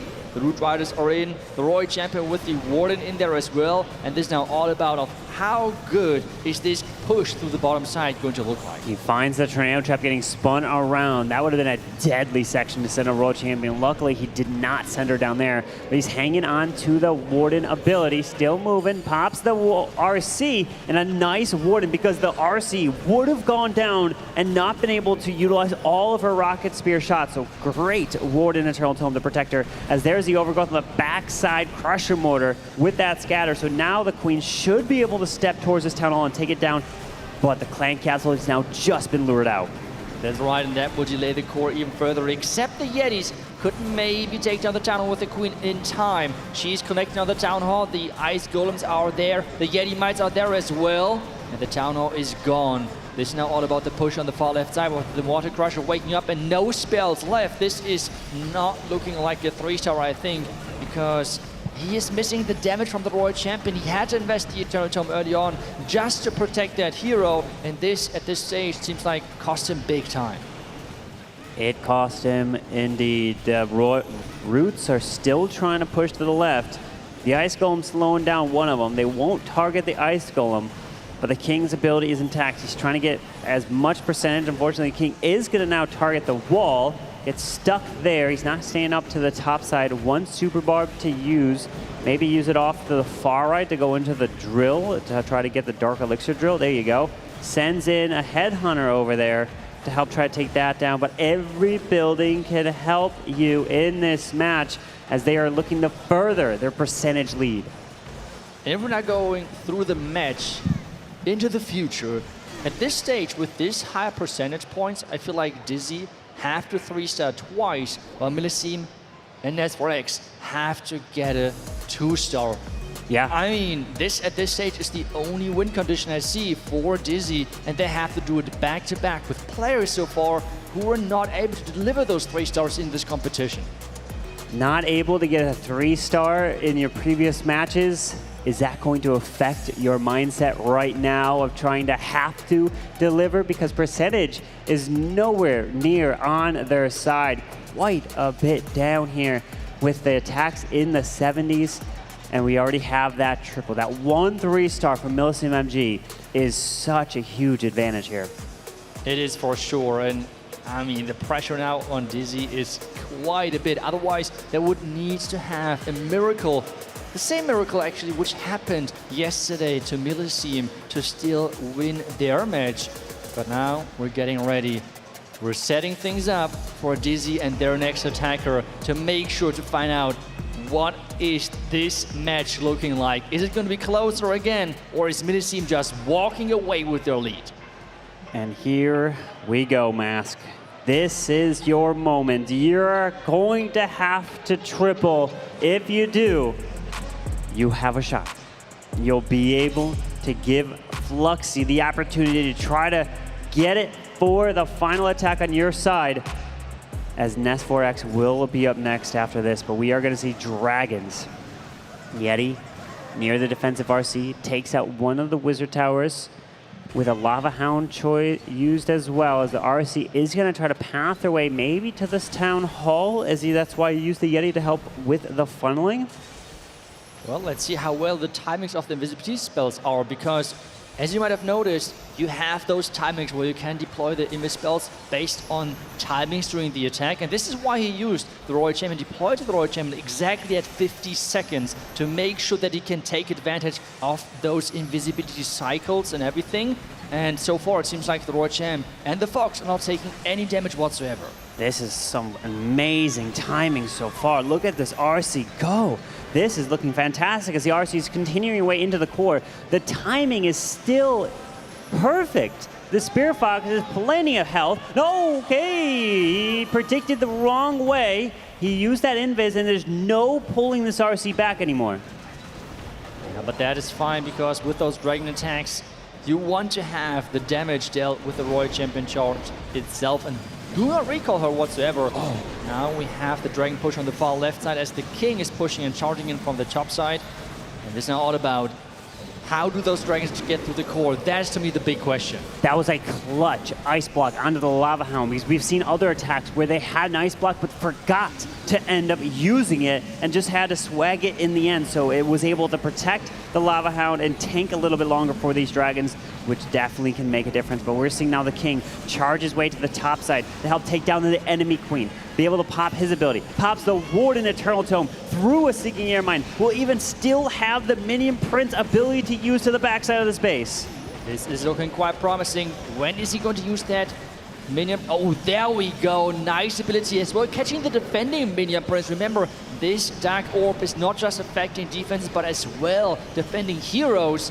And that backhand is still looking strong. I mean, there's an air defense, there's a multi-arch tower. This is not going to be easy to get overpowered. The minion prince of his own has the Phoenix. Needs to clutch this up. Those 2 rocket loons have to be used near that air defense, but there is a bomb tower and mortar which are distracting. You can't target it right away, so he's gonna have to do some. We unfortunately have the Giga Bomb, which is gonna go off and hit this minion prince as he's trying his absolute best to push through with 28 seconds left. 1 minion to the top side. The Warden has gone down, finds the Seeking Air Mine. The minion prince goes down, and he does send the 2 rocket loons to the top side scatter, trying to take that down. But is this going to be enough? Because there's only 12 seconds left. The Dragon, the Phoenix, everything are like everyone is tanking, trying their best. But the Rocket Loons are getting the scatter. But with 6 seconds left, it means it's another high percentage, but not 3-star. And DIZI cannot find the success they had so far in this competition. 0 3-stars so far for them. And Millesime, they are in an incredible position. I did not expect this result of having 0 triples at this stage right now, because the final attacker for Millesime MG is Ness4X, who's already gotten a 99 and a 3-star. And now the question is, what will he need to do? Because they already have the triple. If you assume that DIZI X STM get a triple themselves, it will push them up to an 86.6%. With Millesime MG already at a 71, then Millesime will just have to get a 79% 2-star for the victory, even though because all the percentages over there are so low. It is crazy to think about, and as well how many times Ness4X has clutched for his team. And at this stage, he might not even be needed when it comes down to getting this clutch 3-star. He could for sure finish this match with a 3-star right now. And let's see if he's going to do that. Starting things off again with some Rocket Loons and the Yeti, which we have seen earlier, to get some redirection and get some control for that Royal Champion. Never mind for the Archer Queen to charge into that compartment. Take a look at that. Oh, a lot of damage. Wait, the Queen. Oh, no. No, she not walked like out. this. Not like this. Remember, 79% 2-star. That's all they need. Get that 2. They were on the other side of barely able to survive because of a 1-star. They cannot afford that. As we are seeing now the Queen and Warden being redeployed to move towards the Town Hall to become the safer route. If this is not going to be a 3, just rack up the percentage with that 2-star. Get the percentage high. We have some red mines in the beginning. We have as well the freeze and the multi-crush. Everything at this bottom side is frozen right now due to ice golems or freeze spells. But now this Archer Queen, wait a second, she might go to the wrong direction. Is stealing healers as well. Don't steal those healers. She is going to go over to the right. She does. The healer's going to join her. Finds a tornado trap. Giga Bomb activates as well. The only positive thing about the Queen going over there is she can rack up percentage. She can grab the percent, but the Town Hall needs to go down. It finally becomes active again. The Royal Champion can turn around, decides to overgo the top side as he does path, turns around, grabs this Town Hall, and luckily the Queen is to the edge at this point, and she's going to be able to grab those buildings, even has her ability. Carbon, Queen charges are back. I mean, take a look at that. She's going to pick up all of those percentage points on this top side. Yes, those Root Riders have mostly gone down, but the Royal Champion is trying her best to support everything. He has still the Queen ability to pick up more percentage points, and he's getting closer and He's closer. Close. He just needs a few more, and there it is. A 79% is what is needed, and Millesime MG are advancing. The number 7, or the last golden ticket, which would actually be number 8, taking out the number 1 golden ticket, which was DIZI X STMN. And DIZI X STMN, they made it to every single qualifiers, but unfortunately was not enough here, and just all 2-stars there. Fluxy can still get a 3-star, but the percentage game is already locked in on Millesime MG's favor. Yeah, and I'm not sure what happened with DIZI. They were so strong on the offensive side so far, but it seems like not all the players are really living up to that hype so far in this competition, and you only get so few chances of missing those opportunities, and this, in this position, has cost them big time. DIZI out of this World Championship, but Fluxy with the last attack now for his team.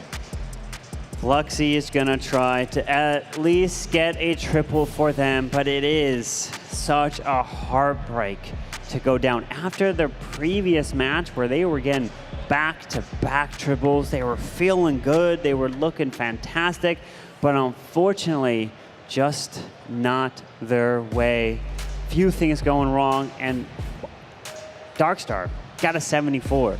If he didn't mess up that fireball, it could have been an overwhelming 3-star. It's just a matter of one tiny detail going wrong. But we are gonna see the Dragons with the Lava Hound here for Fluxy with the Ice Block, which it looks like the Ice Block will most likely be planned to use on the Lava Hound when it's out in front of the Dragons. But the RC is charging her way through, finding one, two, maybe even a couple more spring traps. Oh, is that the tornado into some more spring traps? Only the tornado traps so far, it's okay. So we have taken already quite some damage on that Roy Champion. If you're doing a Roy Champion charge with the Root Riders, it's not the end of the world. But if you're doing such a long Roy Champion charge and catching so many traps, this can be quite painful. Quite painful indeed, but this RC is continue her charge to the right side. Rockaloon's onto the Wizard Tower, taking that down. Invis to get the RC into the Town Hall. Earthquake assisting it as the RC ability takes the Town Hall as she continues into the Spitter, which would most likely mean he's going to send the Dragons to the left side behind the other Fire Spitter, as we're going to see the Siege Barracks down south so the P.E.K.K.A. and Queen can make their way to the right side. One balloon, and the Dragons should be coming through to the far left. Yeah, and such a clean start for Fluxy, really keeping his head cool after running into all of those traps. The P.E.K.K.A. though are running into those Gankas troops, taking quite a bit of damage, while we have the Dragons starting on the far left side with the Ice Block and Lava Hound combination, which we have seen now quite a bit at this stage of the competition. But is the push strong enough? Because Corbin, he's even going into 2 sweepers. 2 sweepers, the one pointing directly at these Dragons. Poison is down onto the furnace from the Clan Castle. Unfortunately, those P.E.K.K.A.s are stepping in with the Queen. They may pull out. No more of the Clan Castles there. Minion ability going off to help slow down those defenses. But the War Internal Tome, he's hanging on to it for these Dragons as they are making their approach to the Monolith. They're getting closer to that heavy-hitting defense. On the same time, we have now the Warden ability popped. The Minion Prince tries his best now versus the top side. Minion Prince versus Minion Prince action in just a couple of seconds. The defending Monolith should go down now any second. But is this going to be enough to get the 3-star in the end? That's the big question. With the Dragons to the right side trying their absolute best, his Minion Prince still has the Phoenix, so if he goes down, unfortunately getting stuck on the best air defense in the game, otherwise known as the Barbarian King, just soaking all the shots of the Minion Prince, just won't go for anything else. Oh, this is, I think he's just like, is something hitting me? I'm not really sure. Even surviving that till the end, and the Minion Prince was tanked for an eternity. King eventually going down, but this is not going to be enough as time is ticking. The Black Mines are hitting, and this means that we have another defense. DIZI, wow, 0 out of 5. I would have not expected to say this. That was not on my bingo card for this weekend here. Not getting a triple in a match, just getting 10 stars. But hey, in the very first match that we saw with Elevate, they got a 10-star and were able to win it because it was a matter of defenses. But it is Millesime MG coming through and advancing in the lower bracket. And they were on the brink of elimination yesterday. They essentially, they thought they were out. They were waving the white flag. They were like, all right, GG's. We were just happy to be here. And then the tides turned. Their opponent, Carry Esports, got that 1-star, which kept them in the competition. And all you need is a attack and a dream. Have that one more match, you're able to get a 3-star, and able to help propel yourself onto the next round in the lower brackets. And you just have to shout out the base building team for Millesime MG. What they were able to accomplish, holding DIZI back to 10 stars, holding Elevate back to 10 stars, that is just really impressive. But I think we should just listen in because the winner is already on the stage. Thank you so much, Itsu. I've got a Nat here from Millesime MG. Looking extremely happy. That lower bracket run is shaping up nicely for you guys. I think it was kind of like when Addy secured that first triple, that was the momentum shift that gave you guys a spark. Is that right? Yeah, exactly. I mean, Addy getting the triple, of course, set it us in a very comfortable position. We had the percent and the star lead. And of course, the crazy defenses. I want to thank, of course, Drums, who is right there, like amazing work in defense, and the analysts watching at home as well. Very good choices for the bases. It's amazing. I mean, obviously securing that first win in the lower bracket yesterday, and then obviously securing this lower bracket win as well. Did you make any adjustments yesterday? Because obviously being sent into the lower bracket, we've spoken about it before, it can be quite demoralizing, so you need to stay positive. What did you guys discuss yesterday before coming into today's matches?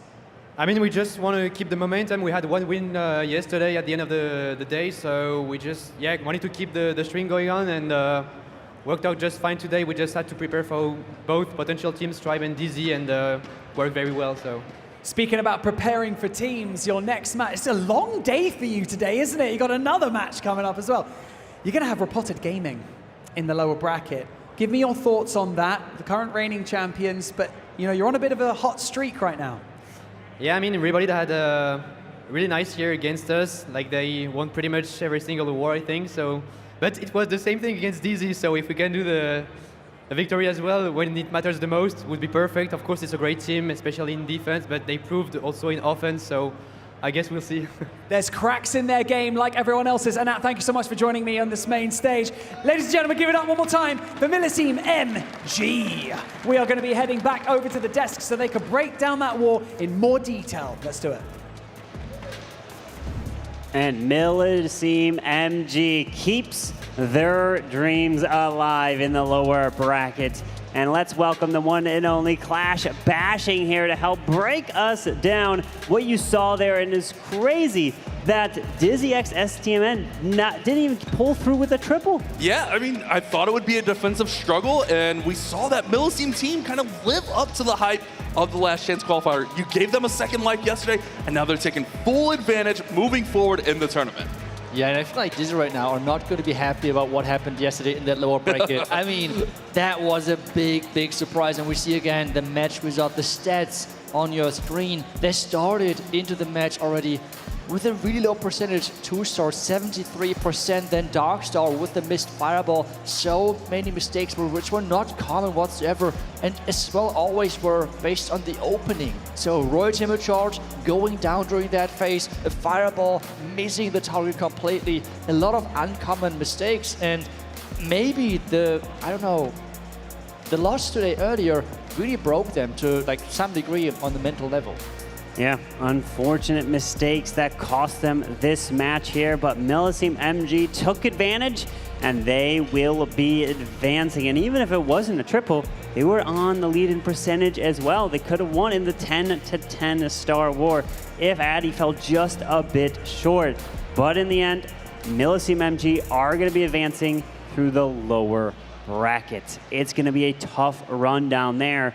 But if you look at the bottom of the screen, the next match that is coming up is Elevated Tribe Gaming. That is going to be an amazing one. You don't want to miss it, but the MVP of this one is, of course, the one that pulls through with that 3-star. Well, Addy obviously deserves it, but look how close Ness is there at 24%. Hey, GG to them, man. Like, it's almost that Cinderella story here. Like, they're making that run. I talked to these guys, and they're just like, yeah, we're just proud of ourselves for being this far. So every win for them is just going to build that confidence. Yeah, it's just nice to talk to them. They're just so humble. Like, as you said, they're just happy to be here, and they're just going another round. And, well, I mean, we have said this before the match. DIZI is the heavy favorite, and we would say this the same time again with them facing off versus Repotted. But we have heard it on the stage. They were able to really overcome that, and maybe they can do it again because, I mean, Cinderella story, I think I heard that word earlier, that fits perfectly. There's a reason why we have the last chance qualifier, because it means you have the chance, and Millesime MG's chance is still alive down in the lower bracket versus Repotted Gaming. And my friends, 4 teams remain. Elevate our world champions in the past. Tribe Gaming has one world champion on there, which is P. Castro. Repotted Gaming are defending world champions. So the only team left, Millesime FG, are the only ones left that have no world champions on their team. And they are all brand new to the stage experience.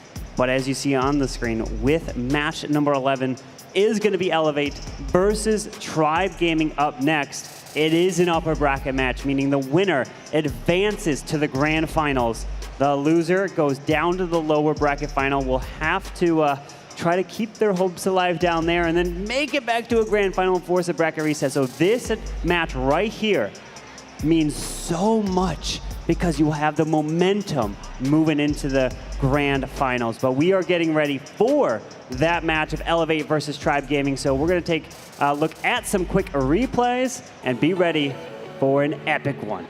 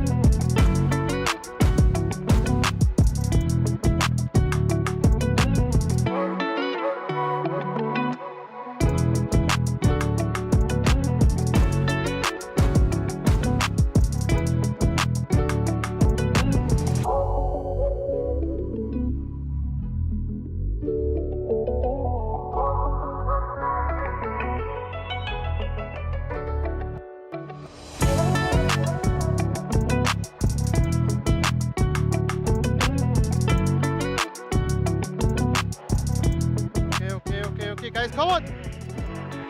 Come on! Come on! Come on. Go, bro! Come on! Come on! Oh, Yeah! yes! Okay. All right. Nice.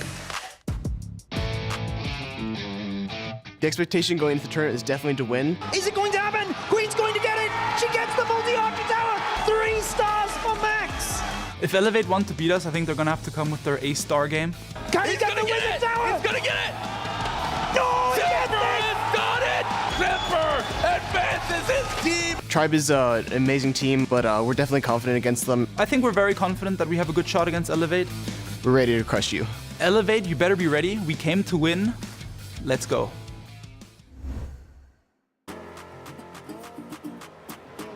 We now rejoin our most dominant teams to step out onto the stage so far as we go back into the upper bracket. Neither of these teams have lost a war yet on the main stage of the World Finals in 2025. But there's a first time for everything, isn't there? That's gonna be fun, isn't it? Right, this team has proven time and time again that they belong here on the main stage at DreamHack Atlanta. Ladies and gentlemen, they are Elevate!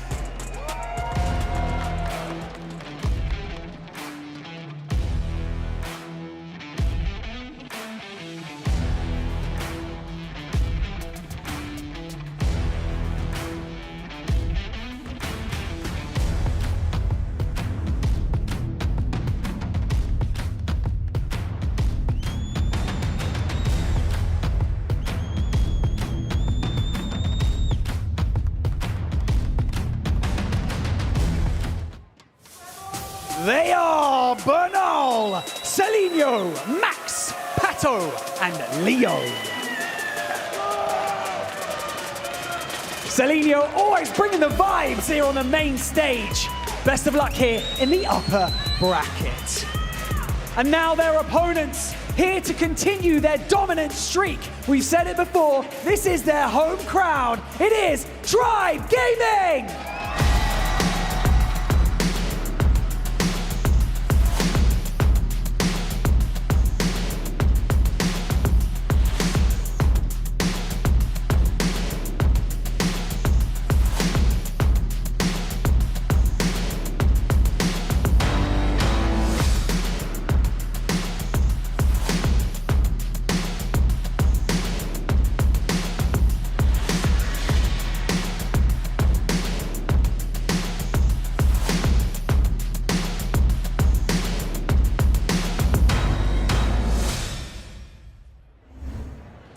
They are Kronos, Nabrax, Timper, P. Castro, and Riqueres.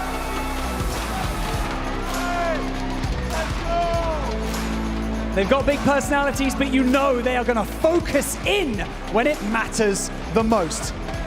Ladies and gentlemen, the winner of this match secures their spot in the grand final, and their next war they will play for $300,000. This one's for the big boys. We're going to head on over to Bash and Itsu to set the scene. I am so excited for this one. Those two teams, undefeated, going head-to-head now on the big stage. What is better? Yeah, exactly. I mean, two of our absolute juggernauts in Clash of Clans esports. I mean, we've already talked about and set the stage with that big $300,000 prize pool. Winning means you get 2 lives in the finals. There's more to this. Let's be honest.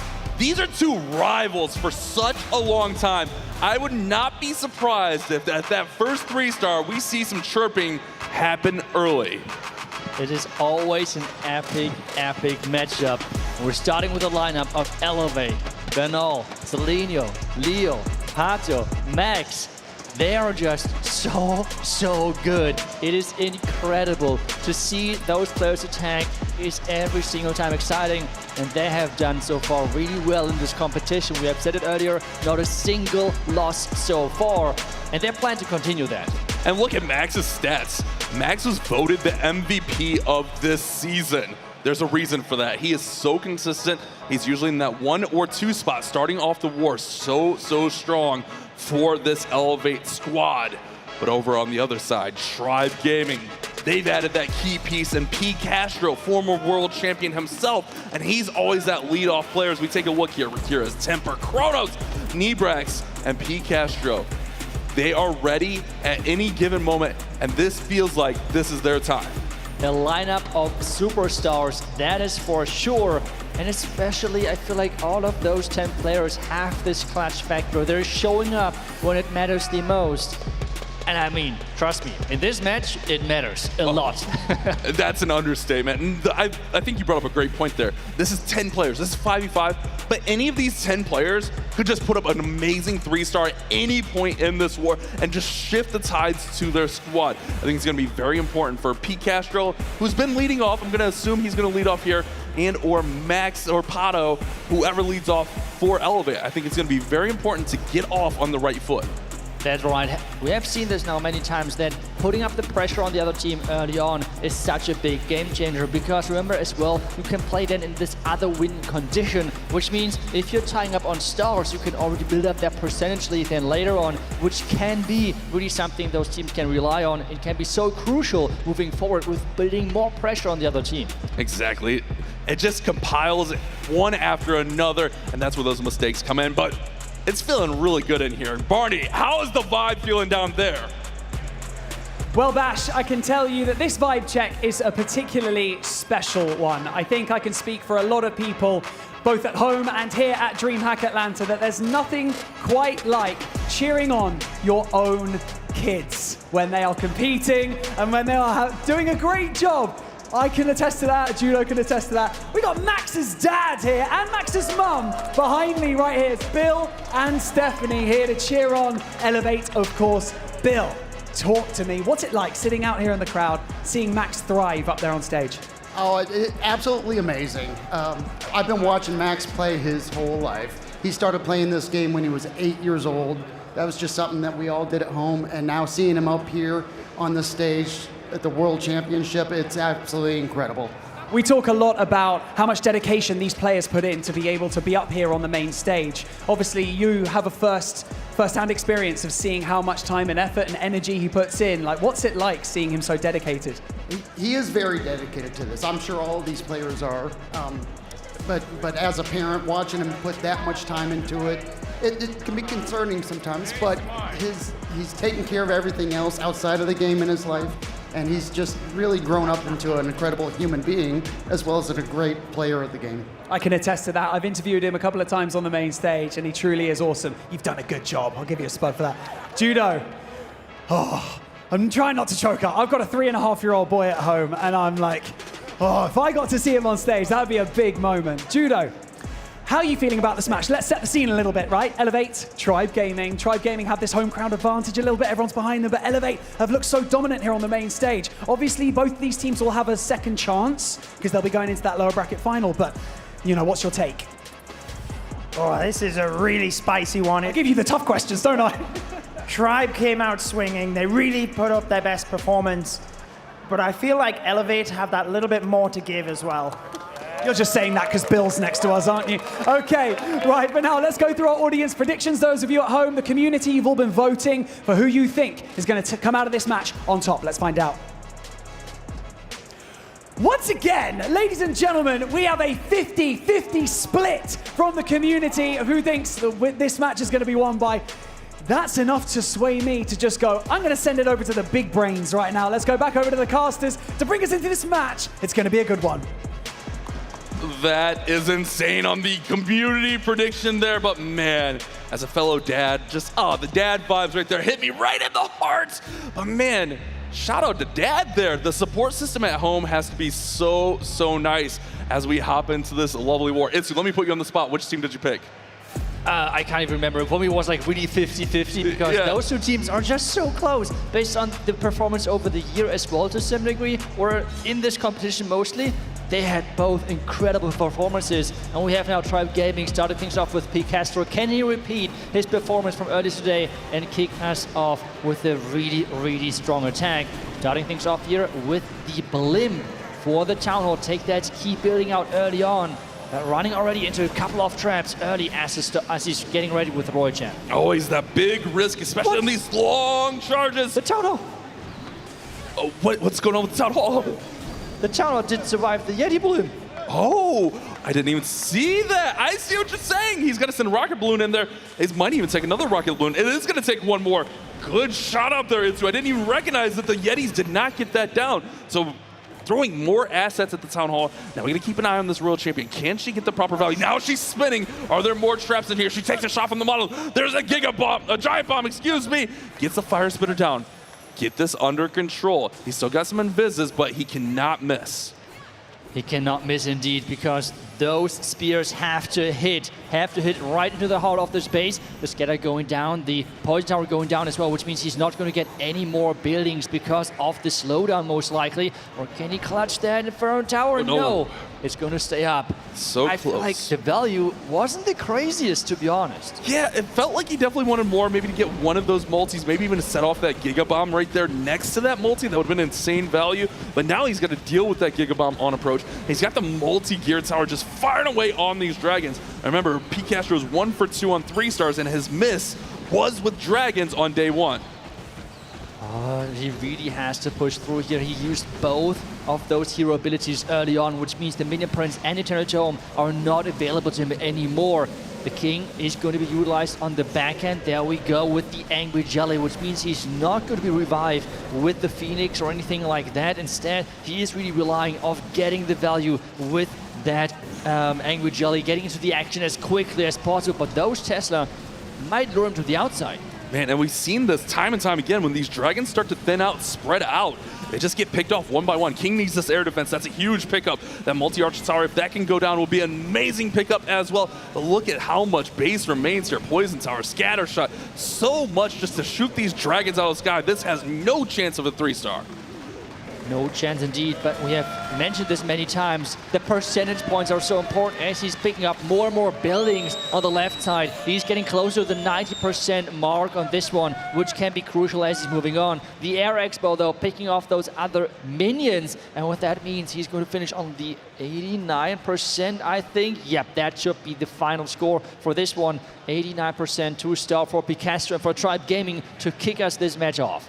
Very, very respectable percent, but at the same time, you're hoping it's a little bit higher. His last dragon attack was 96.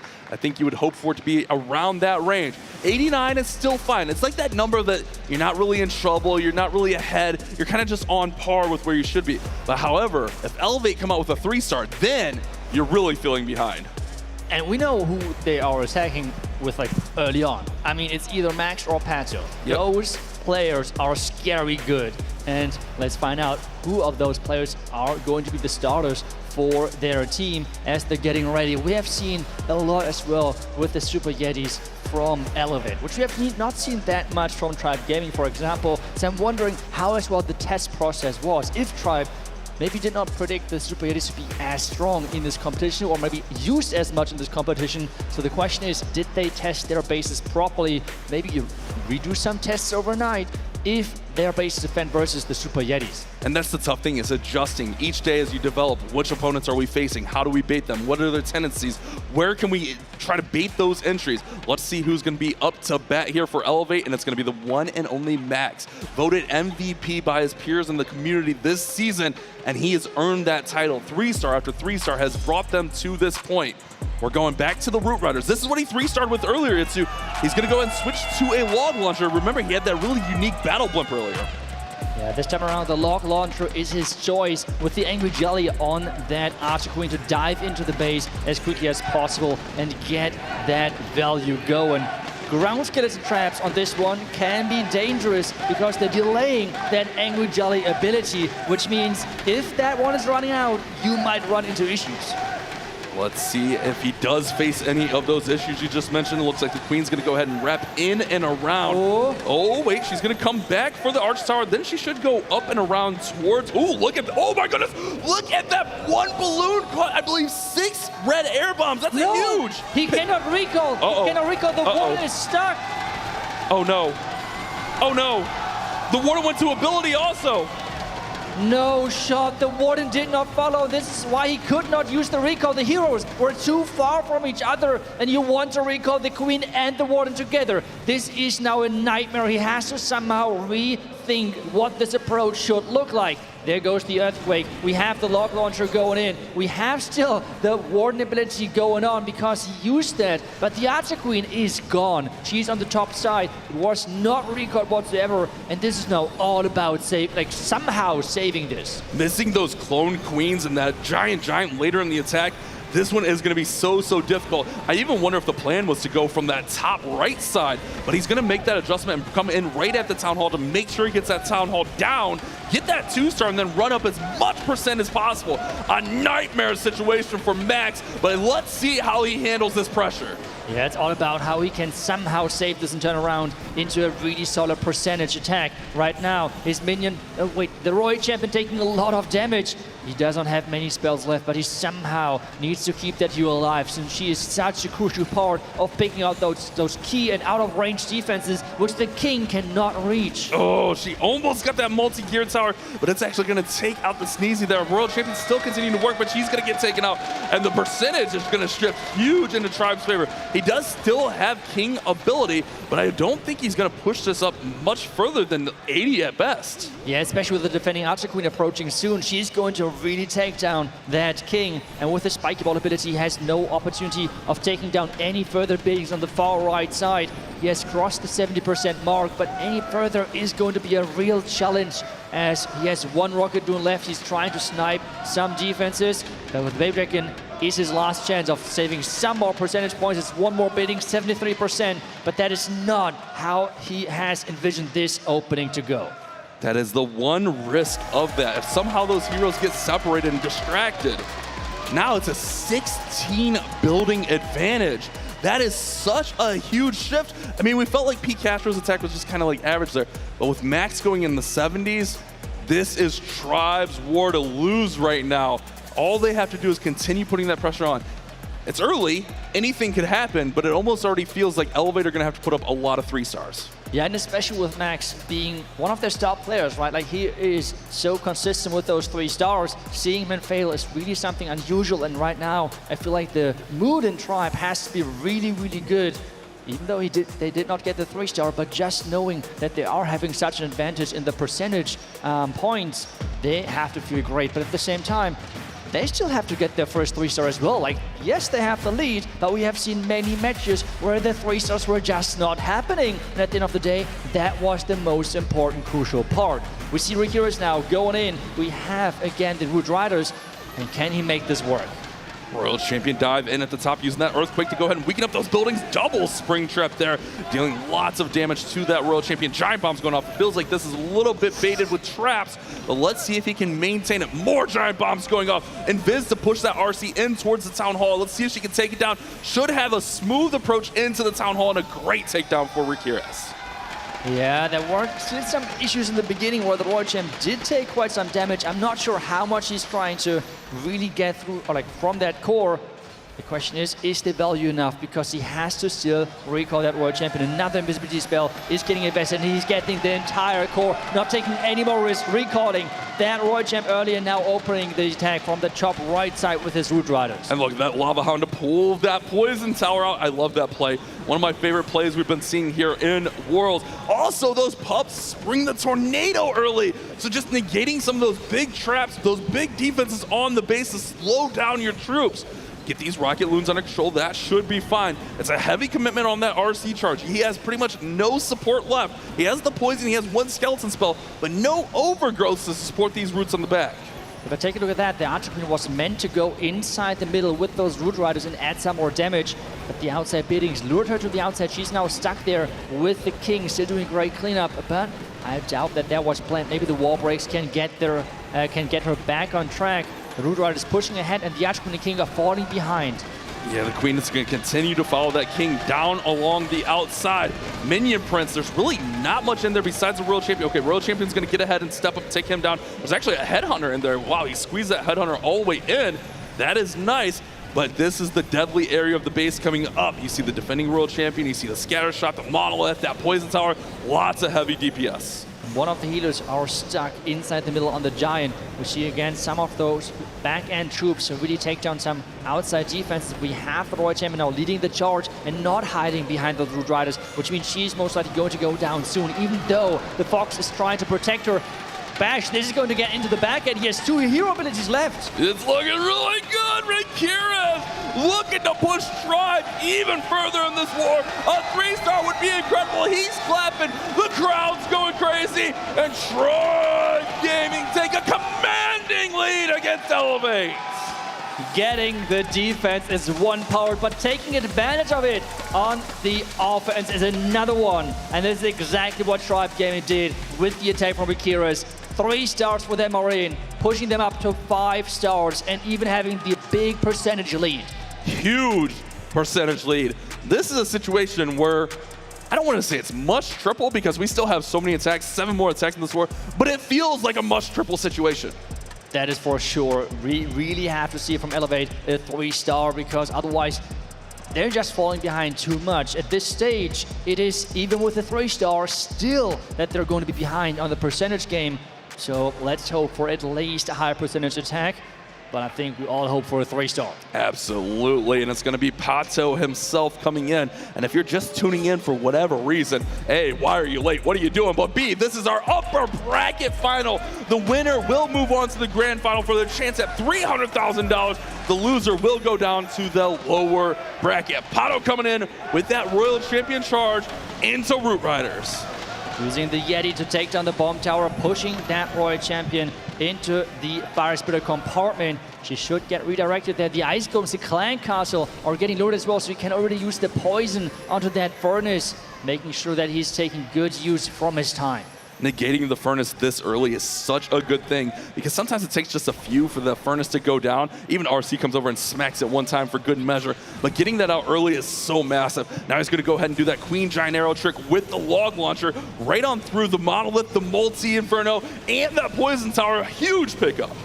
This looks like a really solid opening, the log launcher, really making sure that those heavy hitting defenses are getting taken care of early on and have no chance of impacting the attack. We have now the push with the Red Mines trying to somehow deny the healer power, but the Test Loons are doing their job and keeping the healer safe. Looking good so far. Everything's going to plan, it feels like. I don't want to jinx anything, but he still has the overgrowth, which he can probably use down there near that Crusher Mortar, shut those defenses down. That's a heavy compartment down there on the bottom side, but at the same time, he still has to get this Town Hall under control. Can maybe use that Royal Champion's ability to swing those Rocket Spears in there. Actually, Yetis are trying to get through there, but look at that, the Invis Tower regenerates, so the Town Hall will be invisible again. Oh, the Town Hall, there goes the Invis Tower. Okay, the Town Hall staying alive. Keep firing at those troops. The defending minion prince going down quickly. Overgrowth at the bottom side, trying to redirect the troops to the Town Hall, but nothing is going there. The boogers won't be enough. Pato, but the Queen and the Rocket Spear are saving the second star. That's for sure, but 3 stars are still up for grabs. Still a lot of work to be done, though. Great freezes down there. Shut down those defenses. Those are the hardest hitting defenses on the base. Royal Champion still pretty healthy. Catches a spring trap here. Queen already went to ability, so that is not usable. Here comes the tornado trap, spinning things around. What do we have left? Ricochet can, multi-arch tower, scatter shot, Queen, Expo. That's a lot of defenses, and all he really has is the King here with ability. A couple super Barbarians, but I don't know, man. This is going to be close either way. This is not going to be a really one-sided attack, but he has the time for now. The King is coming in clutch. That's huge. He is taking down the defending Queen. Can he take this somehow? 30 seconds left. The minions in the core clutch. Being patient on this spiky ball. Come on, Pato! This is the chance to set this war apart. Come on, come on, come on.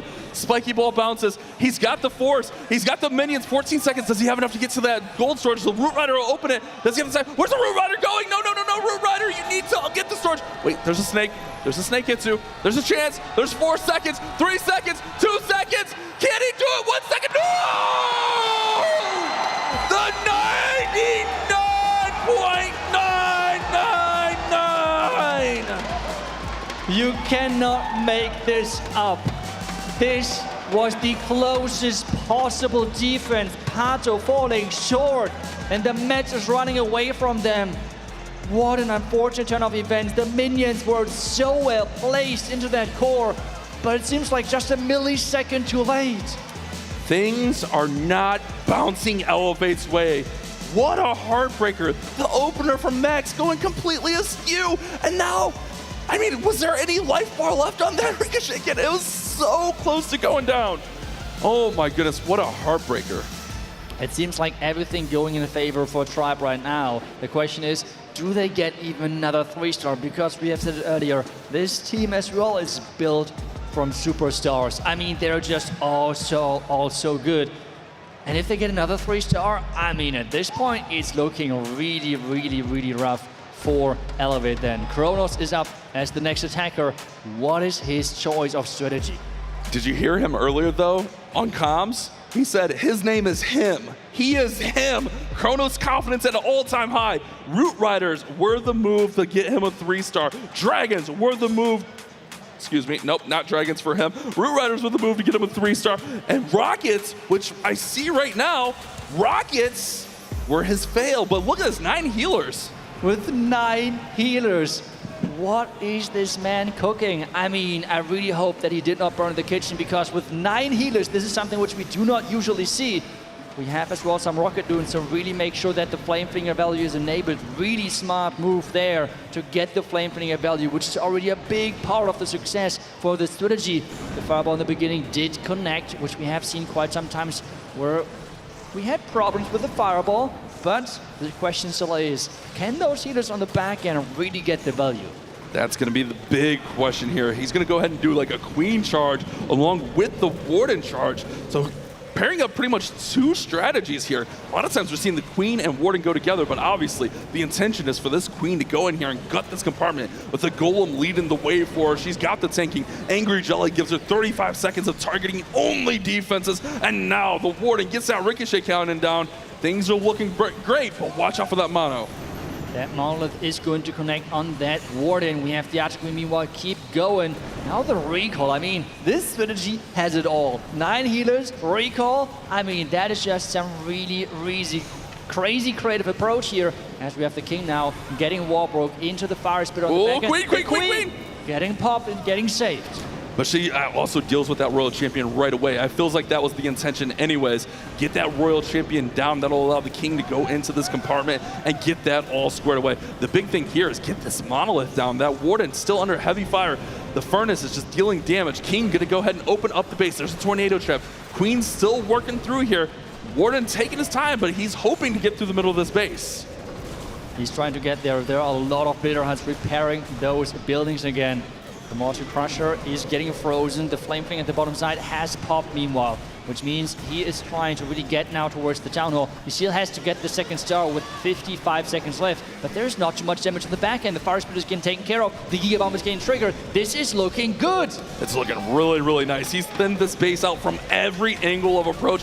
World Champion even gets some pot shots there onto the Town Hall. Now the Warden taking shots onto the Town Hall, following the World Champion, and he's already celebrating. He's already confident. Itsu, this is Tribe Gaming's war to lose.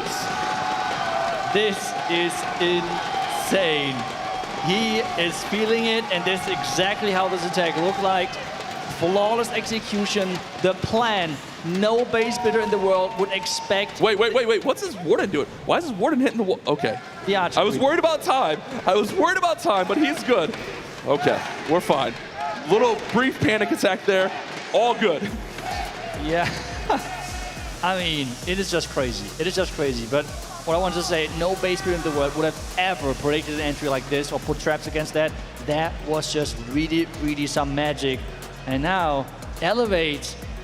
I mean, we have said it earlier, this match could run away for them really quickly, and it seems exactly like that. Yes, they were quite unfortunate with a 99.9%, but still, even with bad luck, they have to 3-star if they want to stand a chance. They're still alive, technically. With that 99, it helps out the percentage game. If they can get, they pretty much have to 3-star out, let's be honest with themselves. If they can get some 3-stars on the board and then hold a couple of defenses, depending on what Tribe do on defense, I mean, those 3-stars, that's 100%. That adds up quick. That's right, and Leo is in versus the base from Kronos. We see another Root Rider attack with 8 invisibility spells, which means that Roy Champion needs to get the value. Any traps early, and this could turn into a really, really big nightmare. This crowd is going insane right now for a defense. But Leo, a very consistent, very strong attacker for this squad. We know that he can get the job done. He got a 3-star, and he was so close on his other attack with a 97%. This is his go-to strategy, it feels like, and he is so good with it. Oh, traps are coming up. There goes the Roy Champion ability. He's trying to get that core. The Earthquake ability is there, but I mean, he's going to redirect, or has to redirect, because that Roy Champ going to the outside now. The recall is there, and I feel like the value which he was aiming for, I'm not sure if he's got it, because that Mortar Crusher on the back end and not the full Clan Castle lure is going to be a really big issue. Yeah, that's a lot of damage. It's a lot of damage, but he's got to get this Queen under control. She's drawing the fire from those Valkyries. You need those Valkyries in behind the roots, and that Queen is just stuck behind a wall. Just nothing will go Elevate's way. Those Valkyries are just stuck up there fighting the Queen, and now they're going to continue into that compartment. You just lose that firepower. He's making his way through the Town Hall now, but man, that is definitely a devastating blow to this attack. And even worse, the healers were stuck on them as well. Those Root Riders have no healers on them. This is why he has to use that Eternal Joe ability right now to protect those Root Riders, which are still there. The Queen turning around, trying to protect those healers from the Ice Golems. But this is making things even worse, because the Root Riders are pushing ahead, but having no damage behind them. The Warden going down, and as you said it, nothing is going Elevate's way. They are struggling versus the bases from Tribe, and they cannot really get their feet into the match. When it rains, it pours, and then nothing is going Elevate's way this way. It feels like destiny for Tribe Gaming to advance to that final. It's been a storyline for years now. Can Tribe get it done? And right now, we're seeing Tribe is confident as ever, and they are performing at the highest level. It really seems like fate. They are on the way of making it to the finals. They have been so close to the World Champion title so many times. But is it maybe this year? Is this the year for Tribe to win their first title? And at the same time, do we have the first ever player winning 2 World Championships in the Clash of Clans history? There's so many opportunities. If any team but Millesime win it, we're gonna have a repeat champion. So Millesime can still play spoiler to that, and we have a lot of tournament to go. And this is gonna decide our first grand finalist. But the loser of this has to go down to the lower bracket, where they'll play the winner of Repotted versus MMG later. And I wouldn't want to play either of those squads right now, especially coming off a loss. That's right. It is not going to get any easier at this stage for neither team. But we have the next attacker getting ready. The ball is back on the tribe side, which means I think Nibrax is going to be the next attacker, as Temper usually is the finisher for them. And I mean, Nibrax, we all know it is. I mean, let's see if he's going to throw me off, but I'm saying he's the dragon. He's going to be using dragon. Yeah, I write it down with dragons every single time because he's the dragon whisperer. Let's be honest with ourselves. Look at, wait, 4 bowlers. Are we going to see some bowler bounce here? It's just some old school bowler bounce. We saw a blizzard earlier. If we see a bowler bounce, this world has everything old school.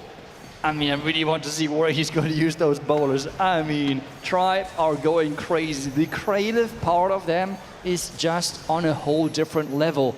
And this is really showing in their success so far. We have now the Royal Champion charging in towards the town hall. The active ability is getting used right away.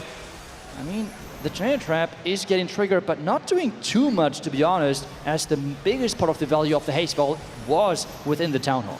Yeah, I mean, did maybe waste a few seconds of that haste, but it was still fine. He really wasn't under too much pressure there. But the big thing is, can he get the value that he's looking for here? It feels like he wants her to go into the core. Maybe not, because he's not trying to redirect her that way. She's going to go to the exterior, and then she's going to go down this line of Mortar Wizard Tower, and he's not trying to redirect it, so I think he's okay with this.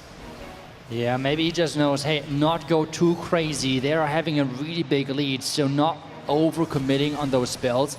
That is totally fine. More spring traps are around that area. We have another invis. Royal Champ running around, not really sure where to go, but with no more invisibility spell left, she's going down, and now it's all to the dragons, and still those 4 bowlers. Yeah, where do we see these 4 bowlers coming? Maybe to accompany the king on the outside? I'm very curious about it, but here comes the king, here comes that barracks. Looks like he's just setting the pathing for the dragons to come in from that bottom portion, which that's how you normally do it with this attack. You kind of split where the RC went in. Bowler's still in pocket, but all the dragons are in. The king is in. Let's see how far Nibrax can get against Bernal's base. Let's see how far he can make it. We have a lot of troops coming in from the top. They tried to snipe this together inside that second layer, which did not work out with those rocket dunes. They were redirected. We have the huge push of dragons now countering that core, which did stay alive from the Royal Champion charge. The minion price ability has been used and has been slowing down those sweepers. We see the bowlers back in air defense. Is it working? Yes! Wow, great pickup there for those bowlers. Getting that air defense down. However, most of the dragons are taken out, but the minion prince is still going strong there in the middle of the base. And as we mentioned, they have a huge lead. So this one, even though it's not going to get through, they're up on percent. They're up by 2 stars. They are in a very, very comfortable spot. Really, Elevate needs to go ahead and get a 3-star to put the pressure back on and make Tribe make a play to finish off this war. That's right. Getting those high percentage 2-stars at this point is already a really good player for Tribe because they're not relying on those 3-stars anymore. They have already 2 from those 3 stars, and this means they're looking really good going now into the last attacks on this match. 94% is even a really, really high percentage 2-star. So for Elevate, it's looking rough. Firm handshakes all around for Tribe Gaming as Nibrax knows that he got the job done. He did exactly what he wanted to. That was one of those attacks where it's like, this is a good plan. We're going to send it in. If you triple, amazing. If not, it's going to be high percent. We're going to be beautiful.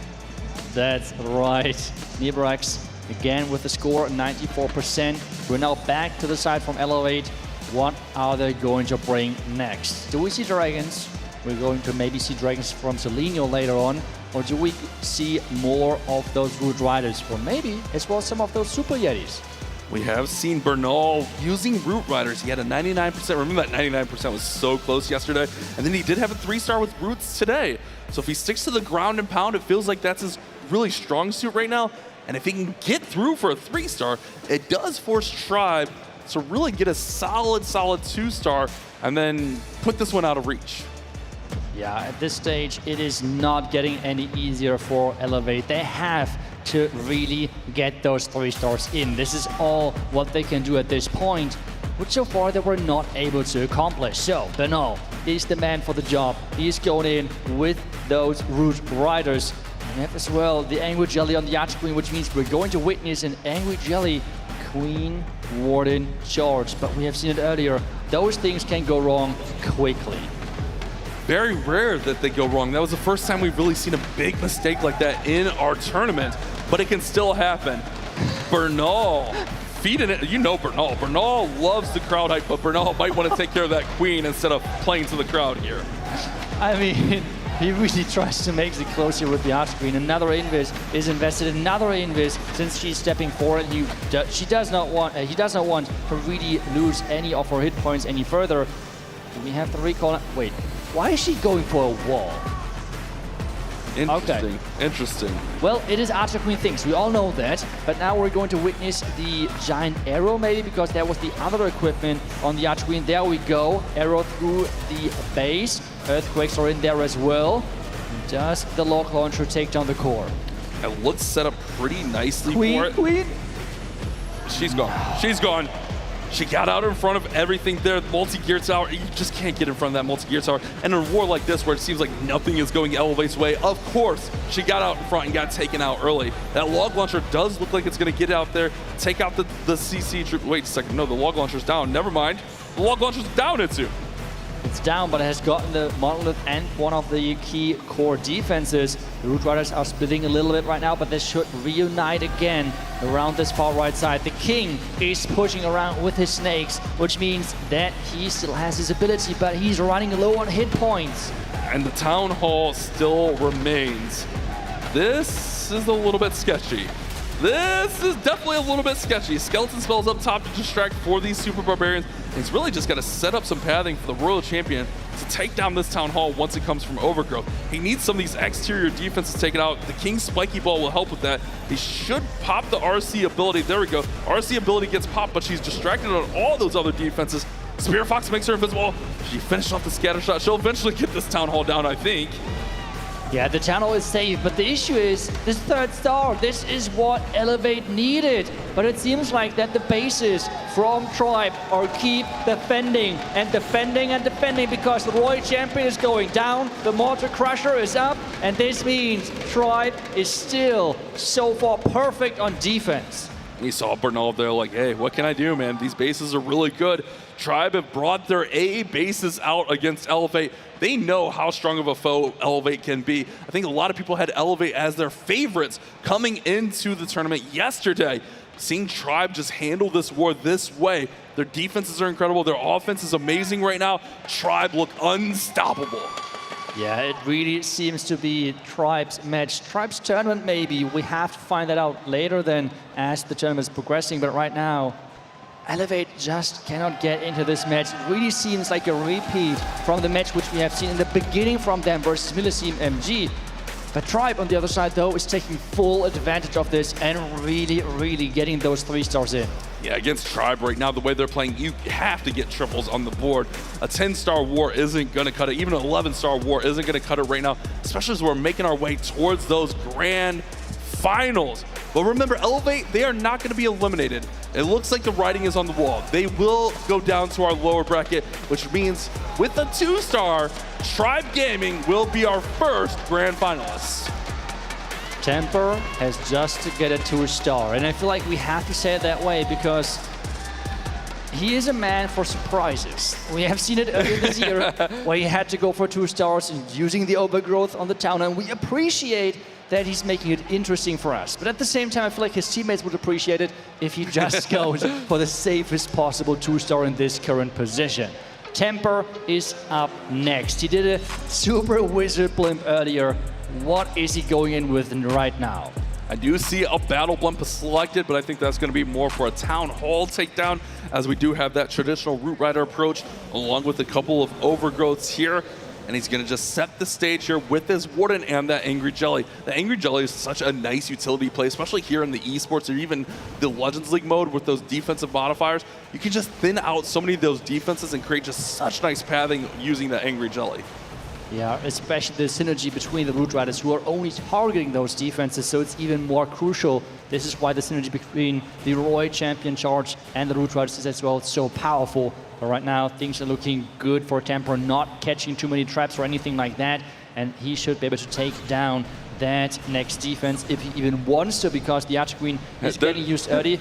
There's the overgrowth which we were talking about, but I mean, he has still the blimp, okay? Yeah. but of course, Temper's got to add a little bit of spice to the final attack of the war. All he needs to do is get that Town Hall. But guys, when he's overgrowth in the Town Hall, no troops, no heroes, nothing can target that Town Hall until the overgrowth wears off. Yeah, let's wait for it. There we... Okay. Whoa! We're only red man. I was a little bit afraid, not gonna lie. If there was a random double black man on the outside, I mean, that would have been wild. But getting the blimp to the Town Hall, the Yeti Mates with the rage should easily get it. There's the overgrowth to make this blimp even safer, as the Hog Riders are now going to the core as well. But the first star is secured, and he's looking good for the second one. 10 more buildings, and Tribe Gaming will secure the victory. And Temper, one of the best anchor spots in the game. When he needs a triple, he can get it done. But also in this situation, he is one of the best at getting those safe 2 stars, even when he overgrowths the Town Hall. And there it is, the second star secured. Tribe Gaming take down the Titans and elevate, and they will be our first World Champion Grand Finalist. And what a way they have done it. I mean, that was just pure domination from them on offense and on defense. Temper in the end playing it safe. And I mean, he's still looking good. He still has the king, he still has the queen ability, the rocket spear of the Royal Champion just ran out, but there's not as much base left. Can he even still pull through and get another 13 scores for the Tribe? That's the best thing about these 5 spots, when they just need the 2-star. And it's still got a chance to 3-star. That's how good these pros are. Their safe plans have chances at 3-starring, and that is so, so impressive. I think it may run out of gas here with that ricochet cannon. Oh, wait, he's got a wall breaker over there. Wait a second, he's got it open. King Spiky Ball, it's done. It's a 3-star. What am I talking about, Insu? It's a 3-star for Temper. Of course it's a 3-star for Temper. They are just delivering and delivering those 13-star matches. Results other teams are just dreaming of. Incredible showing by Tribe Gaming in their home crowd. I mean, that was just impressive. Elevate though with the last attack of this match. And I feel like they want to finish strong just for the momentum, because remember, they are far from being eliminated. They are dropping in the lower bracket, and they still have more matches to be played. It almost feels like this NA crowd has adopted Tribe as their team. You see the crowd just going crazy. You see the Tribe jerseys in the crowd. Just huge fans, huge support for Tribe. But Elevate at the same time, they've traveled really well as well. They've always got a solid fan base. Look at that. There's all the Tribe fans there in the audience. So here's what's going to happen. Selena will attack. It's not going to matter. That will push them down to the lower bracket. They'll wait the winner of our next matchup, which is Millesime MG versus Repotted Gaming. Meanwhile, Tribe Gaming, they go on to our grand final, and they will await the winner of whoever Elevate has to face. But remember, Tribe will have to lose twice. That's right. This is why it's such a big advantage. Getting to the finals from the upper bracket, having the second still alive in that finals is such a big difference maker. We have now Selenio going in here with the Super Yetis. Can he finish strong for his team? That is the big question. We have that Warden Walk to funnel things in the beginning. He's trying to take advantage of not too many storages and touch in front of those defenses to get a really quick funnel. They're running into early on traps. A little bit of traps, slowing things down a little bit, but the Warden doing a great job. Going to go ahead and rage him up, take down this Royal Champion. Was going to deal that extra damage. Ooh, baby, he's barely hanging on there, but he does get it under control. The Expo, the scatter shot, there's just so much damage coming in, and you see all those storages just stacked around the Town Hall. Getting to and through that Town Hall is just going to be a tough task.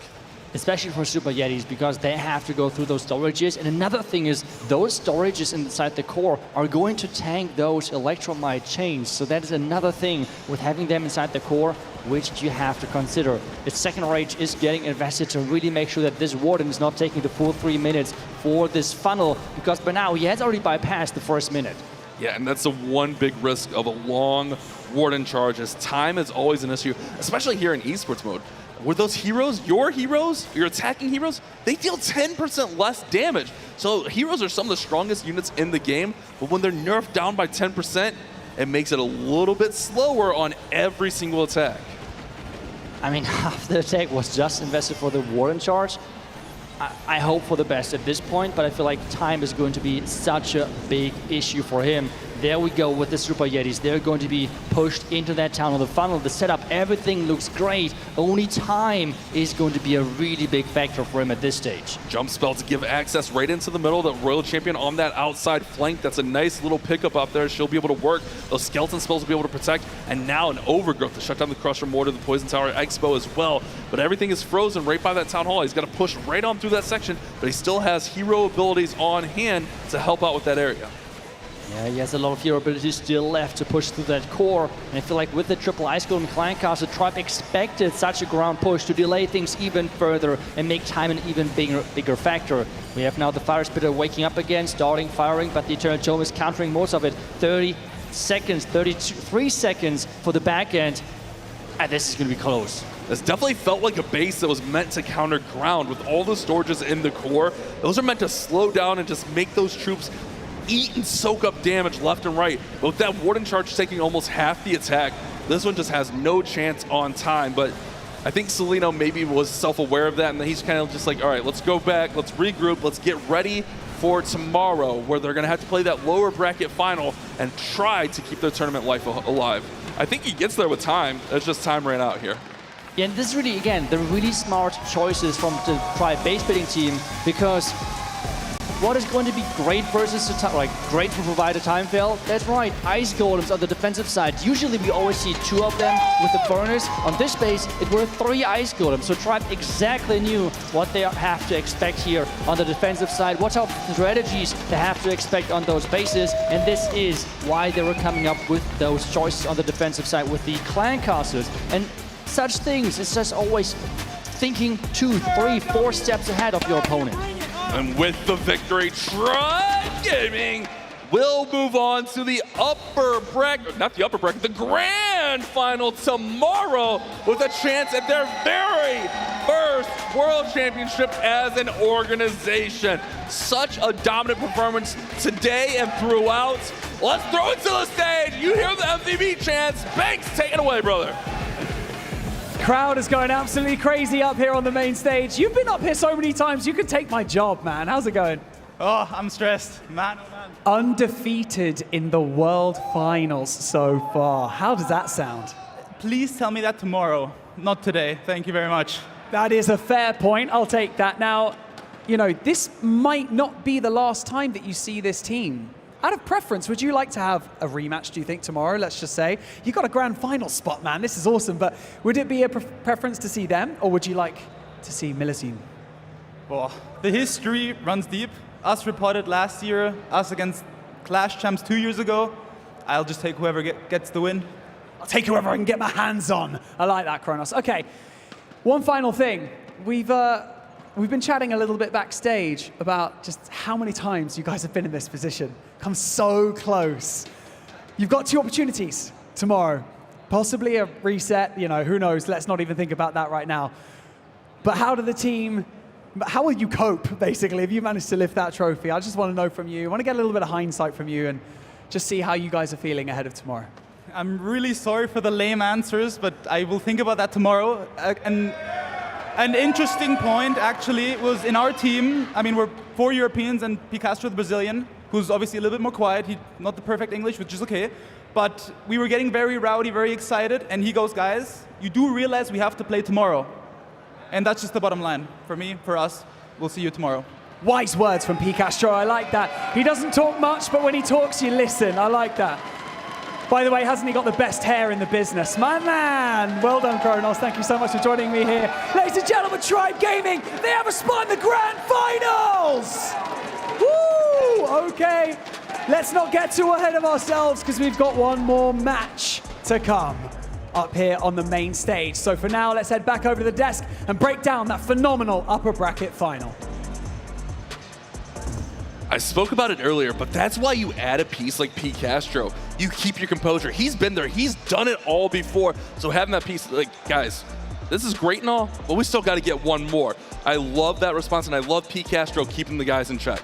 Yeah, it was such an impressive performance that came in from Tribe Gaming, and they were able to get it done, move on to the grand finals, and just an unbelievable performance. And they have just guaranteed themselves at least a second place finish. That is what happened last year, and they are looking to turn that one around. They have been coming close many times over the last couple of years. So the question is, really, can they push it a little bit further? In this match, they did it for sure. Take a look at the match results. 10 stars from a super team like Elevate, which I feel like have done so well over those different matches over the entire year with winning those qualifiers as well. And Tribe Gaming really showing up when it matters with 13 stars, which is still a really rare result. And everything went Tribes that way. You brought up last year, Carbon, but Tribe kind of almost lucked into that final, and they kind of like squeaked their way in. This year, they are dominating. They have commandingly made it to that final. They'll have that extra life, so to speak, out of the best out of 3, essentially. All they have to do is win one more war, and they are world champions. One more. That is what is on their plan. It's such a tough war to do because you know the team that's going to be coming from the lower bracket, which could be Elevate, will want to win, force that bracket reset, and try to take it. Any mistake can cost you there. But I saw that attack from Kronos, and I just said we had to break that one down. And Itzu was calling out the 9 healers. So let's go ahead and jump into this attack and show you the plan that he came up with. To start with the 9 healers, what you want to do is, in this case, try to get the Warden value. So notice, again, the 9 healers that are down to the bottom side down here. And then he wants to use the Warden Fireball to this edge. He already has the Invis down so that he can get the value. And notice what he does here. Invis, Invis, Invis. And then Warden Fireball right through there to take out that value. So the Warden is going to be able to take down that. Then the rest of the healers is going to be with the Queen to the top side to be able to move her way through the side and around this base. But there's multiple sections happening at the same time. So the Flame Flinger is going to be down in this bottom compartment down here, so it can try to remove all of this value. So that can go down from the Flame Flinger. Warden can then charge his way from this area like that. Now the Queen is going to be responsible for this section like that into here, and then recall her, redeploy her, and she's going to take here. So he is coming through in all different sides of this base. Flame Flinger is looking healthy. It's not challenged whatsoever down here, but the key to this attack is keeping that Warden alive. He cannot go down. If this Warden is taken out, the attack can fall short, and this could have been a risk of a 1-star because he ended up leaving that Town Hall up to the very end. So there was the recall right to the top side of the base. Queen is no longer in this section. And then we have the King. We have a super wall break right down here. So the King is trying to clear this compartment to help grab that. And here goes that Queen. She's also coming in this section as well. But it's all about pushing this Warden right through here. And notice he also has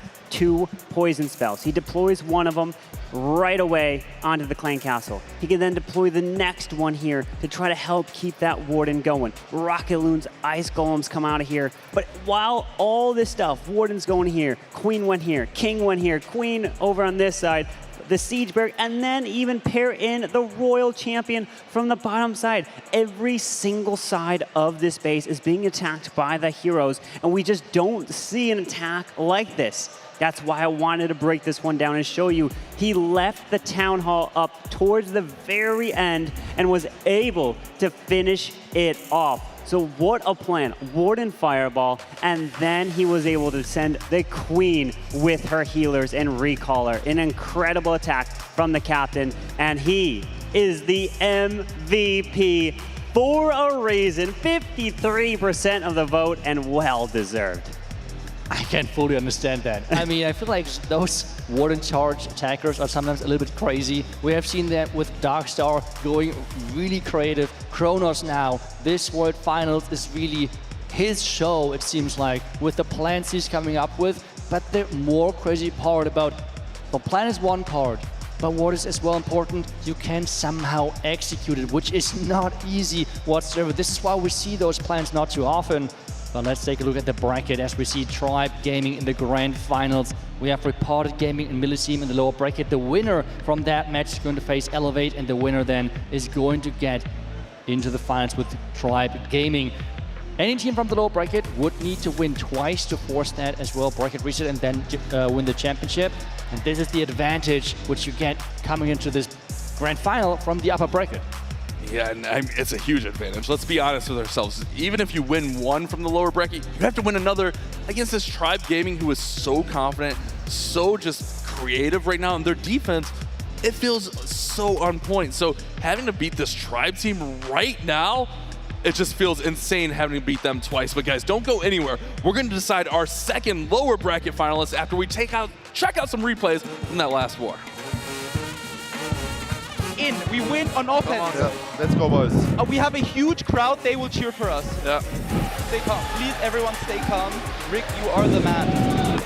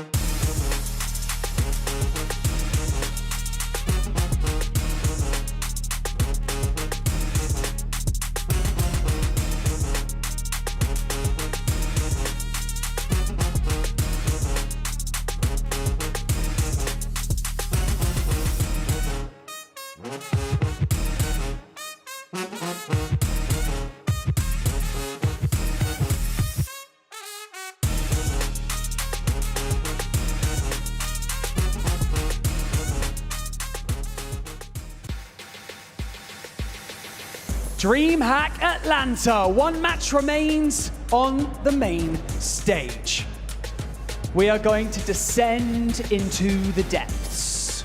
It's dark, it's cold, and there's a little glimmer of light in the distance, otherwise known as the lower bracket. It's tough to get out of this one.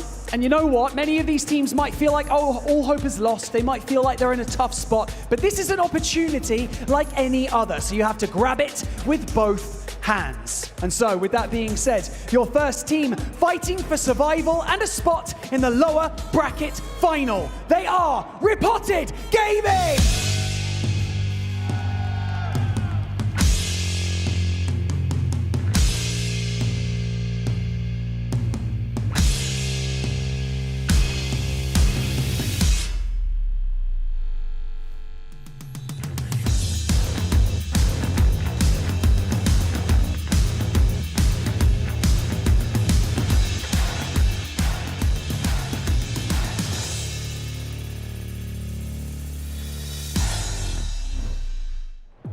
They are Leo, Emir Khan, Einstein, Philip, and General X.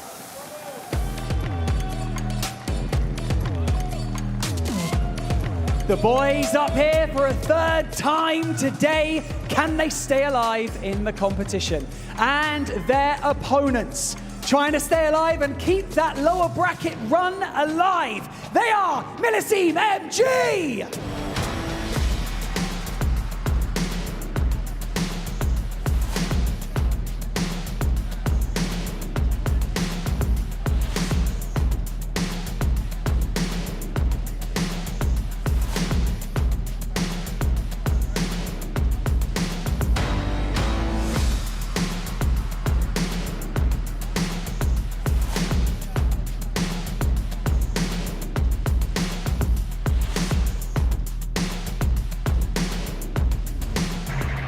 They are Isma, Mr. C, Addy, Anat, and Nez 4X.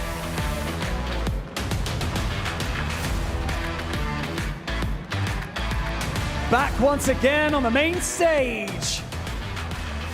Look, everyone, you know the score. One of these teams will advance to tomorrow's lower bracket, and the other one will save some seats in the audience for them tomorrow. I know that felt a bit harsh, didn't it? Harsh but fair, let's be honest. Right, it is time for your last match of the day. It is the lower bracket match that will see through into tomorrow's lower bracket final. One stays, one goes home. Let's go, it's Carbon and Judo Sloth. The defending champs versus the last chance qualifying team here. One wins, advances to the lower bracket final to take on none other than Elevate. Wow. They know that it's gonna be a tough road, but they focused for this match right here, Judo. They certainly have. Repotted Gaming bounced back from their defeat incredibly well in their last matchup. MMG as well, unexpectedly to be honest, put up a great performance to get the victory as well. So this one will certainly be an interesting matchup. Yeah, with their captain right there in the middle, General X, Einstein, Philip, Leo, and American. Will we see the 3 stars coming in multiple triples? Because the teams that have been winning have been putting up even 13 stars. That is almost what's required at this stage. Or is it going to be a defensive shootout going 10-10? Really don't know until the action starts. One slip up. And just like Barney said, you could be sitting in the crowd watching the grand finals. Oof, I know. It was harsh, Barney. We talked about at the start of today, Repotted Gaming, they feel like they always put up that 11, 12 stars. They always get 1 or 2 triples. Last war, they put up more than that. But that also feels like where Millesime MG are right now as well. They're getting 1 or 2 triples per war, but they are struggling to find their feet a little bit and get those high scoring impacts. It was Addy who was able to step up for them in their last match. Could it just be a matter of fact as at least one Millesime MG player takes that step up for them, gets that triple for them to help it advance to the lower bracket final? Nes4X, he didn't get it there, but it's, you know, in that situation, it didn't matter there. He just had to go for the 2, save it, and that's a different mind game. When you know that you just need a 2-star for the victory, you can completely change your plan. But of course, knowing that you have a player like Nes4X to help be your closer, it's just gotta be an amazing feeling to know you have the anchor to help your team out.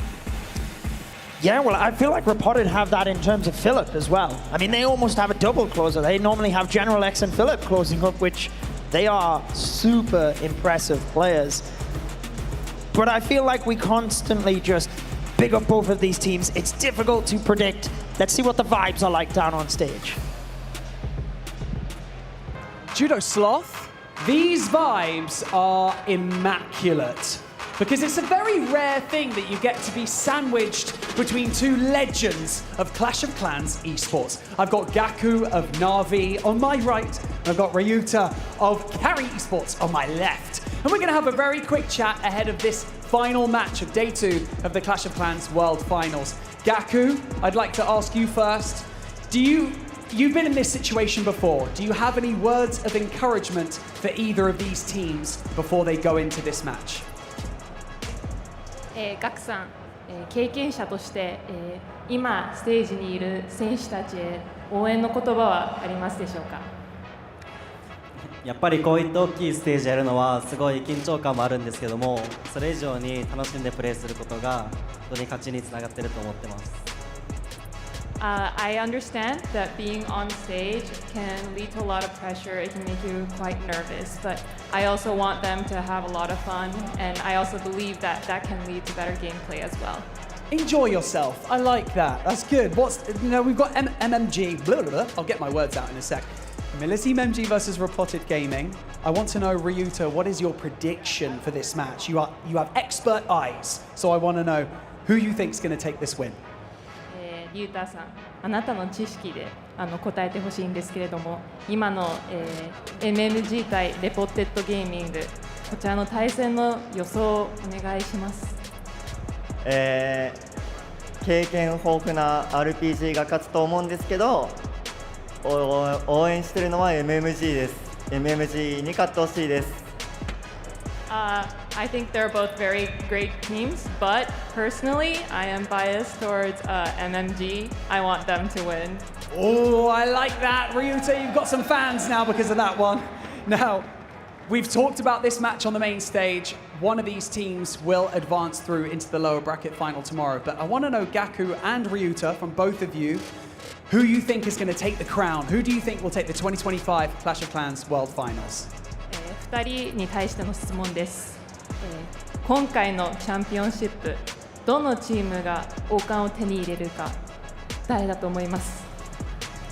個人的にはトライブゲーミングがこのまま優勝すると思ってます。I think I understood that one.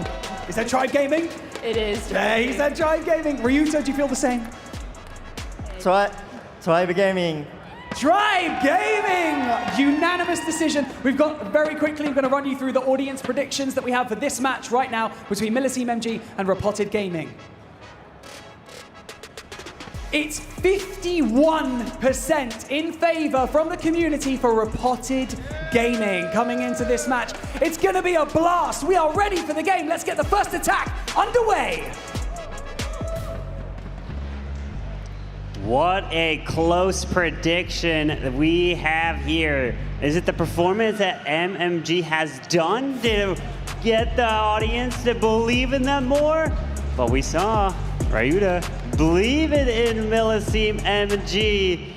They've got their fans ready to go, but the defending champs are not going anywhere. They are gonna bring their best to try to make it back to back. Because if Repotted Gaming win this, and then if they make it back to the finals, we have a repeat of last year. Never even thought of that, Carbon, but let's dive straight in here. Mr. C from America here himself. Oh my. What? You could see the surprise. I was just leading him into the attack. He's speechless. I mean, what do you say? The heartbreak there of losing the RC so early. He's got 6 invisibility spells that are now really difficult for him to use, and he's not really going to be able to get much value with that recall. This is majorly thinking on the fly now. Yeah, unfortunate. Maybe he could have deployed the queen somewhere and then try to recall her at that point because he's got that spell for funneling. But now it's all about trying to react on the fly. But the funneling, yeah, he's trying to reroute the routes to the town hall. So he uses the double invis. He will have to poison up this clan castle. At this point now, he's into 2-star recovery mode. Once you lose your world champion like that, the attack hopes for getting that 3-star pretty much fly right out that window. But he's continuing through in towards the core of this base, taking a lot of damage. The troop launcher launching those shots, but the queen has decided to move all the way to the left to follow his king. Yeah, I really like the use of the invis to direct them to the town hall, make sure that he could at least lock that up. But the problem he has is there's no damage behind the Root Riders, so he actually decides to recall the Grand Warden out of there, place him over by his other heroes where he does have a bit more damage, just allow those Root Riders to go down. Unfortunately, the monolith is still up, and he can't target that at any point, so the Warden will eventually get locked down. He's going down, tries to keep him alive, so the Rage Gem can continue to benefit his heroes. But unfortunately, this is going to be a low percent 2-star. If you lose your Royal Champion that early and essentially swag all those invis, it is not a good sight. Mr. C, unfortunately, not able to set the tone for their match. And Repotted Gaming, Leo gets a fantastic defense here. And most likely, Leo will then try to respond right away as he is usually the first attacker for their team. And what an opportunity he has here to put Repotted Gaming in the lead, whereby the war is in their hands and they can just decide their own fate at that point. Is 65% 2-star it is for Millesime MG. It feels like a gut punch right there, especially after all the attacks are in. That may be the difference maker for all of the attacks in this match here. So Mr. C, he's got to put that out of his mind, and he has to go and completely change his mental state to help his teammates. Make sure he tries to help spot anything that they don't see, be that spotter, help the plan in the attack, because they know that they're going to have to make a comeback after that percentage, because they most likely at that point won't win in percentage game. It's difficult, isn't it? Because all of these players put so much in, so you can understand the frustration. But like you said, right now, all he can do is try and help his teammates to have the best plans, spotting them in the background, do whatever it takes to work as a team to try and grind out that victory. But Leo of Repotted Gaming is looking to take advantage. And that's one thing you don't think about. Really, when, let's say, Leo's attacking and then you have a spotter that calls something out, it could really be the spotter that saves the triple, but you never know because we don't hear them. It's all about the attacker there. So really your teammates play a critical role in these attacks here as Leo is charging the queen straight on in towards this right side of the base with the double overgrowth strategy. Will the queen target into the scatter? Yes. So she goes into this compartment, locks onto the expo, and will be able to grab the scatter and pull the queen and this warden back. The warden does have the unicorn here, so he decided not to go Ingerja on the queen because he was able to still charge this compartment. So I guess he gets the benefit of a unicorn on the warden just in case if the healers were to not heal him up and go to the queen. Yeah, I was actually about to mention that about the Archer Queen having the Sneezy pet means he equally has that little bit extra testing for the healers since he didn't have to go with the Angry Jelly. Nice pickup of the defending queen there. Healers getting his attacking queen healed back up, and the log launcher now opening up things, but let's see what happens here. Queen is actually, oh no, she is going to continue down the bottom of the base, but that's seemingly what is planned so that the log launcher can rip out the little section here. Now the Root Rider's moving in at 6. Log launcher did not get hit by the rocket balloons there, but it does open up. Royal Champion has been deployed. It looks like healers have transferred off to the Yetis and near this Royal Champion, but the overgrowth onto the Town Hall and the multi is going to continue the roots to the left side.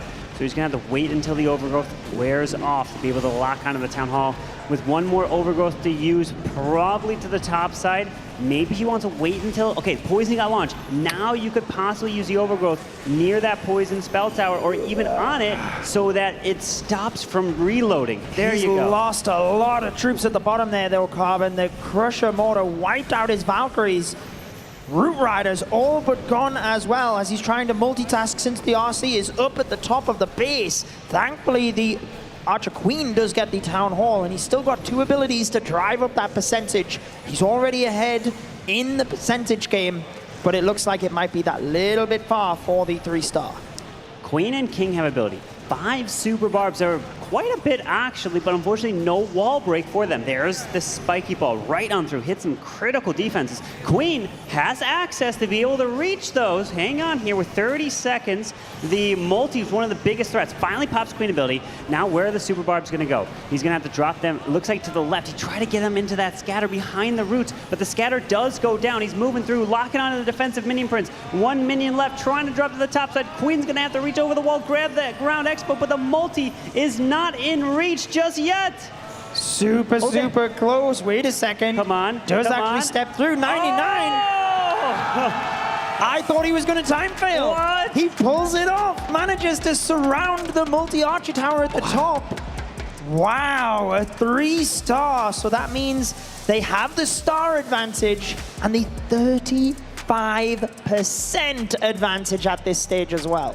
This feels like a 2-star lead at this point right now because of the low percent, which was a 65 from Mr. C. But Leo, a fantastic way to start for the defending champs. They are doing their absolute best to make it back to the grand finals.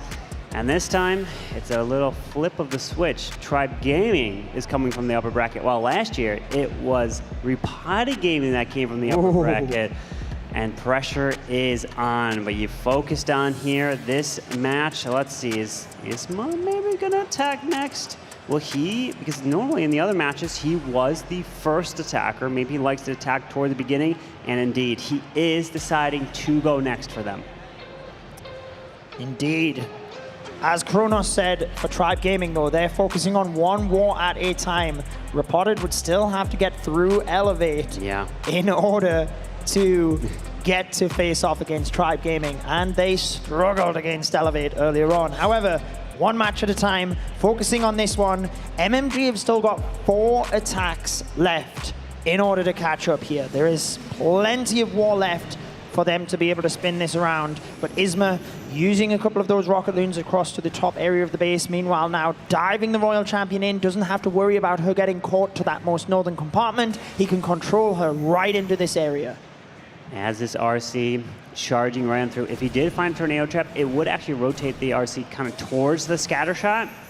So it wouldn't be too big of a deal, but it doesn't look like the tornado trap is here as he continues through.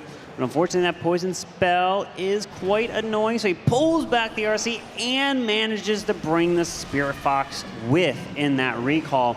But the deployment of the Warden with the roots straight to the top side, and he even is going to redeploy that Royal Champion probably up there, as the Queen is still now placed, and there is a little bit of a later deployment of the RC so that she doesn't get hit by any of the damage, and hopefully she can start to heal herself back up.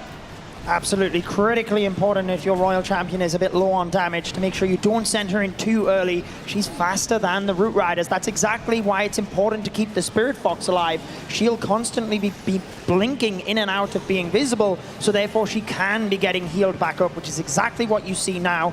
Barbarian King to the left to try and help force that defensive funnel to keep the Root Riders moving around the inside. And he does have some walls open near that town hall, so the Yeti has made its way to the town hall. Will it be able to try it? No, there's no way one Yeti can solo the town hall. It goes down pretty quickly. Decides to overgrowth the far right side. The Royal Champion now makes her way to the core, but the Ice Golem freezes her up, so she should be able to grab it with the assistance of an Invis or a Freeze.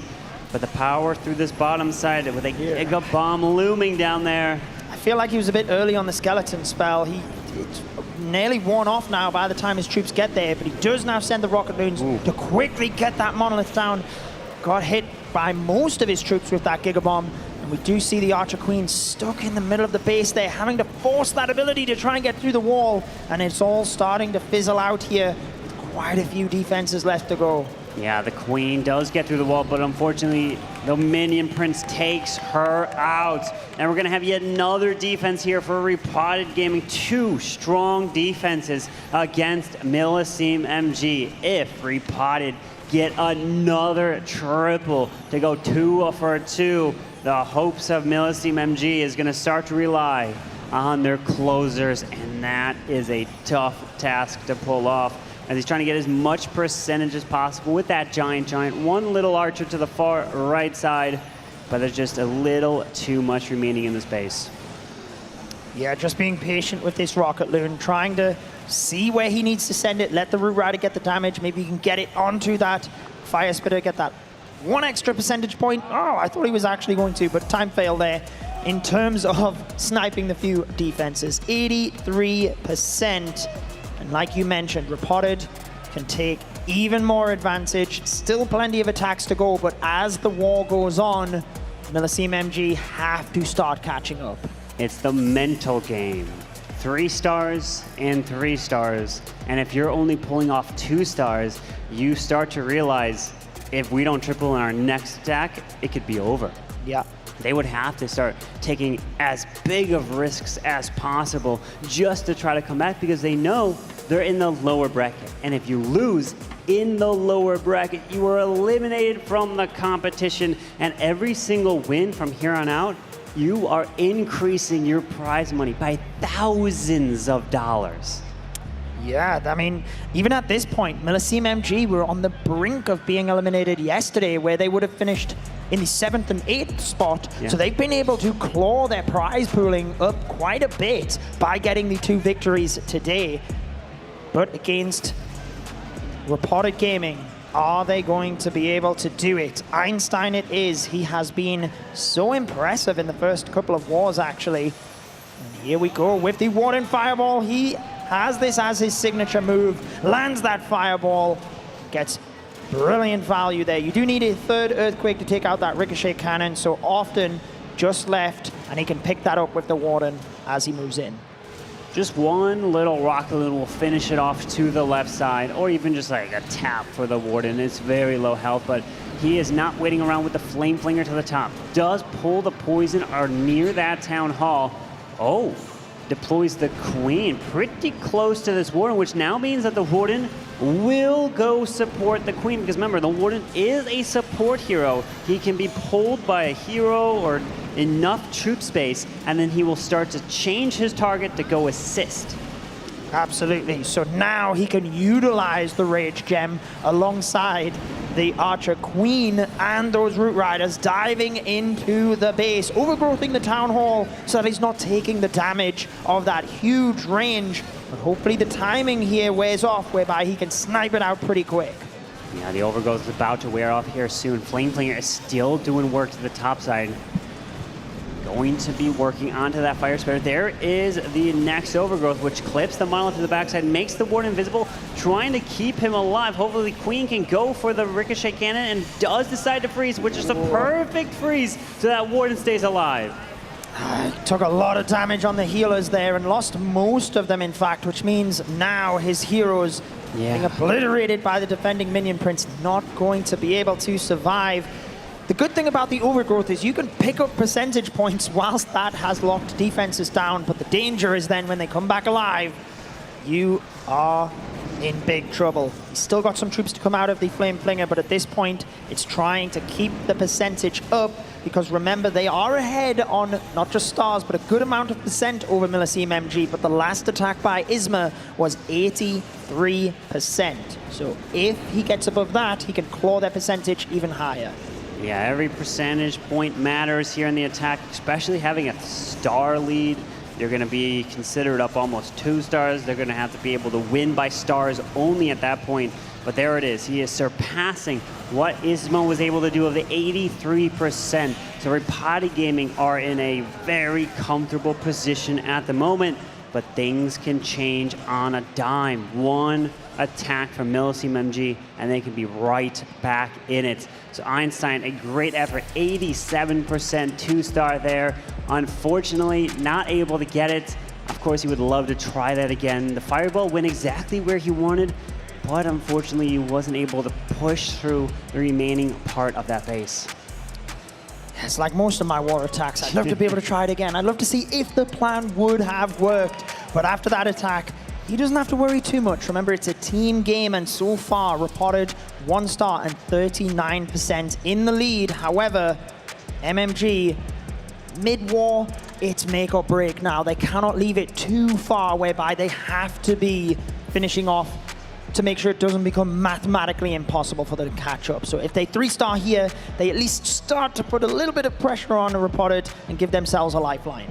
You know what, Judo? Well, maybe we should be given 2 attacks. Like, we get 2 attacks in war, maybe we should be given 4 attacks. Just if we mess up, you could fix it, just to see. Or I could just FC bases after the war is finished. Yes. I'd love to see that come in. Yes, that would be fun. Back to this one though, Addy. Rocket Loons. Let's go, Carbon. I always love to see this. Plenty of invis spells. Oh, it hits the... No. Did he not see the Tesla, or... Yeah. I mean, it was there. It popped. Yikes. But he wasn't reacting to it. He could have tried to invis.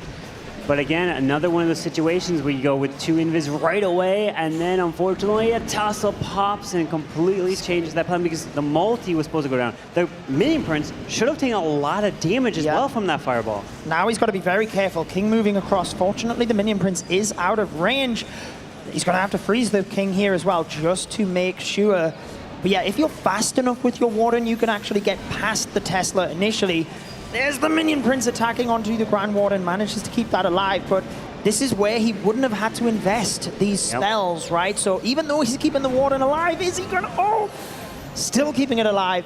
He wasn't expecting to invest what he has to take this down, and that will mean he has less further on into the raid. These archers are such an annoyance here. They are doing a lot of distraction on this one, but he is able to get through it, poisons up the furnace right there to help take it out. But his Flame Flinger is still slowly working through that right side, taking that out. But the Warden, the Rocket Loop came out. Careful, Warden! No! What? What? He's down. I wonder if he was focusing elsewhere and not sure, but when those rocket loons come over, if they get on top of your Grand Warden, then there's not a lot you can do. You have to freeze them, but he didn't have that. Even turning the Warden invisible, he would have had to wait. But anyways, with that down, he's got to be very careful getting to the Town Hall. He's got to invest these invisibility spells for the Royal Champion to make sure at least that goes down. But again, it will be another low percentage attack, meaning that Repotted can continue to drive further in the lead. Yeah, RC is now pathing to the Town Hall, pops her ability, taking that down, securing the second star. This Queen ability did go off to the far left, but the RC finally grabbing it. A couple Rock Loons trying to grab the defenses to the outside. Yetis did come out of the Flame Flinger from the far right side, still continuing trying to go over there, but finally now joins into the core. I mean, he's racking up the percentage here slowly, you know, there's not too much, so you can see. So you can see the frustration because he's so close. If he had hit the fireball and he didn't have to invest those spells, I think he would have got this. You can see the plan working. Yeah, that's it. One little Tesla can stop you from advancing in a competition like this, you know? That's why it's very critical to place your traps perfectly on those bases, because you never know what can make the difference. And look! I can't believe how far he got. Wow, what a comeback from that fireball, not getting the value he was hoping for. I mean, he tripled in his last attack in the previous match, and he came this close. One little mistake in terms of not making that Tesla invisible cost him that compartment, and not getting all that value, he definitely would have 3-starred. Absolutely, and I think it's always impressive to see, even when they don't 3-star, how high of a percentage some of the players can get despite things going wrong. We've seen that in that instance, but Repotted Gaming here to take the advantage. That's another defense technically, where they can drive themselves even further in the lead. I would expect it would be American to attack now, given their previous lineup of attackers, and it is. Let's see what he's got for us. He is up next. Can and not hold American to a 2-star. I mean, he would love a 1, but certainly would. He would. But let's see, with 14 Rocket Loons, 9 Dragons, and this is a heavy, heavy RC charge, making her invisible to start into 2 ricochet cannons. But he's got a blimp at the same time right now to the top side. Triggers the Giga Bomb, but he does unfortunately get hit by that Giga Bomb. That's a lot of damage on those Yetis. This is brilliant though, and just keeping the timing of the RC on track is perfect. And he doesn't have to worry about her being caught on the compartments to the left or right. He's funneled that with the Barbarian King and the Angry Jelly, the blimp, so the RC walks through the 10 o'clock compartment, beelines to the Town Hall, that goes down. Now he can deal with the CC, continue to turn her invisible, and he's all the way through to the Monolith. Fantastic chart. He still has more invises for this RC. She just keeps going. Grabbing the Town Hall, the Monolith, the Spitter, even a Poison and a Multi. This is the value he is looking for. The King took out a small section. The Blimp took out the top section. And look at this RC go. If she gets this Crusher mode, okay, there's no way, right? There's no way. Wait. Oh, she hadn't turned. I think she might have. But I would say it was still, that would have just been bonus. Yeah, it doesn't really matter for his Dragons anyway. Look at all of the support Rocket Loons as well to pick off air defense. There goes one of them on the right-hand side. That helps to alleviate damage. It also keeps the Dragons moving through the base itself. Lots of minions spread around the top side of the base, just making sure to get rid of the non-defensive buildings so that time isn't a factor. But that had to be one of the highest value RC charges I have seen in a long time. And that one Rocket Loon pulling the poison and a bunch of red air bombs. So a clutch Rocket Loon there. Minion Prince gets a brilliant ability. Air Skelly's coming through, but he's moving his way through this Minion Prince. These Dragons are powering their way through the section, and then even another Rocket Loon and 3 more Rocket Loons to use as he's trying to sprinkle them in around this base. Yeah, I thought he might have used them all together on one area of the base, but trying to just snipe off those wizard towers. Minion Prince continuing to charge up with the Dark Crown. He really just has to get through these multi-archer towers, and that is it. Plenty of dragons to split the damage, but they will start to fizzle fast. However, they are condensing into this area. He's still got 2 rocket loons, most likely for that archer tower at the bottom. There they come, again splitting the damage of the multi-archer tower. Can the Minion Prince finish this off for him? And yes, indeed, he's loving it. That is now a second triple for Repotted Gaming. And Millesime MG, at this point, need both a Not and Nest 4X to triple just to tie the star count, and then hope that General X and Philip get low percentages. Yes, they are 42 percentage points behind at the moment, so they would need 2 sub 80% attacks, which General X and Philip, they've been perfect so far. They are so good at Clash of Clans that is pretty unlikely. Anything can happen. I reverse jinxed an attack before when I didn't think it was going to go through. I am happy with that. I don't want to be jinxing anything here, but surely Repotted have got this in the bag, Carbon. Well, you never know. Some did say that with a previous match when Millesime MG were involved, right? They thought they were out. Fortunately, I wasn't casting. But I can only imagine what you were thinking. Yeah. But here it is. Not is up next for Millesime MG. No matter what, as long as there's still an attack to go, you've got a chance. And they're hoping that that is happening 2 times for them in one competition. Ice Golem sprung straight off the map there, so gets limited freeze value. Archer Queen taking heavy damage here and does allow the ability to go off. Presumably that was planned. A lot of the time it's not. But let's see what happens with this part of the attack. He's got the recall and he decides to recall the queens, but here's the issue. He's left the healers, so he has to deploy the queen right next to it to pull the healers there. Yeah, you definitely don't want that giant to be there at all. He didn't react at all though, which makes me think... Because maybe he's just like, you know, it happens, I just gotta keep going. I can't react to it, I gotta stay focused. As he does have the overgrowth onto the town hall, but let's see, the queen is going to the left side while the roots are going to the bottom. Everything is going wrong here. The flame flinger is still working on the top side, but this is not looking good, especially with the queen and the roots splitting and having to use these spells in separate spots, and the queen being distracted on that clan castle. Does he overgrowth to get them to the town hall, or can he redirect the RC there with the ability? Let's see what he's got in store. Well, looks like the roots are going to the right. The Ice Golem will be able to slow the RC down while the roots get out in front. Rocket Spear it is by the looks of it, but the RC is frozen, so she's going to be caught up there a little bit. However, even after he snipes that town hall and takes it down, there's just no way he gets through this base now. And we know that Millesime MG being 2 stars behind and the percentage, this has to be a 3-star, and it just doesn't look likely. No, this is not going to pull through, unfortunately. With all the damage still in the core, pops the King ability, and he knows it. King can't get there, and Millesime MG don't have that triple.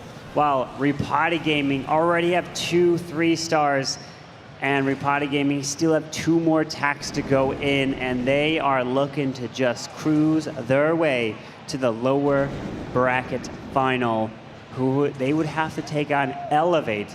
And this now means that if Repotted Gaming hold on, which is most likely going to happen, then we will, for the first time ever, have at least one individual being crowned a 2-time champion.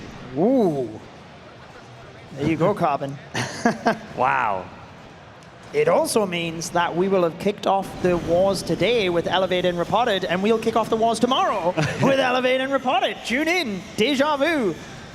And Nat, we're looking to finish off this attack, try and get as much percentage points as he can. Super Minions sniping off a few extra buildings. It is into the mid-70s, but General X, team captain, presumably going next, looking to finish this one off and get Repotted Gaming that victory. Yeah, nice try, 77% 2-star. So yet again, unfortunate for Millesime MG. Things not going their way in this match. And when you're competing in a competition like this, you gotta just be performing at your best this weekend. Some teams, just unfortunately, it doesn't happen for them. They can perform the best on one day, but then all it takes is the other day for it to all fall apart. I feel like MMG looked so good in the last chance qualifier, but none of these other teams were there. They'd already qualified. So now that they're back up with literally the best of the best, you can see where they're just struggling that little bit. But it does mean even if they lose this war, they are finishing 4th out of this World Championships, which is still a hugely respectable position and a nice amount of prize money to be going home with. However, General X looking to finish this one off. They still have their sights set on being double World Champions. And the opportunity is there with that Warden starting to the right side with the Angry Jelly. Unfortunately, Air Skellies will slow this charge down. So he's gonna have to power through that with a Yeti down to the bottom side. And this Warden's gonna have to charge his way towards possibly that Ground Expo, because once he drops that Ground Expo, a Flame Flinger could come down once the Ground Expo locks onto the Warden to help protect it. Yes, just waiting until those defenses that can outrange your Flinger are either taken down or locked onto something else, and you called it, Carbon. There's the damage onto the Warden. Flame Flinger now moving in. But one thing you can see is he's got freeze spells in his composition as well. That is presumably because if the Warden is taking too much damage, he can't turn the Warden invisible, because otherwise it would redirect the Expo to the Flame Flinger. So in order to protect the Warden, he's got the freeze spells in just in case. Yeah, that Flame Flinger needs to stay protected because they can move through and get a lot of value, but he does wall break into the monolith compartment with a jump to utilize to get towards that Town Hall. But this Warden is taking his time. Can't really start this attack until that Ground Expo goes down, because it's going to take out the Flame Flinger if he is reacting too early here. So the Expo has now finally one more shot. Goes down, and the Warden will join in as Rocket Loons get lured out. Ice Golem, we got the Furnace, so he's gonna jump straight to that Town Hall. Yeah, beautiful job. Just means his troops have to now be moving directly through the middle. And I love the use of the Royal Champion down one of the flanks. All of those Skelly spells will be used to assure that the Royal Champion can take out this entire third of the base, but she's run straight into the traps, Carbon. Nearly lost her there, which would be critical since she is helping to set the pathing for the Yetis. Yeah, so much Giant Bomb, Spring Traps down on the bottom side, but he's able to still power through, still has the RC ability, a couple Skellies, but look at the Flame Flinger. It's still going to the right side, making his way through. The Crush Mortar to the top side, Queen and RC, both with their abilities. The healers have not gone down, which is clutch. They will now transfer off to the Warden, trying to help him out, but can the RC stay alive behind a Skelly spell while the Flame Flinger is still going? How does General X keep his composure? It looked like the RC was going down. He kept her alive. The abilities he's managed to keep for impeccable timing. As soon as that Crusher Mortar turns to the Yetis on the right, there's the Skelly spell in to protect the other heroes. 22 seconds. This is all about time. He's got Valkyries down the bottom. Is it enough? He just needed the high percentage 2-star, but he really did look to close this war out. It is a 3-star for General X yet again. What a performance from Repotted Gaming.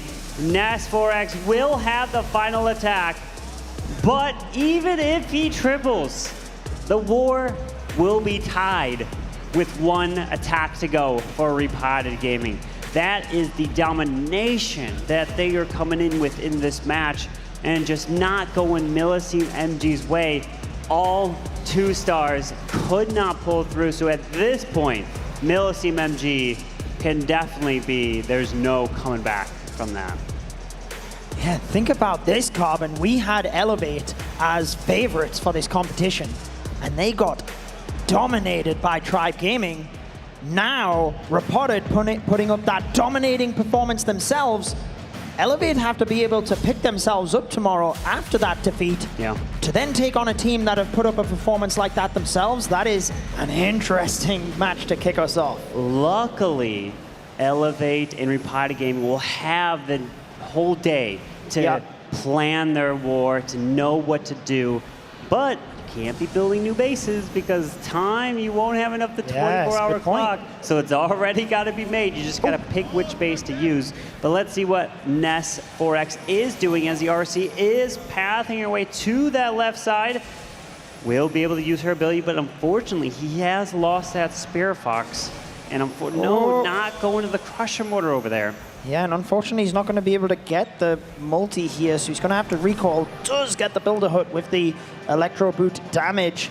But yeah, lost the Spirit Fox early, so he wasn't able to have that rotation. Look, the Spring Traps on the outside of the base as well. Just try and get some of those troops early. Barbarian King going up for a bit of a jump as well. But the Root Riders are into the center, overgrowthing the Town Hall. Remember, it's all said and done at this point. However, Nez 4X, being the skillful attacker he is, still aiming for that 3-star.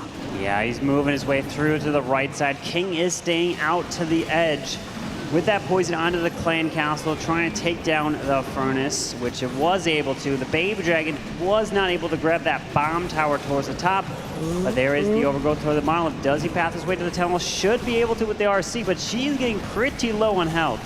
Yeah, I'm not sure she's going to be able to get that Town Hall. He had to overgrowth that monolith as well because it was on the RC.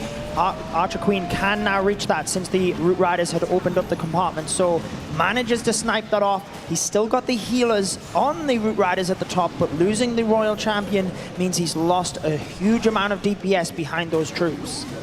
Yeah, with these Roots trying to continue their way to the backside, the monolith is going to be a menace right into the core of the base. He realizes it's not going to be enough, and it is all but over.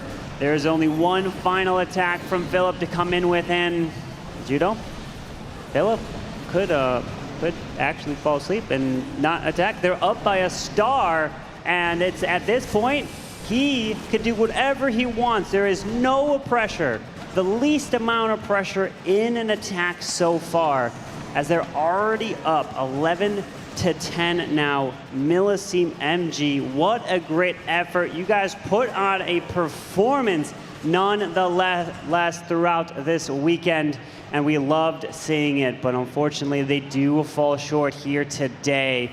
So we definitely will see these players for Millesime MG for years to come.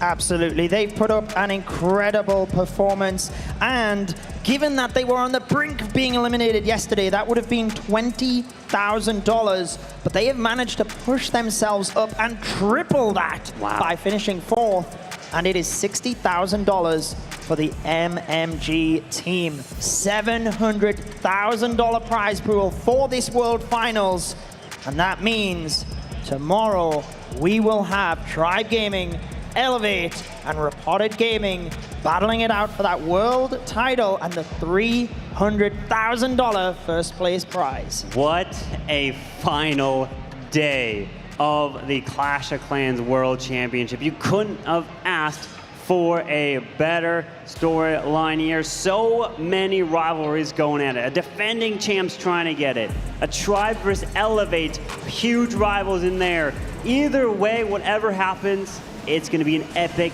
grand finals with Philip trying to close this one off with a 3-star. And if he's able to do it, we will have our first 14-star war. Let's see if he can do it. Yes, Repotted Gaming just growing from strength to strength at the moment. He did have to commit a couple of extra rocket balloons there to get the air defense on the perimeter, but he's managed to get that, keep the RC alive, and powered her to the Town Hall, which is the most important thing. And from there, she will beeline down towards the Multi-Inferno and right into the center, which is where he wants. No, he turns to the Minion Prince. And then we'll continue. Wait, going to the Clan Castle. Okay, the RC's wait, actually. That was actually good. It's actually good. Wait, no, where should go? Go to the Builder Hut. Okay, you would love to get to the monolith. No, don't say that. No, don't say that, Judo. He's good. He just needs, he's good. He's got the star. Sure, that's the victory. Yeah. 3 stars would be nice, though. But hey, Philip is still managing to keep that Royal Champion alive somehow. Just about missed the Fire Spitter. But hey, still got okay value there. Well, there was a tornado trap right at the bottom side of the base, so at least the dragons won't have to be spun around. But he will have to deal with that monolith, unfortunately, in the course, since the RC said no thank you to that. As the dragons continue their way from the left, the queen and the giant are trying to make their way to the top. The queen is actually targeting defenses with the angry jelly. But he will have that minion prince ability to be able to use and slow things down, but he decides to use one little invis for a dragon, try to take out that RC to the left. Yeah, just waiting on that minion prince ability. There is the monolith looking scary in the center. It would have been nice if the RC had have got the fire spitter. He is happy with where he is at. Just, hey, we'll accept where we are. We wanted the 14 stars, but hey, the 13-star victory will do. What a performance from Repotted Gaming either way. They move to tomorrow's matches. They can sit back, regroup. You said it, they can't build fresh bases, but what they can do is tweak their bases by moving traps, or they could also move defenses as long as they move them with buildings of the exact same size, so they might be able to adjust the bases slightly based on what they've seen from Tribe Gaming and Elevate. Do you think they will rerun the exact same bases that have defended? That's been done many times. Oh, yeah. And Elevate is a team that will run a same base 5 different times in a war just to play that mental mind game. So you never know what to expect. Do they run the same bases they ran against Elevate, but flip the traps to try and bait them? We will find out tomorrow, because Repotted Gaming are your winners of this match. A fantastic performance. Moving on to tomorrow's matches. Congratulations, Repotted Gaming is advancing to the lower bracket final to take on Elevate. And the winner of that will then move on to the grand finals to face none other than Tribe Gaming. But the only way to be crowned a champion from down here is to win grand finals and force that bracket reset. The opportunity is there. Repotted Gaming, defending champs, are doing their absolute best to try to make it to the grand finals and try to get a rematch and be crowned a back-to-back champion. Oh, that would be incredible, but hey, we have the one and only General X ready for another interview over with Banks. Repotted Gaming have secured a spot in the lower bracket final tomorrow. General X, let's cast your mind back to the beginning of that war, right? They opened up with a pretty disappointing 2-star, I would say, for their point of view. And then Leo answered with his own triple. How vital or impactful is that for you guys mentally going ahead in the war? Because immediately they're on the back foot.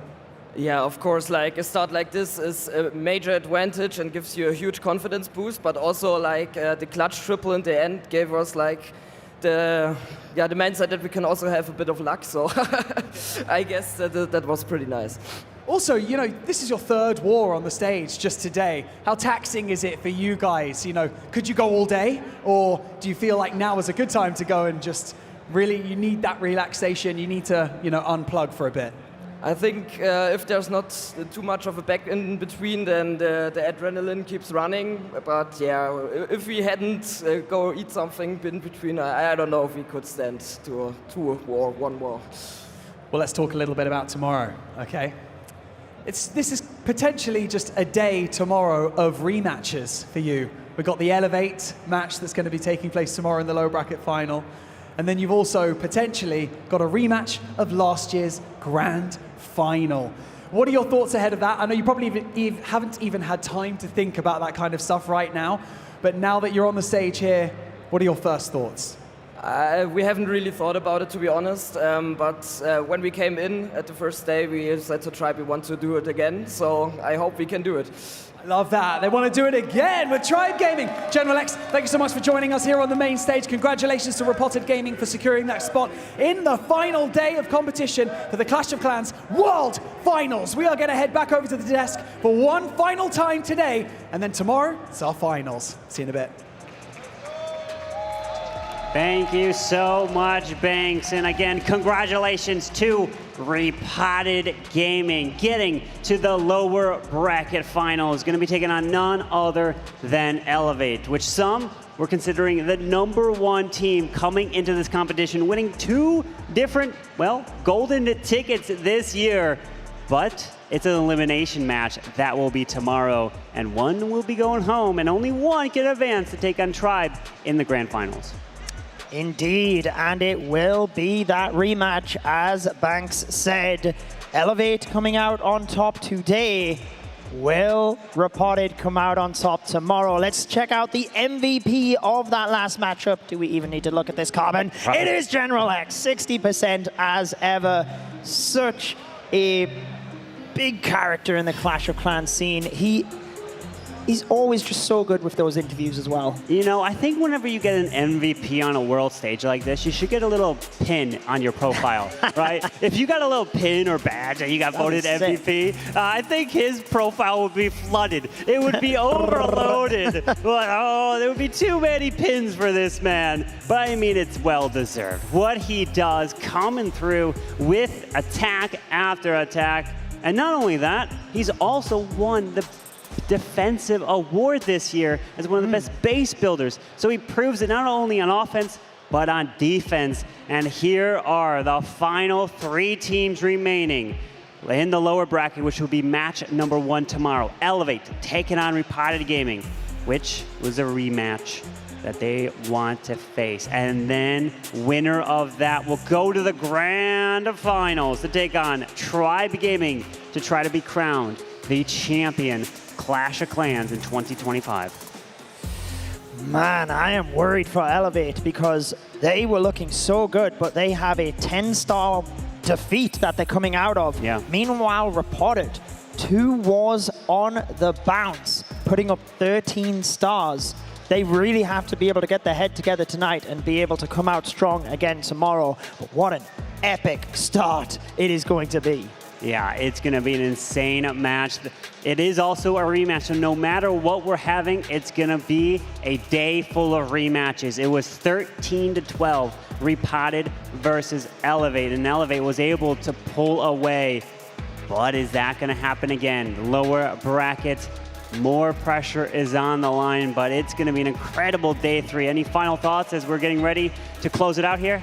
Well, I just want to say it's been a privilege casting again alongside everyone today, everyone behind the scenes to make this work, all of the fans here in Atlanta that have turned up to support the teams and cheer on all of the matches. But it is same time, same place tomorrow for those 3 teams to find out who will be the 2025 Clash of Clans World Champion. We will see you then.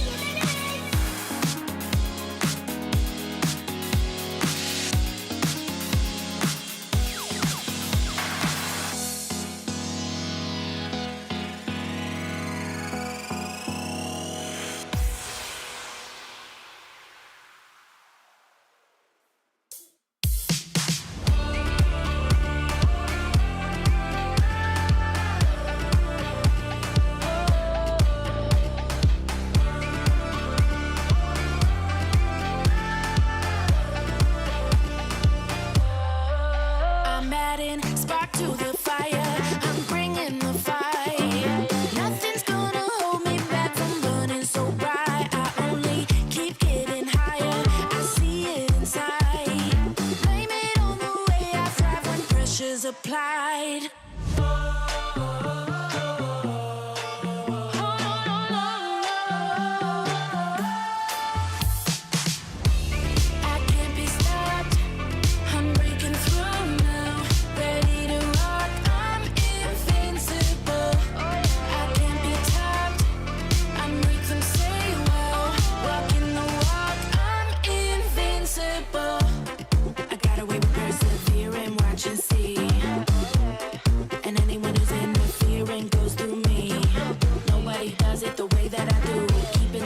While bringing the new, I got away with persevering, watch and see.